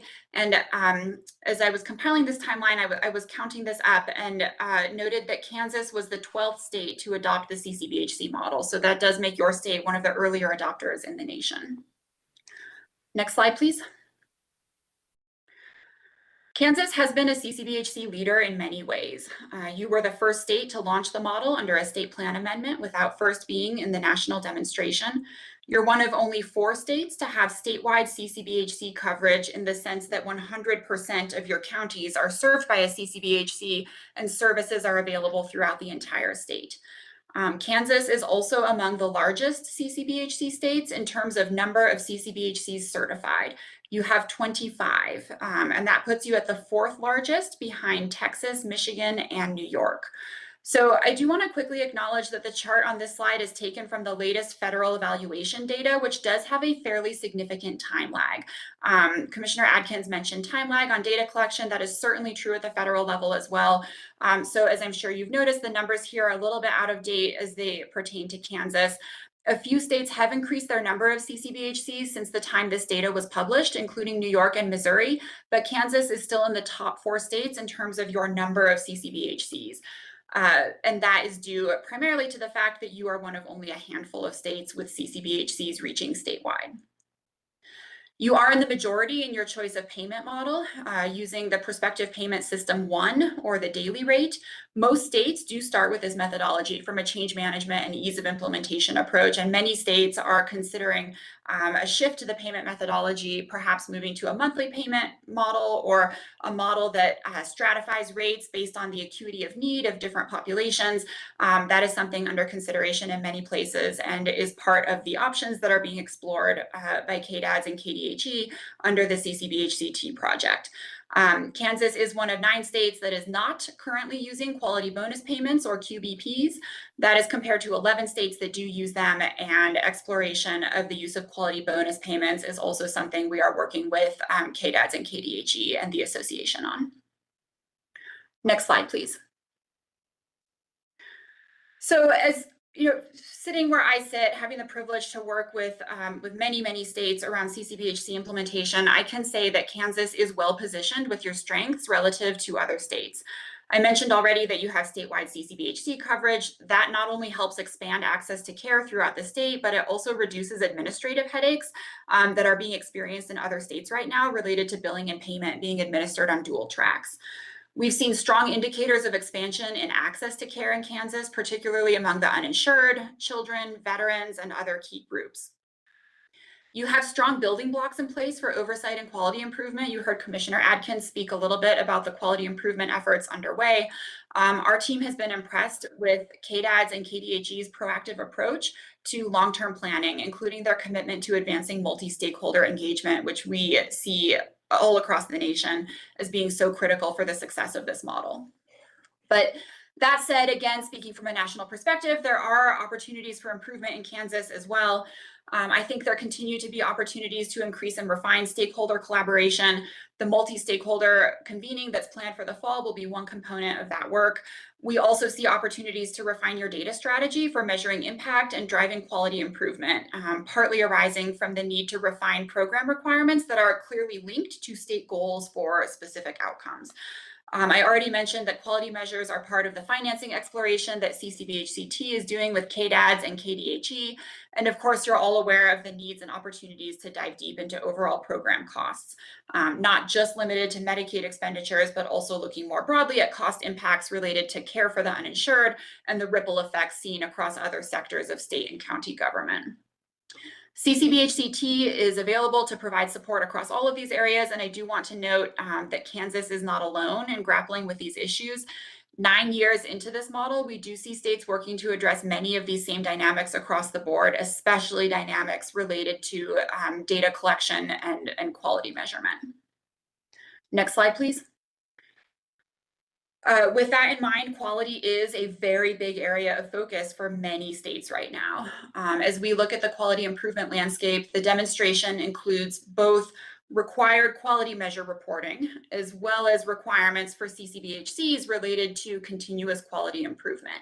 And I'll say frankly, you know, and I don't fault SAMHSA for this, the demonstration quality measures are a good start for quality measurement.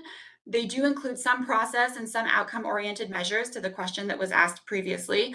And the certification criteria require CCBHCs to engage in CQI, that's continuous quality improvement, but they don't establish a one-size-fits-all quality improvement framework. And I think that was the right choice, because it means that states and clinics have the ability to establish CQI processes that work best for them in the context of their own oversight structures.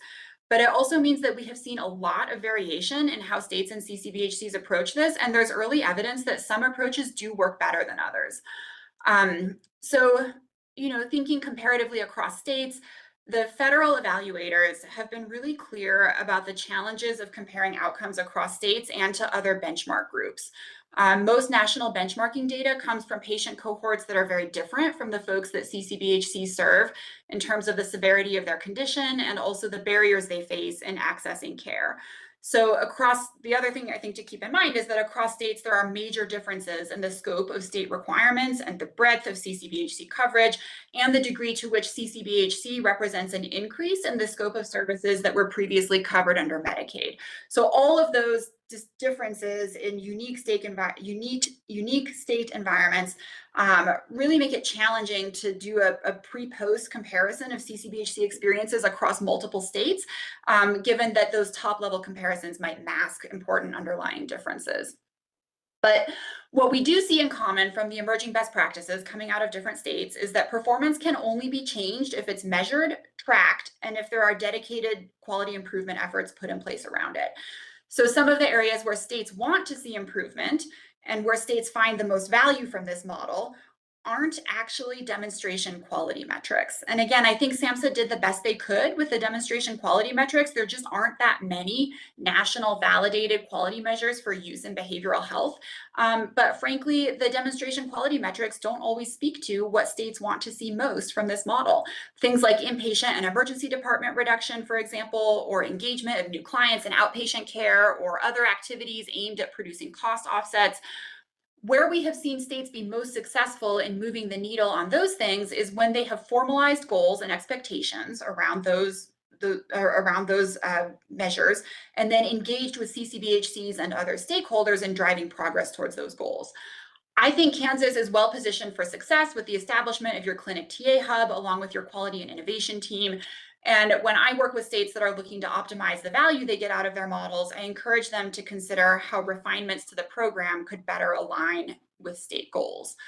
So let's go to the next slide. And talk a bit about what that alignment looks like. So the CCBHC model isn't meant to just be a technical fix to certification and payment for clinics. The vision for this model is about designing certification and payment to improve outcomes for our communities. Now, different states and communities might have different goals for improved outcomes. It could look like increasing the number of people served, expanding access and treatment engagement across key groups with particularly high unmet needs. That varies by state. It's up to states to identify what they want most to see from the model. But from there, we can look at what enhancements to care delivery are needed in order to achieve those outcomes.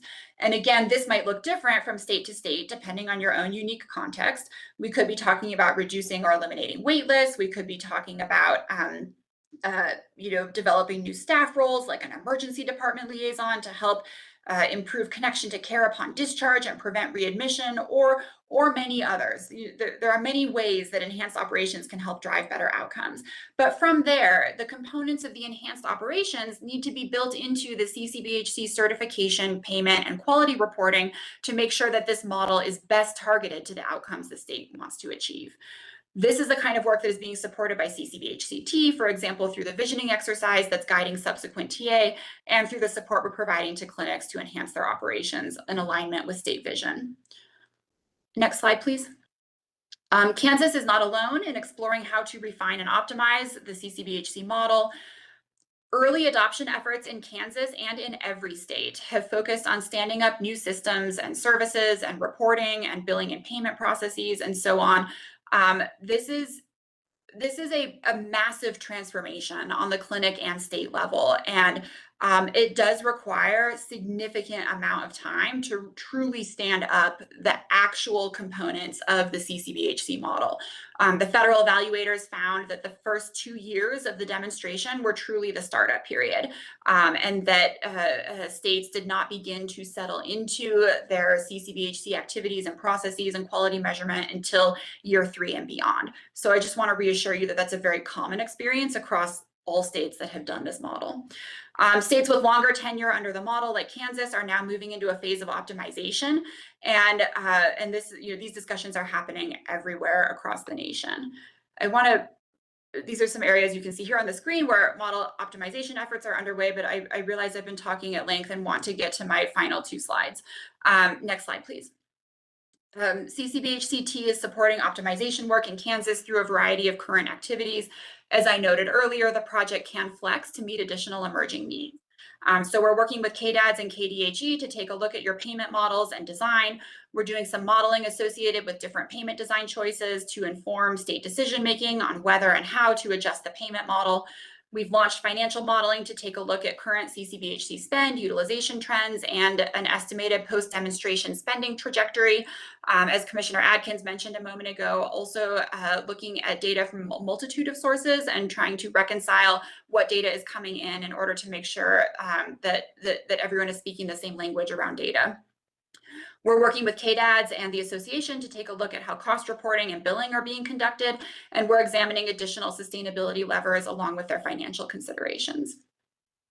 Next slide, please. I want to close with a very brief note on the overall federal landscape for CCBHCs.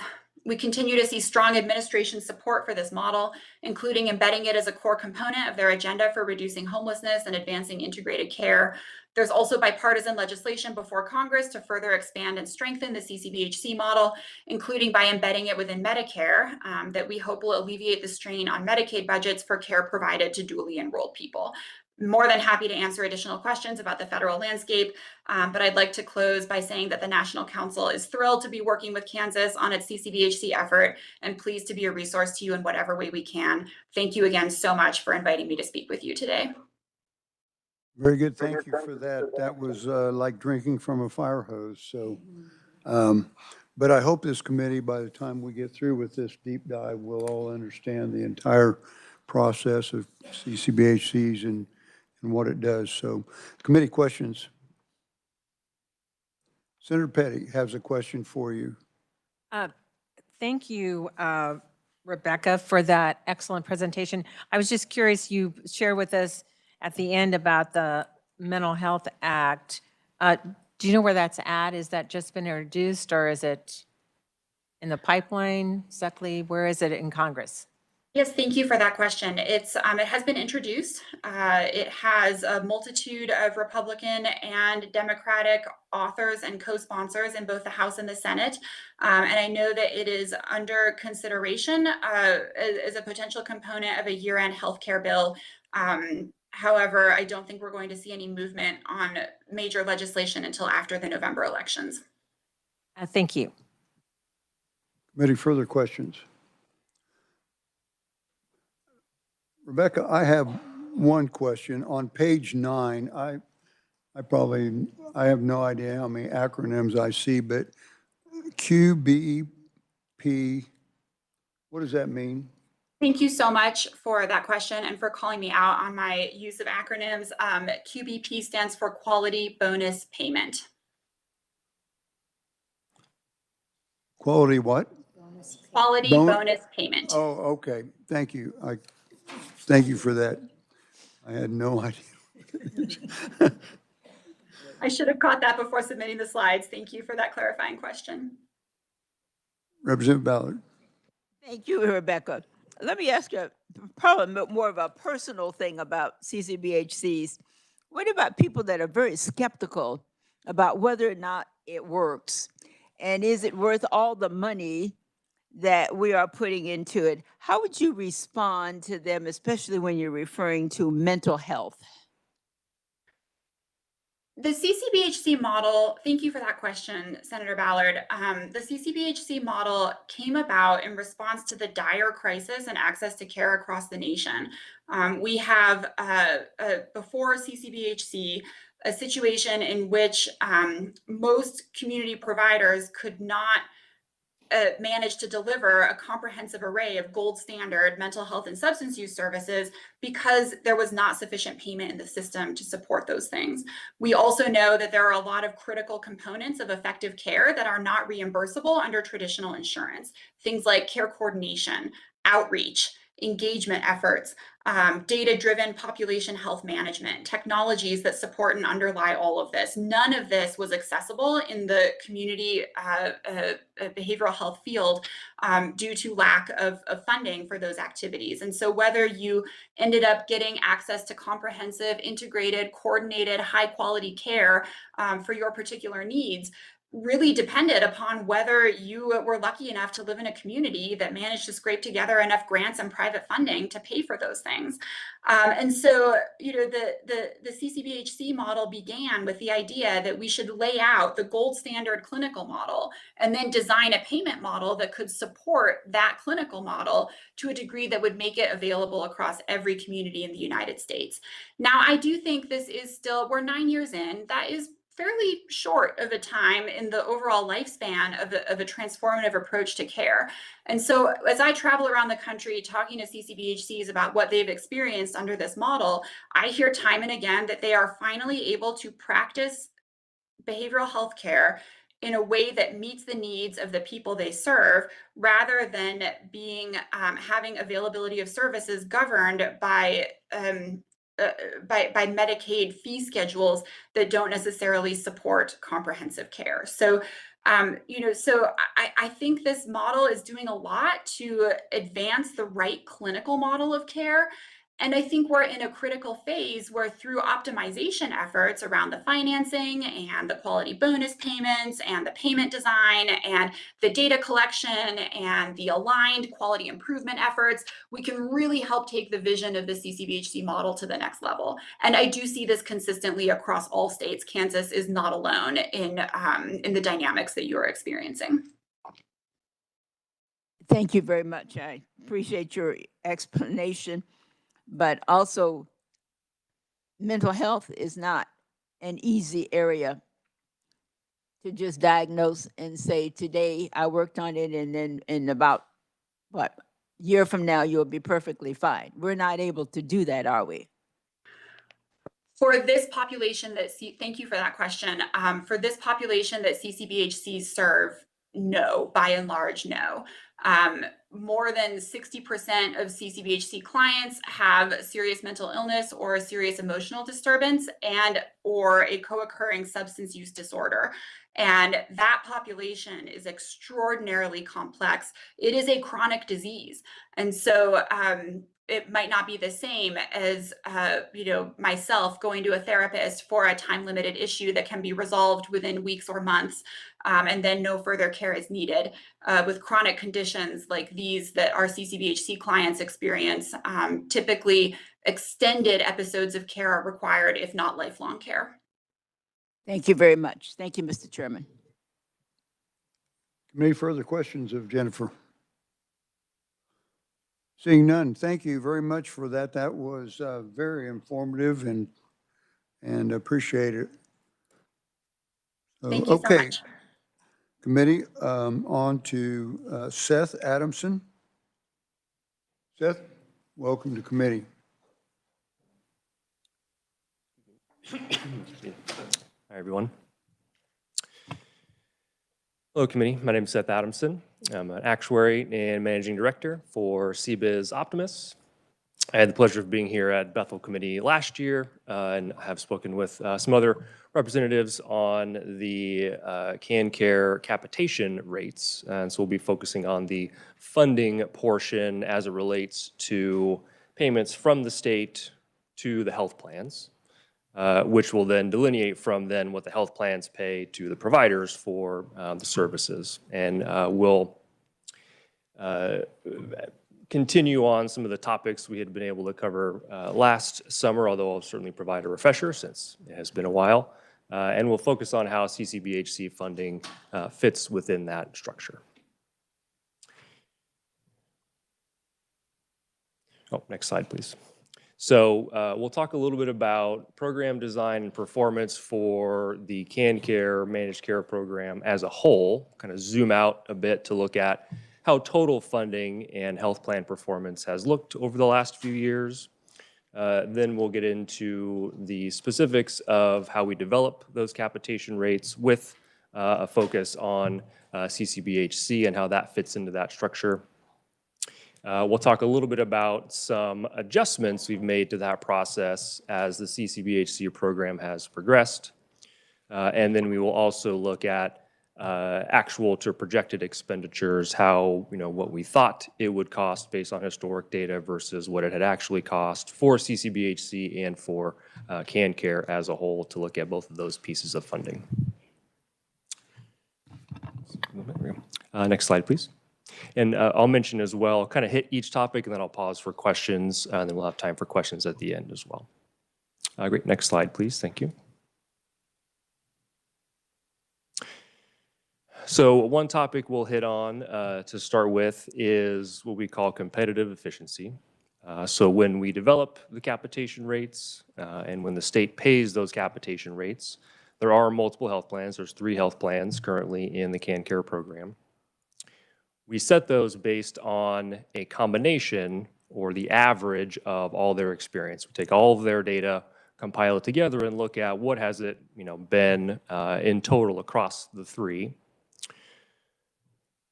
The reason we do that, it's very common to do that in a managed care program. Many states do this approach. It helps incentivize what we call beating the average. So if everybody's getting paid the average, there's 3 health plans. They each want to try to be more efficient than the other, provide more efficient care, better outcomes. They may also want to contract more efficiently, making sure that that's kind of the big piece, or one of the big pieces of managed care.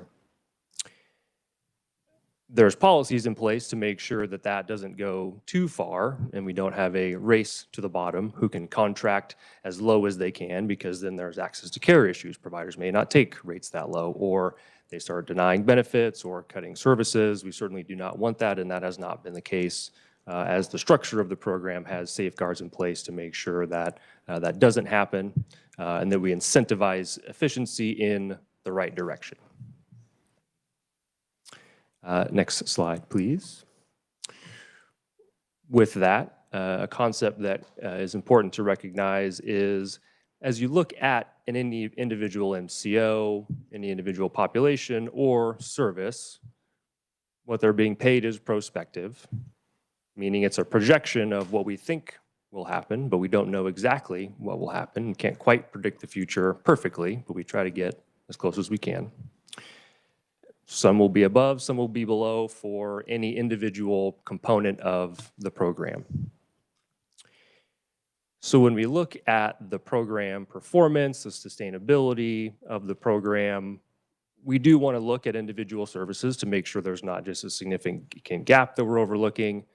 We also do want to zoom out, though, and make sure that how does that look relative to the whole picture? When the state pays the capitation payments, they pay them monthly to each plan based on each plan's enrollment for that month. It is effectively a lump sum. They get a one amount for that month to cover all their services. Very similar to a commercial health plan, gets their monthly premiums. They use that to cover all their services, all their costs. It's not itemized or limited by a particular service. So in the cases where if for some reason a service is becoming more expensive than we had predicted, There may be other services that have come in below what we predicted. They may all balance out together, and the plans can use the entirety of their funding to pay for all those services. Next slide, please. So what this graphic here will show is for the last 3 years, 23, 24, 25, and the average of 23 to 25, how has the program performed in total from a total funding perspective? We do target in the capitation rates about 1% profit. Doesn't mean they're guaranteed 1%, but we do try to target that to make sure there's a balance of financial sustainability for the plans so they can continue to operate in the state. And we'll see we've been pretty close the last few years. It's been close prior to that as well, but just showing the most recent 3 years that we have here, and that period also aligns with when the CCBHC program had really been implemented and has been kind of ramping up over that period. So wanted to make that note so that as we get into the CCBHC specific pieces, which we'll dive into at the end of the slide, but we'll talk about how we build, or excuse me, at the end of the presentation, we'll talk about how we build to that. Wanted to give kind of the zoomed out perspective on how the funding has been flowing from the state to the health plans from a sustainability perspective. So I'll pause here, see if there's any questions on any of those topics. Otherwise, we can dive into capitation rates. Any questions? Not yet. Wonderful, great. Next slide, please. So I'll give a quick overview of capitation rate development with emphasis on CCBHC and how that fits within that overall process. Next slide, please. Next couple of slides, we'll hit on a few terminology items in case I say something or use an acronym to make sure that it's clear what we're talking about. So when we say claim dollars or claim expenditures, this is the funding or the cash flow from what the health plans are paying to providers based on the actual services. So member goes to a CCBHC, provider then generates a claim, sends to the health plan pays it. That's the claim expenditure portion. And we use that information historically to develop the capitation payment, which is then a separate funding stream, which is what the state is paying to the health plans to help them pay for the claims. But that's done on a prospective basis. So for example, right now, we are developing the calendar year 27 capitation rates. We'll finish those up around October so that those are ready to be paid for in January. And again, it's the prospective nature of it, which would then be used to cover any expenses they have for that calendar year, including CCBHC. Next slide, please. I'll also mention some things around units. So if we talk about utilization or units, that's from a data perspective, but it translates into, was that a visit for a CCBHC? Was that, days for nursing facilities, prescriptions for pharmaceuticals, things like that, so we can measure, volume of utilization. And then I'll also mention what we call member months, which is another way to say enrollment. We use this as a way, in the next slide I'll show, to look at what we'll call normalized metrics. And it looks at the sort of count of capitation payments, if you will, that would be made for a particular year. So for example, recently there's been about 400,000 members in the Medicaid program across 12 months. That's about 4.8 million, what we call member months, which also translate to 4.8 million individual capitation payments that would be made. Next slide, please. So the member months, the dollars, the units, when we develop the capitation rate, we're looking at usually normalized metrics, because when you make those payments, like I mentioned, they are per member per month. which we refer to as the PMPM. And we do that so that as we're looking at historic data and projecting rates to the future, they can scale up or down based on enrollment. So if enrollment goes down, there's less payments, state pays less money, or if enrollment goes up.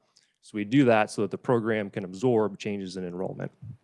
And that's really the primary acronym that we'll talk through and the piece that we'll focus on, because that's dollars that are used to set the capitation rate. We also look at what we call unit cost, which is really kind of the average reimbursement per service. What are they paying? If you go down to an individual claim, that would be what they paid for the claim. But when we're looking at averages, what are they paying to CCBHCs on average, or inpatient hospitals, or nursing facilities? And it gives us a way to see what the health plans are paying relative to what the state may pay outside of managed care, which we'll note is usually very close. Because of that competitive efficiency, they all want to try to get as low as they can. They can't go below what the state would pay, but they do try to stay pretty efficient there. And then we'll have a metric around utilization. So this is using those units I talked about. So for CCBHC, how many visits were there? We look at that relative to how many people there were, and it gives us some metrics. We call it annual utilization per 1,000. The per 1,000 just helps us with cases where it may get very small. It's just a bit easier to understand and digest. So as an example, we say, maybe there's a utilization per 1,000 of 3,500. What does that mean? That means for every 1,000 people, they used about 3.5, services, or maybe had 3.5 visits, for a CCBHC for a year. So again, we do that so that it's normalized to the enrollment volume, and as that changes over time, the program can absorb those changes.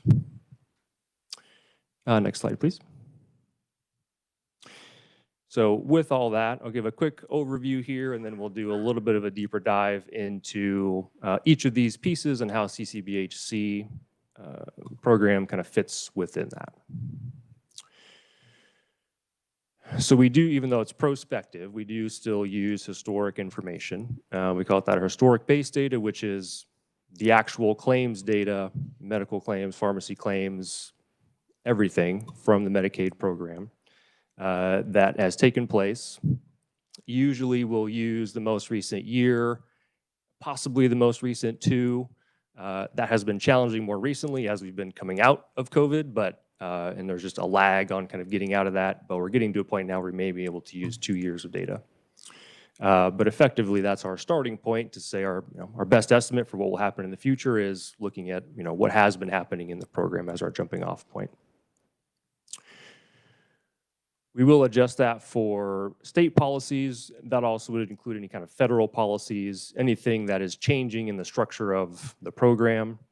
The most common ones are the fee schedule is changing. As was mentioned, the CCBHC, the PPS rates may get rebased next year. And so as those change relative to what was paid historically, because that's what the plans will pay, we have to build in those changes, up or down. If the rates go down, we lower it. If they go up, we increase it.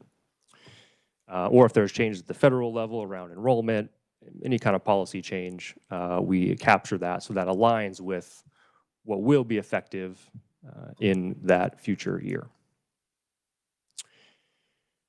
We also include what we call prospective trend. So again, we're looking at information, things that happened in the past. This is the predicting the future step where we have to say, what do we think? How will utilization change? Has it been continuing to climb and climb and climb? Okay, do we think that will continue? Do we think that will stabilize? Do we think it will come down? That will be a key component of predicting and projecting the final piece of what we'll call the medical components, or paying for all the services. We do layer on some non-medical loading, so that's things like health plan administrative costs, so paying claims, paying staff salaries, doing care coordination, things like that. And then from there, so that 4th step gets us to going back to, this is kind of the combined average. Everybody up to this point is the same. We do include what we call risk adjustment. So this is a kind of a net zero adjustment. where we're not adding or removing dollars, but we are scaling them up and down for each plan based on the risk of their population. So one health plan may have a much higher risk than another. Okay, well, those members might cost more. We want to give them credit for that, but if another plan is lower, we offset that, right? So it's a balance there to make sure we're trying to align that the best we can. Next slide, please. So dive into the base data a little bit, highlighting CCBHCs. So as I mentioned, it's the actual claims for the program.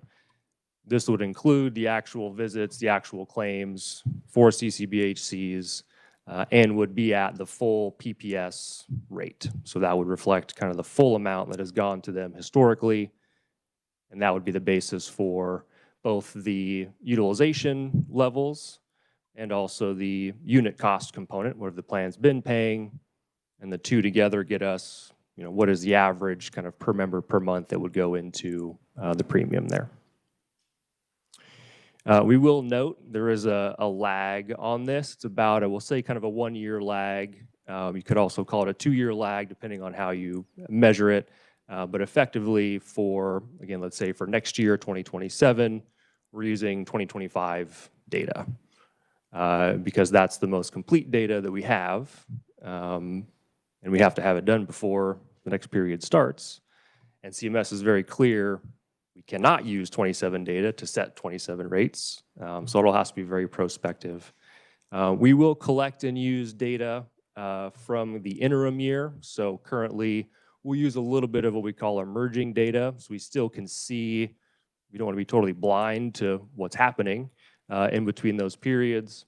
So we'll be collecting, the state gets monthly financial data from the plans that we can use to see at a high level how are things progressing compared to the detailed data we can see there. From there, state policy adjustments like we mentioned. So the CCBHC highlight here again would be if those PPS rates are changing relative to what had been paid in that period. So again, using 2025 data, we know what the PPS rates were for that period. To the extent they change for 2027, the capitation rates will be adjusted up or down, whichever direction they go, to account for that. Next slide, please. Prospective trend. So again, highlighting CCBHC here, we'll look at specifically just CCBHC utilization so we can hone in on them. We do the trends, we will do them by population and by service. So we usually categorize it into about 20 to 24 different services across the program. There's about 40 different rate cells. So it gets fairly granular, but it helps us make sure that different services may trend at different rates, different populations for the same service may see changes, so we can really try to refine that as best we can. So we'll look at primarily here, the driver of the trend is around utilization. The unit cost component, what the plans are paying, again, is largely based on just what that PPS rate is, which once we've adjusted for any changes in state policy, it doesn't change much. So there's really not much additional cost growth necessarily that we're projecting for CCBHCs on the PPS rate itself. The change there is primarily how many services are members going to be using in the future compared to what we've seen historically. And we'll make a note, we definitely did see growth in utilization as the CCBHC program got implemented. We have started to see it stabilize now. I think that was just a function of, as things have been mentioned, that expanding that access to care, expanding the ability for those providers to be able to provide services, members were able to get them at the level they needed. So we did see that come up along with the implementation of that, but it now has started to stabilize. So there may still be some growth, but we think it's not going to continue to accelerate up and up and up. The non-medical loading, there's not a CCBHC specific piece here since that is non-medical. It's primarily administrative costs, care coordination they provide for the members.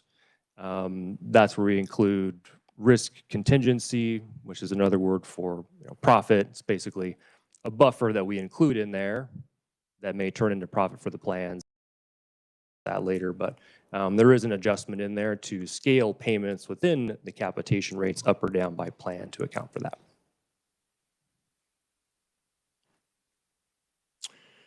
Great. I think this is the last slide for capitation rate development. I'll pause and see if there's any questions. Very good, thank you. Committee questions. Senator Gossage. Thank you so much for being here. A couple of questions. One, I was looking up on, we saw a previous slide about states and how many CCBHCs they had. And so I was looking up just by population. The first one was in Michigan. They had 33, but they have 10.13 million people for 33 CCBHCs. Fortunately, I could speak to the Medicaid side. That's the data we see. We just aren't working on the public sector, so I'm not sure what the split would be there. But the CCBHCs may have that information to compile. Maybe I can ask that of Kyle. And then you have, you're talking about capitation rates. But I thought the MCO set the state set the capitation rate. Yes, Mr. Chair and Senator. So we are hired on behalf of the Hired state. on behalf of the state to Yes, do that. to do the capitation. Yes, exactly. Yep. And this is just for the CCBHCs or for all capitation? This is the entire KanCare program that we set these for, which includes the CCBHC. But we don't set a, there's not a separate capitation rate for CCBHC. It is included within the entirety of the capitation rate. So as an example, let's say, kind of TANF population for adults, I think their capitation rate is around $500, we'll say as an example. That would basically be their monthly premium if they were, paying for that. The state pays that to the health plans on behalf of that member. And that $500 would be used to cover the entirety of their services. So whether it's CCBHC, pharmacy, inpatient, that would cover everything. Yeah. And that's the rate we set. We've heard then that there are different capitation rates based upon whether it's a child, whether it's an adult, or whether they have this condition or that condition, correct? That's correct, yes. So we do scale the PAC capitation rates. We call them rate cells, which are usually just split by population. There's a lot of criteria that goes into that.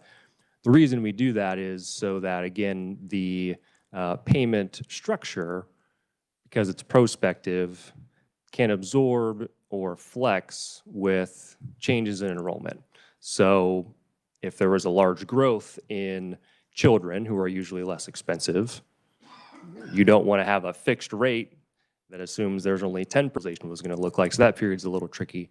But prior to that, it had been pretty stable and I think pretty close to that 1% as well. Thank you, Mr. Chair. Any further questions? Include any of those policies, but we will, the effective date. So for example, right now, we're going to be presenting the rates to the plans, the updated rates for July through December. Really healthy kids. There will still be some in there, but it may be a much smaller portion.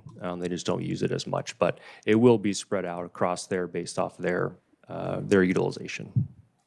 Very good. Any further questions? Representative Ruiz. Thank you so much for your presentation. And I'm just trying to understand everything that you've presented. So looking at slide 6, that program performance, the profit loss performance. So this is across all MCOs, correct? Okay. And I'm trying to understand what CBIZ does. And so it's the actuarials, you're projecting, I know it's prospective, but you're projecting what the capitation rates are going to be. So what happens if you're way off and the MCOs are at a loss? What are the ramifications of that? Sure, Mr. Chairperson, Representative. So that can happen, as with the nature of being prospective, and that is, we'll say the the risk of the program. There are mechanisms in place to address that. It depends on the specifics of the circumstance that may be driving that. There is opportunity, the way we make amendments to the capitation rates for state policies. We could amend them for more recent information around a certain service just came in much, much higher than we had seen historically ever, and causing them to have losses. There's a lot of points that may come into play there in terms of what's the driver. Will CMS approve that type of adjustment, things like that. So we can't always address it in that year. It depends on the circumstances. However, that would be data we would use for the next year. So if we saw inpatient services or CCBHC services come in significantly higher than we had predicted, that may result in a bit of a loss in that year. But then that would be information we would use for the next year to course correct. So we're always looking at that data each year to try to find that balance over a kind of a multi-year period. Follow up, please. Thank you, Mr. Chair. So looking at CY23 to CY25, is that a loss? So we're looking at a loss there? Because my understanding was that there was a loss. Mr. Chair, Representative. So across the program as a whole, all the plans combined were profitable, and they have been profitable for the last 3 years. Okay. Specific to CCBHC, which will be the next piece we get into, we have been under on that projection. However, we've been over for other services for a variety of reasons, part of it being predicting the future. And so we wanted to show the combined experience for the entirety of the funding, because even if we are under for one service, if we're over for another, when they get paid one amount, kind of a lump sum each month to cover all services. So they would effectively use the overfunding for one to pay for another. It's not necessarily, it's not being subsidized necessarily, but it's, it's basically just that they can use the entirety of their funding to pay for all their services across, everything. So there's some will be low, some will be high, but across all of it, they've been profitable. At least the last 3 years, and I think for the few years before that as well during COVID. Okay, thank you. Mm-hmm. Committee, further questions? I have just one so this year, was there any adjustments for maybe unrealized utilization? Mr. Chair, do you mean specifically for CCBHC? Right. For 2026, we had not made any specific adjustment. There is actually an adjustment we'll talk about here shortly for 2024. Sometimes referred to maybe like pent-up demand. Is that maybe kind of, basically members have a need, but they just can't get access to it for, whatever reason. And as CCBHC got implemented, we did see utilization come up quite a bit, but there was almost kind of a step up. It was at a certain level, and then it kind of stepped up and then stabilized again. And we think that's from that, access to care improvement.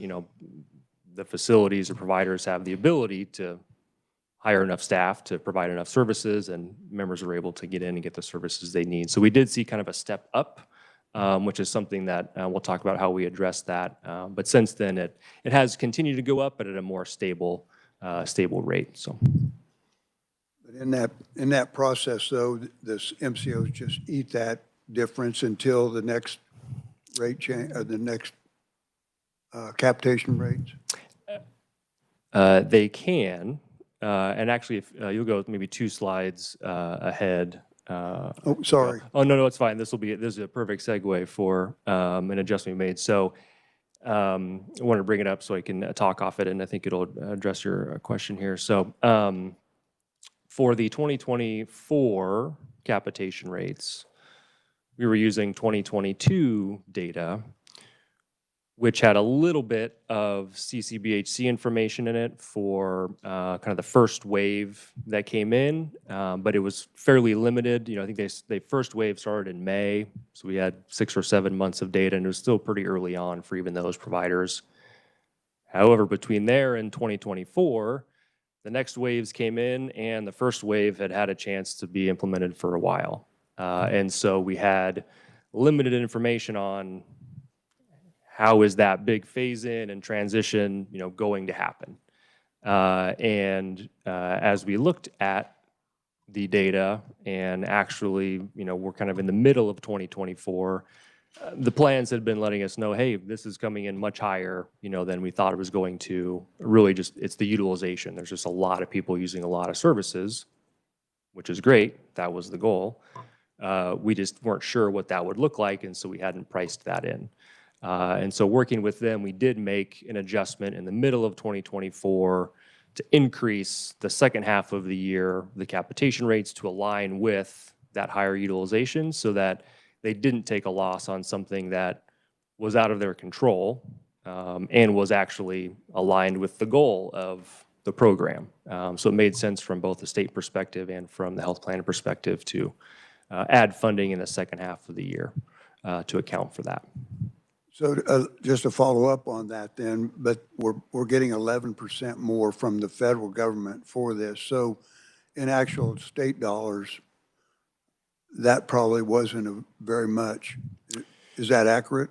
Yeah, I mean, the state dollars would have still gone up by the same percentage, but it would be on a much smaller, you know, portion, the state only covering the state share there. So yeah, they were certainly not paying the full amount. You still get federal match on that increase, yep.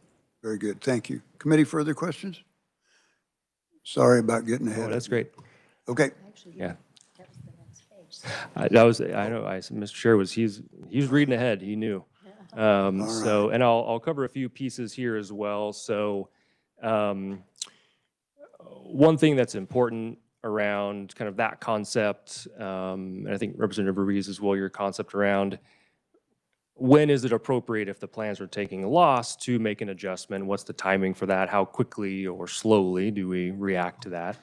The thing we really look for there is there consistent and credible data for us to make an adjustment? You know, if we have 1 or 2 months of, hey, something is going up really quickly, really fast, that's good to know. However, it's not quite enough information for us to say, yes, that will definitely continue, and we are going to prospectively add more money. Because if it comes back down, the state's already going to be paying more, and that just results in profit. We do want to make sure we are kind of independent and in between the state and the plan. You know, the state is our principal, but we also want to make sure the program is stable. And so in this case, it did seem appropriate that we had consistent data. We had an additional year of data that we could show and do some analytics on to say this is definitely happening, definitely statistically credible, and something that we want to add into the program. So we did make an adjustment in the middle of 2024 to make sure we added funding to the program for that.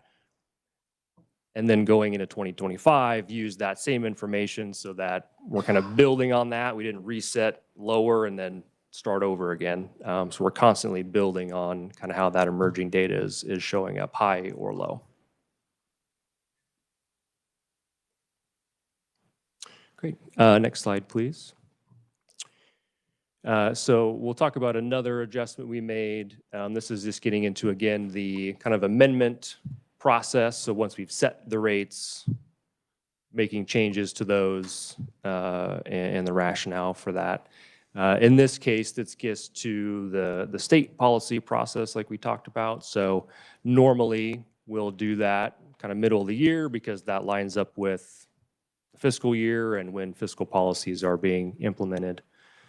However, in 2025, which I think aligns with that first kind of official year in the demonstration, there was a big rebase for those rates that took place after we had finished the rates, but before the actual, we call contract period or calendar year started.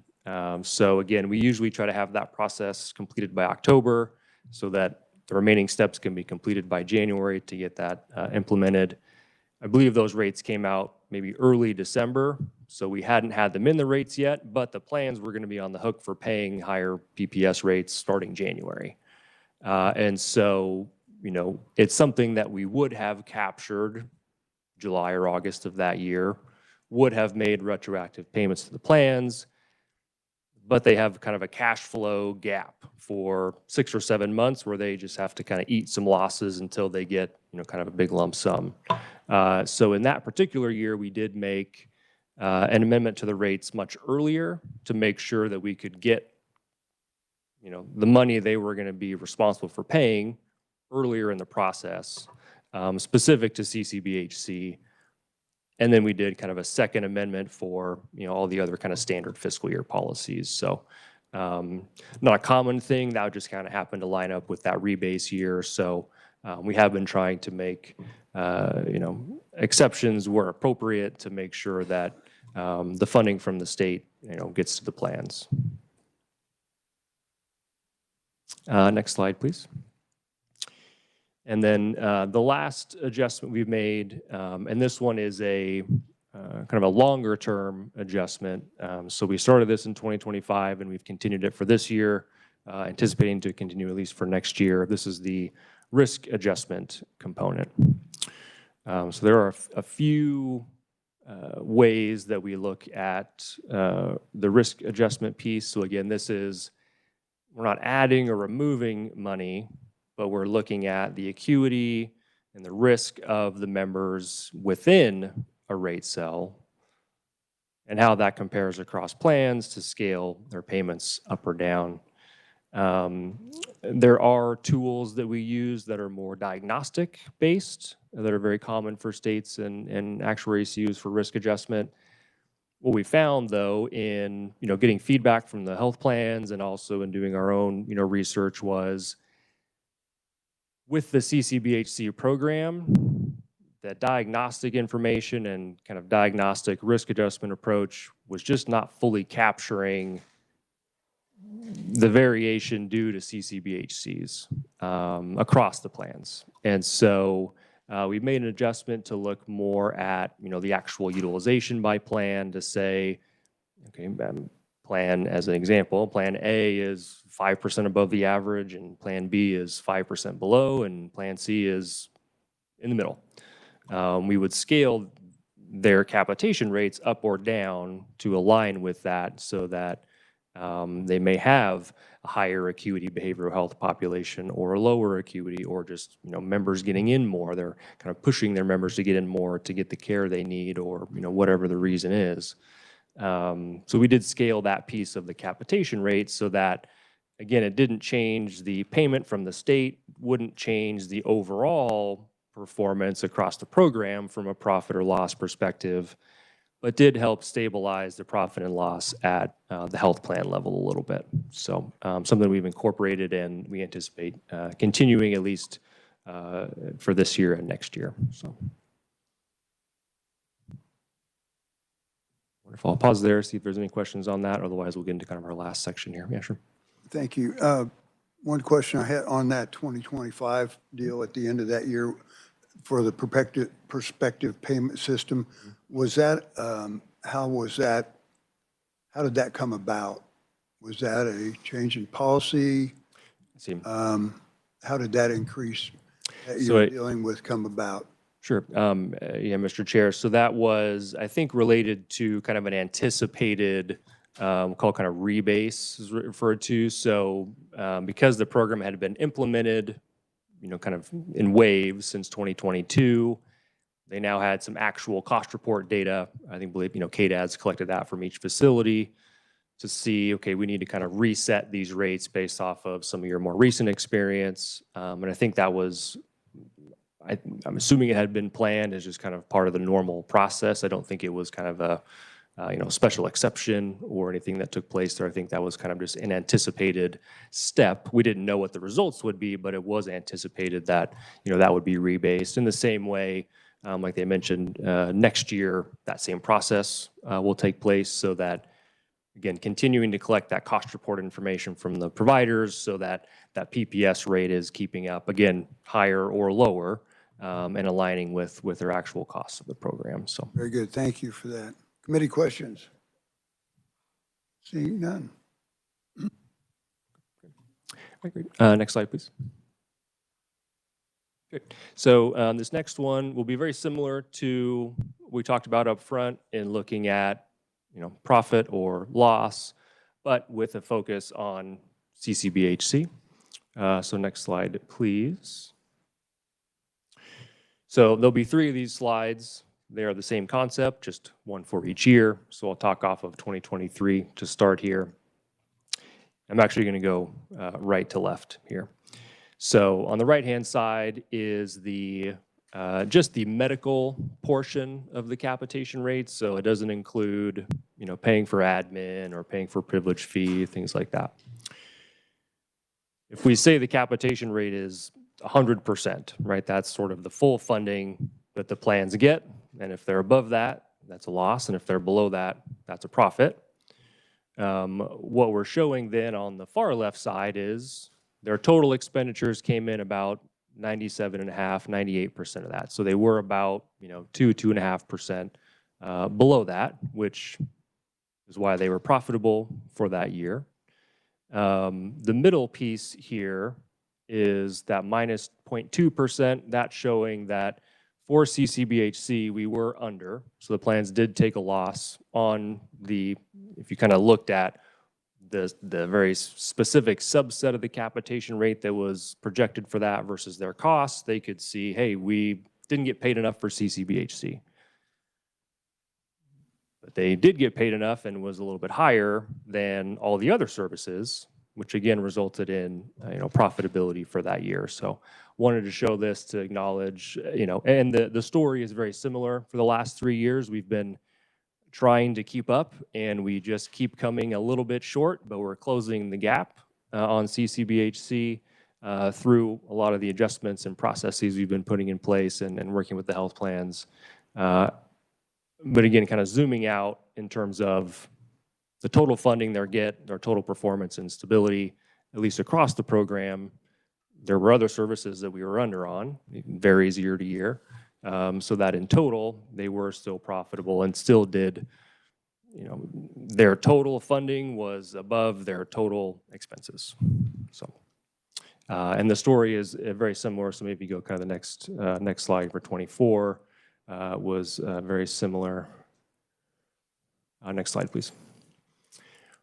And then same thing for 25 on the next slide. This one is noted as draft, where it's very close to final. We're still just reviewing some of that 25 data, but the storyline is very similar. So, pause for questions. Senator Gossage. Thank you. And I think for most people who don't know, and maybe you can concur, that the average private health insurance plan, the profitability is between 1% and 2%. So this is just about the same as that, correct? Mr. Chair and Senator, I don't have any experience in the private sector. What I have heard is their profits actually could be, even higher. Can't speak to the level of that. What I do know is for Medicaid, that 1% we try to get as kind of efficient as we can in terms of what we price in, right? That's kind of the difference of what's built in versus what they earn, right? Those are different. So yeah, not familiar with the specifics of public. I just don't want to misspeak, but we try to keep it pretty efficient for Medicaid. So, Any further questions? So is there in this report, actuarial report, is there any way to look at the cost of medical or other services being offset by the CCBHCs? Mr. Chair, so in this one specifically, no. In the capitation rates as a whole, they are kind of everything combined. But so we haven't done that analysis, but in the claims data, that is something that could be looked at and analyzed in terms of kind of a pre-post implementation, which I think is some of the information that KDAS is looking to pull together around, how have inpatient or ER visits or, all the other services that may be kind of ancillary to, how have those changed? So it's not something we've done specifically, but the information may be there if that's of interest for us to help look at with KDADS. Could you get that for the committee? We can certainly work with KDADS. Yeah, I don't want to overspeak. They may already be, we haven't done that, so they may be starting on that, but we can certainly work with them if that's helpful. I'm just trying to get my arms around, is there benefit over here health-wise? We're saving money on medical because of our spending on mental health. Right. And I'm trying to find some answer to that. Sure, So. yeah. Committee for Senator Gossett. Thank you. So we know that the federal CCBHC required states that clinics must provide behavioral health services regardless of a person's ability to pay or place of residence. I'm reading this. And the CCBHCs may serve individuals who are uninsured. So curious, what is the guarantee that the utilization for these uninsured or commercially insured or people in the Medicare population are being considered in or pulled out of the utilization rate? Mr. Chair and Senator, so that would be a big piece of where the health plans come into play, because they'll look at all that information to make sure that when they actually go to pay a claim, so even if the CCBHC submits it to the health plan and say, hey, Medicaid, please pay for this member who doesn't have Medicaid or whatever the reason is. The health plan, that's really, again, they want to make sure they're the same as any health insurer. We're only paying for people who are covered, and we're only paying for benefits, that are covered for those members. So What you're saying is it's up to the plan to say, this is not a member, don't be billing us for this person. that's correct. So therefore, it would not be showing up in the utilization rates? Correct, yeah. So we wouldn't have any, if they weren't uninsured or if they weren't insured, and that's actually a step that we look at as well. We'll get all the claims information. We'll get then from the state who was enrolled, when were they enrolled. We'll line those up, and if there's information that happens outside of that, we pull that out. We don't include it. It's usually very, very small because it's denied up front, but that is something that we look at. And similarly, if they had private insurance, same thing. If they weren't in Medicaid, weren't enrolled, weren't eligible for Medicaid to pay for it, that wouldn't be in there. So the plans are doing a lot of that work up front, but it's something that we also check for in our process to make sure it's excluded. Thank you, Mr. Any further questions? Last call. Thank you very much for being here. That's Of course, yeah. always, you've spent a couple of hours on the phone with I love talking about it, so happy to. Bueller. Thanks for having me. Thanks, All everybody. right, thank you. Okay, next we have, and last for the day, and he's got about 30 seconds. His time is already up. Good No afternoon. stranger to this committee, Kyle Kessler. Members of the committee, I am still Kyle Kessler for however long I have up here. And so I am going to try and speed through the couple of slides that I have. And I thought it would be helpful. In fact, I thought about, even as I was reading the room and listening to some of the conversations about quality improvement, service enhancement, I would like to hit on that. But I do have a cadre of experts behind me as well, ranging from an executive director at a rural and frontier mental health center to a CEO at an urban one, and then one of our subject matter experts who has served on technical assistance teams and is considered an expert on CCBHC in our system. I wanted to just hit the timeline very quickly, because as it was mentioned, and this data warehouse is a significant enough accomplishment. I don't want to dwell on the frustrations I have with us feeling like, I feel like we're a year late. And some of that is absolutely my responsibility in not knowing for sure what questions to ask and how to vet different things. One company really emerged as an organization that did this kind of thing or had some experience doing it before. So when we look at the passage of the CCBHC legislation in 2021, and then the first CCBHCs, the first 9 are brought on board in July of 2022, then the next 9 in 2023, and the final 8 in 2024. So that gives us 2 years of this. We finalized a contract to start working on the data in September of 2023, and the workflow and work started February of 2024. So that was something that probably took us longer on the front end, and then the problem right in the middle was that we had 3 different electronic medical record companies, and anything in technology, as you all know, is extremely proprietarial. So imagine the early days of the Mac versus PC wars, one of them saying, we've got a perfect solution to that if only they'll let us plug into their system. That's hard. That's a tough road to hoe to get things going that way. So we used to have 6 or 7 electronic medical record systems across 27 mental health centers. We now have 25 CCBHCs, 25 mental health centers. We recently had a merger of the ones in this area of the state. And so we've already reduced administrative overhead in that regard. But so now this is all to say that as of today, we have all 25 CCBHCs providing data, and 24 out of the 25 have been tested and validated. And so obviously programming, testing, validation, I'm never going to come in front of you all with the best that I can get. I want something that is as close to correct as I believe that it can be. And I would rather come at you with good data late than some data early. I mean, that I feel like we can vouch for, and we've tested it ourselves secondarily. So that's something, and one more piece to add there before I hit on a couple of other items. We are the first state in the country to do this. So that doesn't come without some bumps and bruises. Missouri started down this road. Missouri and Oklahoma had 6-7 year head starts on us on CCBHC. And Missouri started down the road to this statewide data warehouse a year and a half before we did, and they are still probably a good 9 to 12 months away. So I did not have any intention of our system being first. I would rather replicate what somebody else has done and learn from their mistakes than the other way around.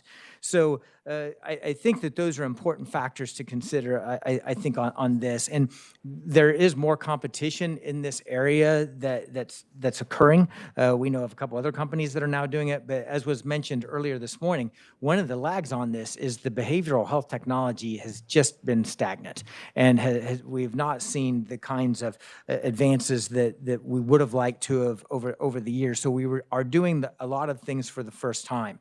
The next slide, and I just went over the first slide, and so it'd be skipping forward a couple slides. And that really gets to the access piece, which Ms. Farley David from the National Council mentioned. And I know that that's something that you all have, identified. It's good that we have more access. That was where the chief need had been for decades. And so we see from the data warehouse collection from 2023 to 2025, a 43% increase in overall number of people served. Same time period, a 43% in the number of veterans served, obviously a priority. And the same time period, a 50% increase in the number of youth served, with over 2.7 million interventions, including or equating to double the total number of services provided before. That includes billable and non-billable patient-related services. Next slide.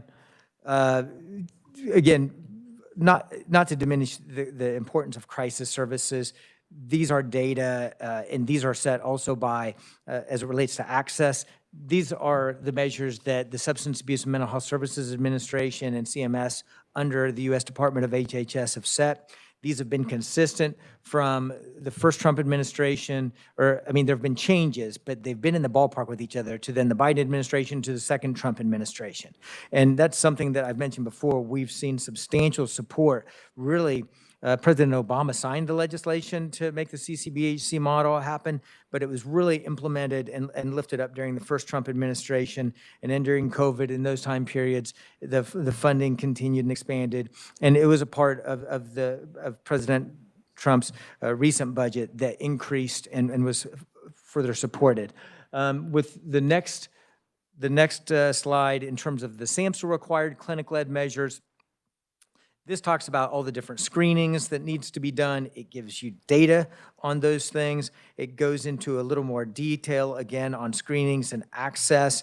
And so, for example, 47% of adult clients and 48% of youth clients were screened for depression using a validated tool, which is the PHQ or Patient Health Dashboard, or Patient Health Questionnaire, I apologize. And so, this is the first year these data points are being tracked and collected, and scores are based not only on the clinical interventions to be provided, but also on the capacity to gather and track the data. So that really finishes my slides, and I certainly want to stand for questions that you all may have. And again, one of the things that was mentioned by Ms. Farley David, the common elements to treatment. CETA, that's a really good example of something we're not going to pay for, but we're getting out of that national philanthropic dollars and technical assistance. That is a really good way, for example, I believe, for us to figure out if a therapist is seeing someone for 3 years, once a week, because they have severe mental illness or severe and persistent mental illness, and they are just trying to keep them alive. Or are they seeing somebody for 3 years weekly because it's a pretty,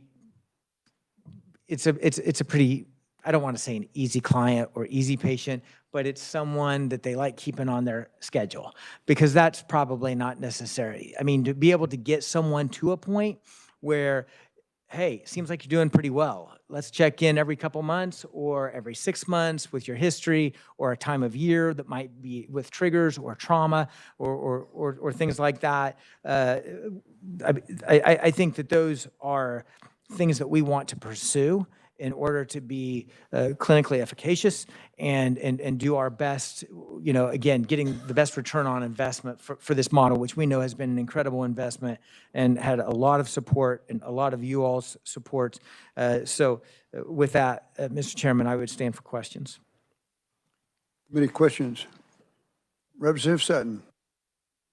Thank you, Mr. Chair. I think this one might just be a misunderstanding on my part, or this might be this might be an easy question for you, Kyle. The cost expense data that I've been seeing, or the numbers shock me a little bit. Are these all Medicaid patients? No, the ones that you're seeing, I suspect, are only Medicaid patients. You just scared me with the "I suspect." Well, This is the Medicaid Oversight Committee, we're talking about Medicaid funding. Yeah, sure. No, I think that you're seeing, if you are seeing them from the managed care companies, I do not believe they probably apply to someone. And I think I heard Senator Gossage refer earlier to commercial insurance, uninsured, underinsured, and things like that. So I'm not surprised that there's some sticker shock on the Medicaid-only population. Okay, but these numbers are Medicaid only, is that right? You're talking about the numbers I provided. Well, yeah, the overall expenses for the CCBHC. Okay, those are two different things. I apologize. Okay. Because the numbers that I provided, these are for everybody. These are what goes into the electronic medical records and also the MMIS system, Medicaid Management Information System. So this is all people. I suspect that the total spend that you're seeing, I believe, are probably for Medicaid beneficiaries. But I don't know what you're referring to on that side. Okay. I know the numbers I gave you are for everybody. Or for everybody, but we don't base the expenses, the funding levels based on everybody, just on Medicaid patients. So I'm going to give you Am I misunderstanding this whole thing? No, you've got it for sure partially right, which is usually where I sit with my understandings. So there's two pieces that go into the prospective payment system, and I'm going to start down this road. And again, the three people behind me may shake their head very quickly, but there are the expense side, and then there's the payment side. People who aren't in Medicaid we don't get the payment for that. But the costs that go into the cost reports, that refers to everybody. So, and all kinds of services that are not reimbursable. And that's where we determine the prospective numbers, however. Yeah. Which does influence Medicaid spending. Yeah. I just wanted to make sure I said that. Yeah, I thought it was a simple question. Now I think I hurt myself, and I and I don't think I care for the answer so much. All right, thank you, Kyle. Yeah. Thank you, Mr. Chair. Committee further questions? Senator Gossage. Thank you, Mr. Chair. A couple of things you heard me ask earlier, the percentage for CCBHCs, private to public. Do you have that percentage? It varies so widely, Madam Chair, or Senator. I think some as low as 4% commercial, some as high as 25%, some as high as 75% Medicaid, some as low as 35 or 40%. I mean, depending on the region of the state specifically and the demographics of the population. So it varies widely. Can you get that information to us? Yeah. I think that'd be very good for us to have. I think it also goes to Representative Sutton's question. Also, I appreciate that we have expanded access, but of course, the real question that we're all concerned about is that's not necessarily an outcome. Glad that more people have access, but the percentage of patients that have demonstrated that they have measurable improvement is what we're looking for. And that's what we keep asking for. Can we see some kind of data that because they now have access, now we see, this kind of improvement? We have pocket programs, and I'm afraid I'm going to annoy you with my answer. But in terms of, for example, the mental health intervention team program in schools, there are 3 specific things that they measure in that with student behavioral health and academic performance and attendance. And we know from those schools that have that they see improvements in all those things. I mean, as measured by the teachers or educators or the liaisons. So I think, again, kind of going back to my answer this morning as well, when we see some of these things that KDHE tracks, sees a 2-year improvement in a reduction in the number of people going to emergency rooms with suicidal ideation or suicidal thoughts, we can connect that, I believe, to the CCBHC model. The same with the PRTF waiting list going down dramatically. The number of suicides in the state, loss of life to suicide, flattening. I think that's one of the challenges with behavioral health as well, is sometimes the best that we can do in measuring our outcomes is a reduction in suicide, a reduction in crime, a reduction in emergency room visits. So those are all things that we want to see, and I think the actuary spoke to that a little bit too. Thank you, Mr. Chair. So on that, can you get us those numbers? In terms of payer breakout by mental health center, or at least something aggregate for system-wide? Even statewide. Yeah. I mean, show me. Yeah. We can do that for sure soon, but by no later than your next meeting. How soon do you want them, Mr. Chairman? Yesterday. All right. We'll have them at least next week. Yeah, right. But I think that's important for us to know. Is there a decline, suicide rate over the last 5 years, or, emergency room admissions? I know the PRTFs have gone down. I know that. So, yeah. Committee? Representative Ballard. All right, since you just mentioned that, we were at one point 5 years ago, we had the highest teen suicidal rate. We no longer have the highest teen suicide rate. Am I correct? So how that's measured? I mean, we've flattened for sure. I mean, in terms of where we rank nationally, I think that we've dropped in that area.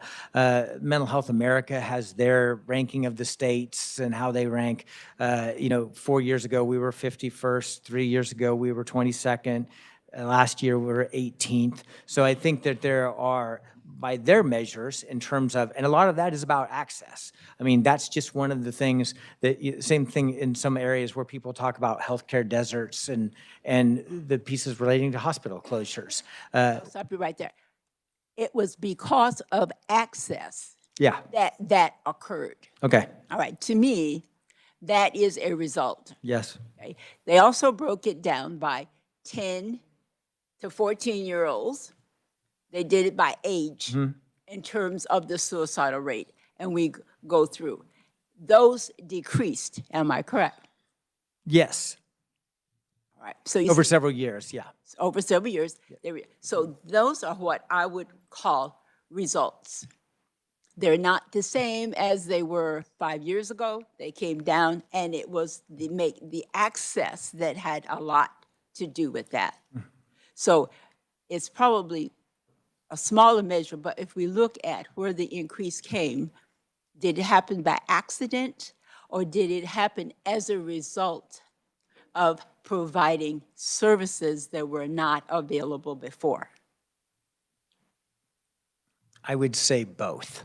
Okay. I mean, absolutely, the ability to staff up has been a game changer for mental health centers. To not have a 35% turnover rate or vacancy rate and be down in the 15% range, that's huge. If you see more people, then you get more services with more frequency. That's a big deal. And this thing now has mushroomed, I think, into, like, for example, Oklahoma is using a big portion of their rural health transformation money to recruit and retain psychologists, marriage and family therapists, social workers, $50,000 signing bonus with $50,000 bonus per year for 5 years. That's $250,000. And we're not going to do that. I mean, so that's one of the things that we compete with. And for a while, like, in fact, Steve Denny, Fort County Mental Health was losing people across the state line to Oklahoma left and right when they had the CCBHC model and we didn't. We've caught up with that, but I'm not going to come in front of anybody and propose $250,000 payments. No, and I thank you for it. I was about to bring up Oklahoma because, was it last week, a week before, I was at NCSL. And that's one of the things where Oklahoma gave their report about their mental health and what they were doing and how much money they were spending on bonuses and what they were doing in order, and looking at any decrease in areas that they were wanting that for. So I think it's interesting, but my point really is, when we look at what do we want to see, we want to see, I'll say what I want to see. I want to see a decrease in where we were before, and I see a decrease. What did we put in place that created that decrease? Yeah. I think that's a great point, Representative Ballard, and also to Senator Gossage's point as well. We've put other resources into mental health, right? So 988, and when and now there is a terrific seamless process between someone calling in crisis 988, then them getting a hold of a CCBHC crisis response team to go out and see them quickly. This has taken an incredible amount of pressure off of law enforcement. Nearly every mental health center or CCBHC board in the state has a sheriff, a deputy, a chief of police, a deputy chief, or someone like that. The law enforcement are incredible partners. Thank you, Mr. Chair. Committee, further questions? Senator Petty. Kyle, I can't remember if we already have this, but the McKinsey report, doesn't it have information about the impact of CCBHCs when it comes to the cost for emergency department visits and inpatient stays? And you just now mentioned about the justice-related encounters. So when we were looking for information to be provided for us, could that be included? Yeah, and I think KDADS and KDHE have that report specifically. I would ask them about that tomorrow. So I think that was the second report that McKinsey did, I believe, and it's just 2 or 3 months old. And I would agree that having 988 in place statewide is great, but if we don't have the resources available to follow up with the 988 call, it's not. Hand in glove, you're right. Committee, further questions? Representative Buehler. It's maybe not so much as a question as a comment. I'm sitting here replaying in my head. On the 31st of July, I was at the Guidance Center, my CCBHC, and I went through a strategic plan with them. And replaying, well, number one, Stevie Durkin and the entire staff there is committed to providing the data that we need and understands the importance of electronic health record and then making sure all of that stuff is up to snuff. We even talked about Randy a little bit and what they're doing in the Wyandotte County area. So as I'm kind of processing all of this information today, Kyle, it's been 4 years since we've gone to the CCBHC model.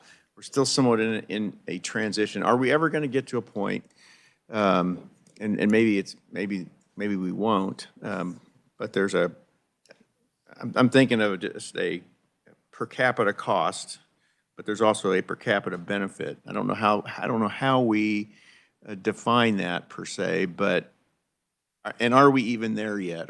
You know, it hasn't been. I can remember sitting in health committee a couple of years ago with Chair Landwehr, and we're talking about people waiting in emergency room for services. We're not there. A week ago, I hear from Stevie Durkin in the Guidance Center that we're much better. We're at a point where we stabilize. So I'm trying to figure out where we are in that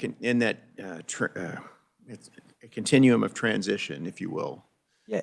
And I think that we want to be able to see that data and provide it to you all, right? I think it is really good proof of concept, proof of return on investment, and even how data and performance measures evolve. That's one of the things that SAMHSA and the feds, they've changed now a time or two. And in fact, Representative Sutton and I were talking about it in the hallway, that 60 or 70 years ago, the statistics you kept in baseball or basketball would be very different. And now they changed a lot 30 years ago. And now today it's whip and war and shooting percentage and all that kind of thing. And so I think that we want to evolve as quickly as we can to measure those things that don't just show that people are getting seen. That was the first goal. I think the next chapter of that needs to be about, are they getting better and what's the return on investment? And some of that I absolutely understand is an affordability conversation. And we want to be open to that. And, you know, whether it's the CCBHC Sustainability Advisory Group, I know that some of you are on, or the LPA, I mean, I think this is an important conversation. Okay. Thank you, Mr. Chair. Representative Ballard. I want a clarification. I hearing that we have been on CCBHCs for 4 years. My calculation, we've been there for 2.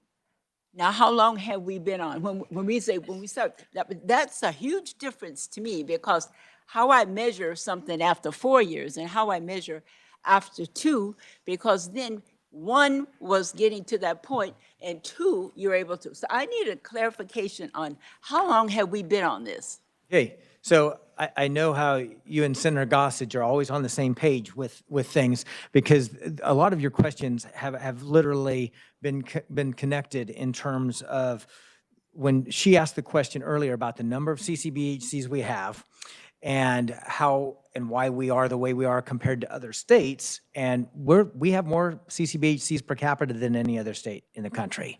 But in terms, and the reason for that is, and going back to 4 years ago, we had 9, then we added another 9, then we added 8. So it got more expensive each year. That is pretty simple back of the napkin math, I think. But in terms of why we have the number we have, it's because in the law, I didn't believe that every mental health center would want to take on the responsibility of the CCBHC network. In Greensburg, Kansas, where they've got 4 counties that have 9,500 total people, having the staff to do the rigorous treatment and services that they have is extremely difficult. And they've gone from having 4 therapists, 3 of them close to retirement age, to now having 10 or 11. And so they're getting that work done. So the answer to that question is, the law says that any licensed community mental health center shall be certified by the Department for Aging and Disability Services. And all 25 ended up doing it. So there are some of those that are small single county centers. There's one that has 20 counties in Northwest Kansas, and then certainly Johnson County, Sedgwick County, and all of those. So it ended up being a local control idea very much. So even though there's a lot of federal funding that comes into this, I would still call this a state-designed system. I don't know if that helps answer your original question. Yeah. It still doesn't resolve from I didn't want to go. It still doesn't resolve for me. Have we actually been at this for 4 years? Or have we been really only 2 where it's actual, Statewide. you can stabilize, you can measure? Yeah, 2.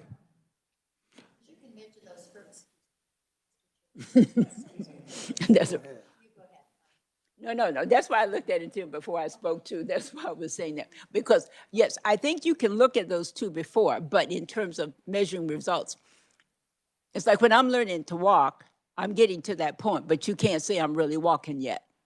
But after I start walking, then I want to know where I went and all of that. So I'm just trying to decide. When we say 4 years, we've been actually practicing with all of these people that we have today, or have we had to wait and it's only 2 that we have all of these people certified, all of these centers around the state?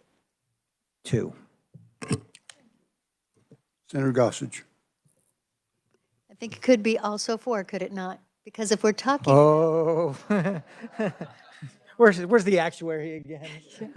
No, the reason I'm saying is that we do have data, or you have data on the first 9, correct? Yeah, and the first And 9. the first 9 have been doing this for 4 years. Correct. Okay. And they were most of the larger ones in the state and Right. more They were sophisticated. the larger ones, so we have data on those first 9. That's right. But on all 25, no, we do not. Yeah, it's 2 years. Those 4, those 9, Yeah. get those because they've been there 4 years. Yes. Correct. All the others, we can't put them in there yet. Exactly. So All I want to know. I just want a clarification. the chairman says you're both right. We get along well. We were just. Representative Rude. I just want to make a comment about how far we have come. I remember in 2011, when the mental health centers were told, the community mental health centers were told that their 10 million of their budget was going to be taken away. And we created this horrible hole that we've been trying to dig out of, since then. And it's taken a long time to get there. We were underfunding mental health for years, since 2011, really, that I know of. To the point that even Osawatomie State Hospital almost got either got decertified or was close to being decertified. So, we've come a long way, and yes, absolutely, we need the data, but let's don't forget the history. Let's don't forget how far we've come. Thank you, Representative. Okay, very good, committee. Thank you, Kyle. You're off the hook. Thank you, Mr. Chairman. Wait. Did you have a question? Just have an end of the day. Okay, hang on just a second here. We're almost done. Senator Gossage, I'd just like to move that we approve the minutes May 6th. from May 6th. Second by Senator Petty. All in favor, say aye. Aye. Opposed, same sign. Motion carries. Senator Erickson. Thank you, Mr. Chair. On a lighter note, I would just like to thank John Monroe for spending his entire birthday in this meeting with us today. Happy birthday, John.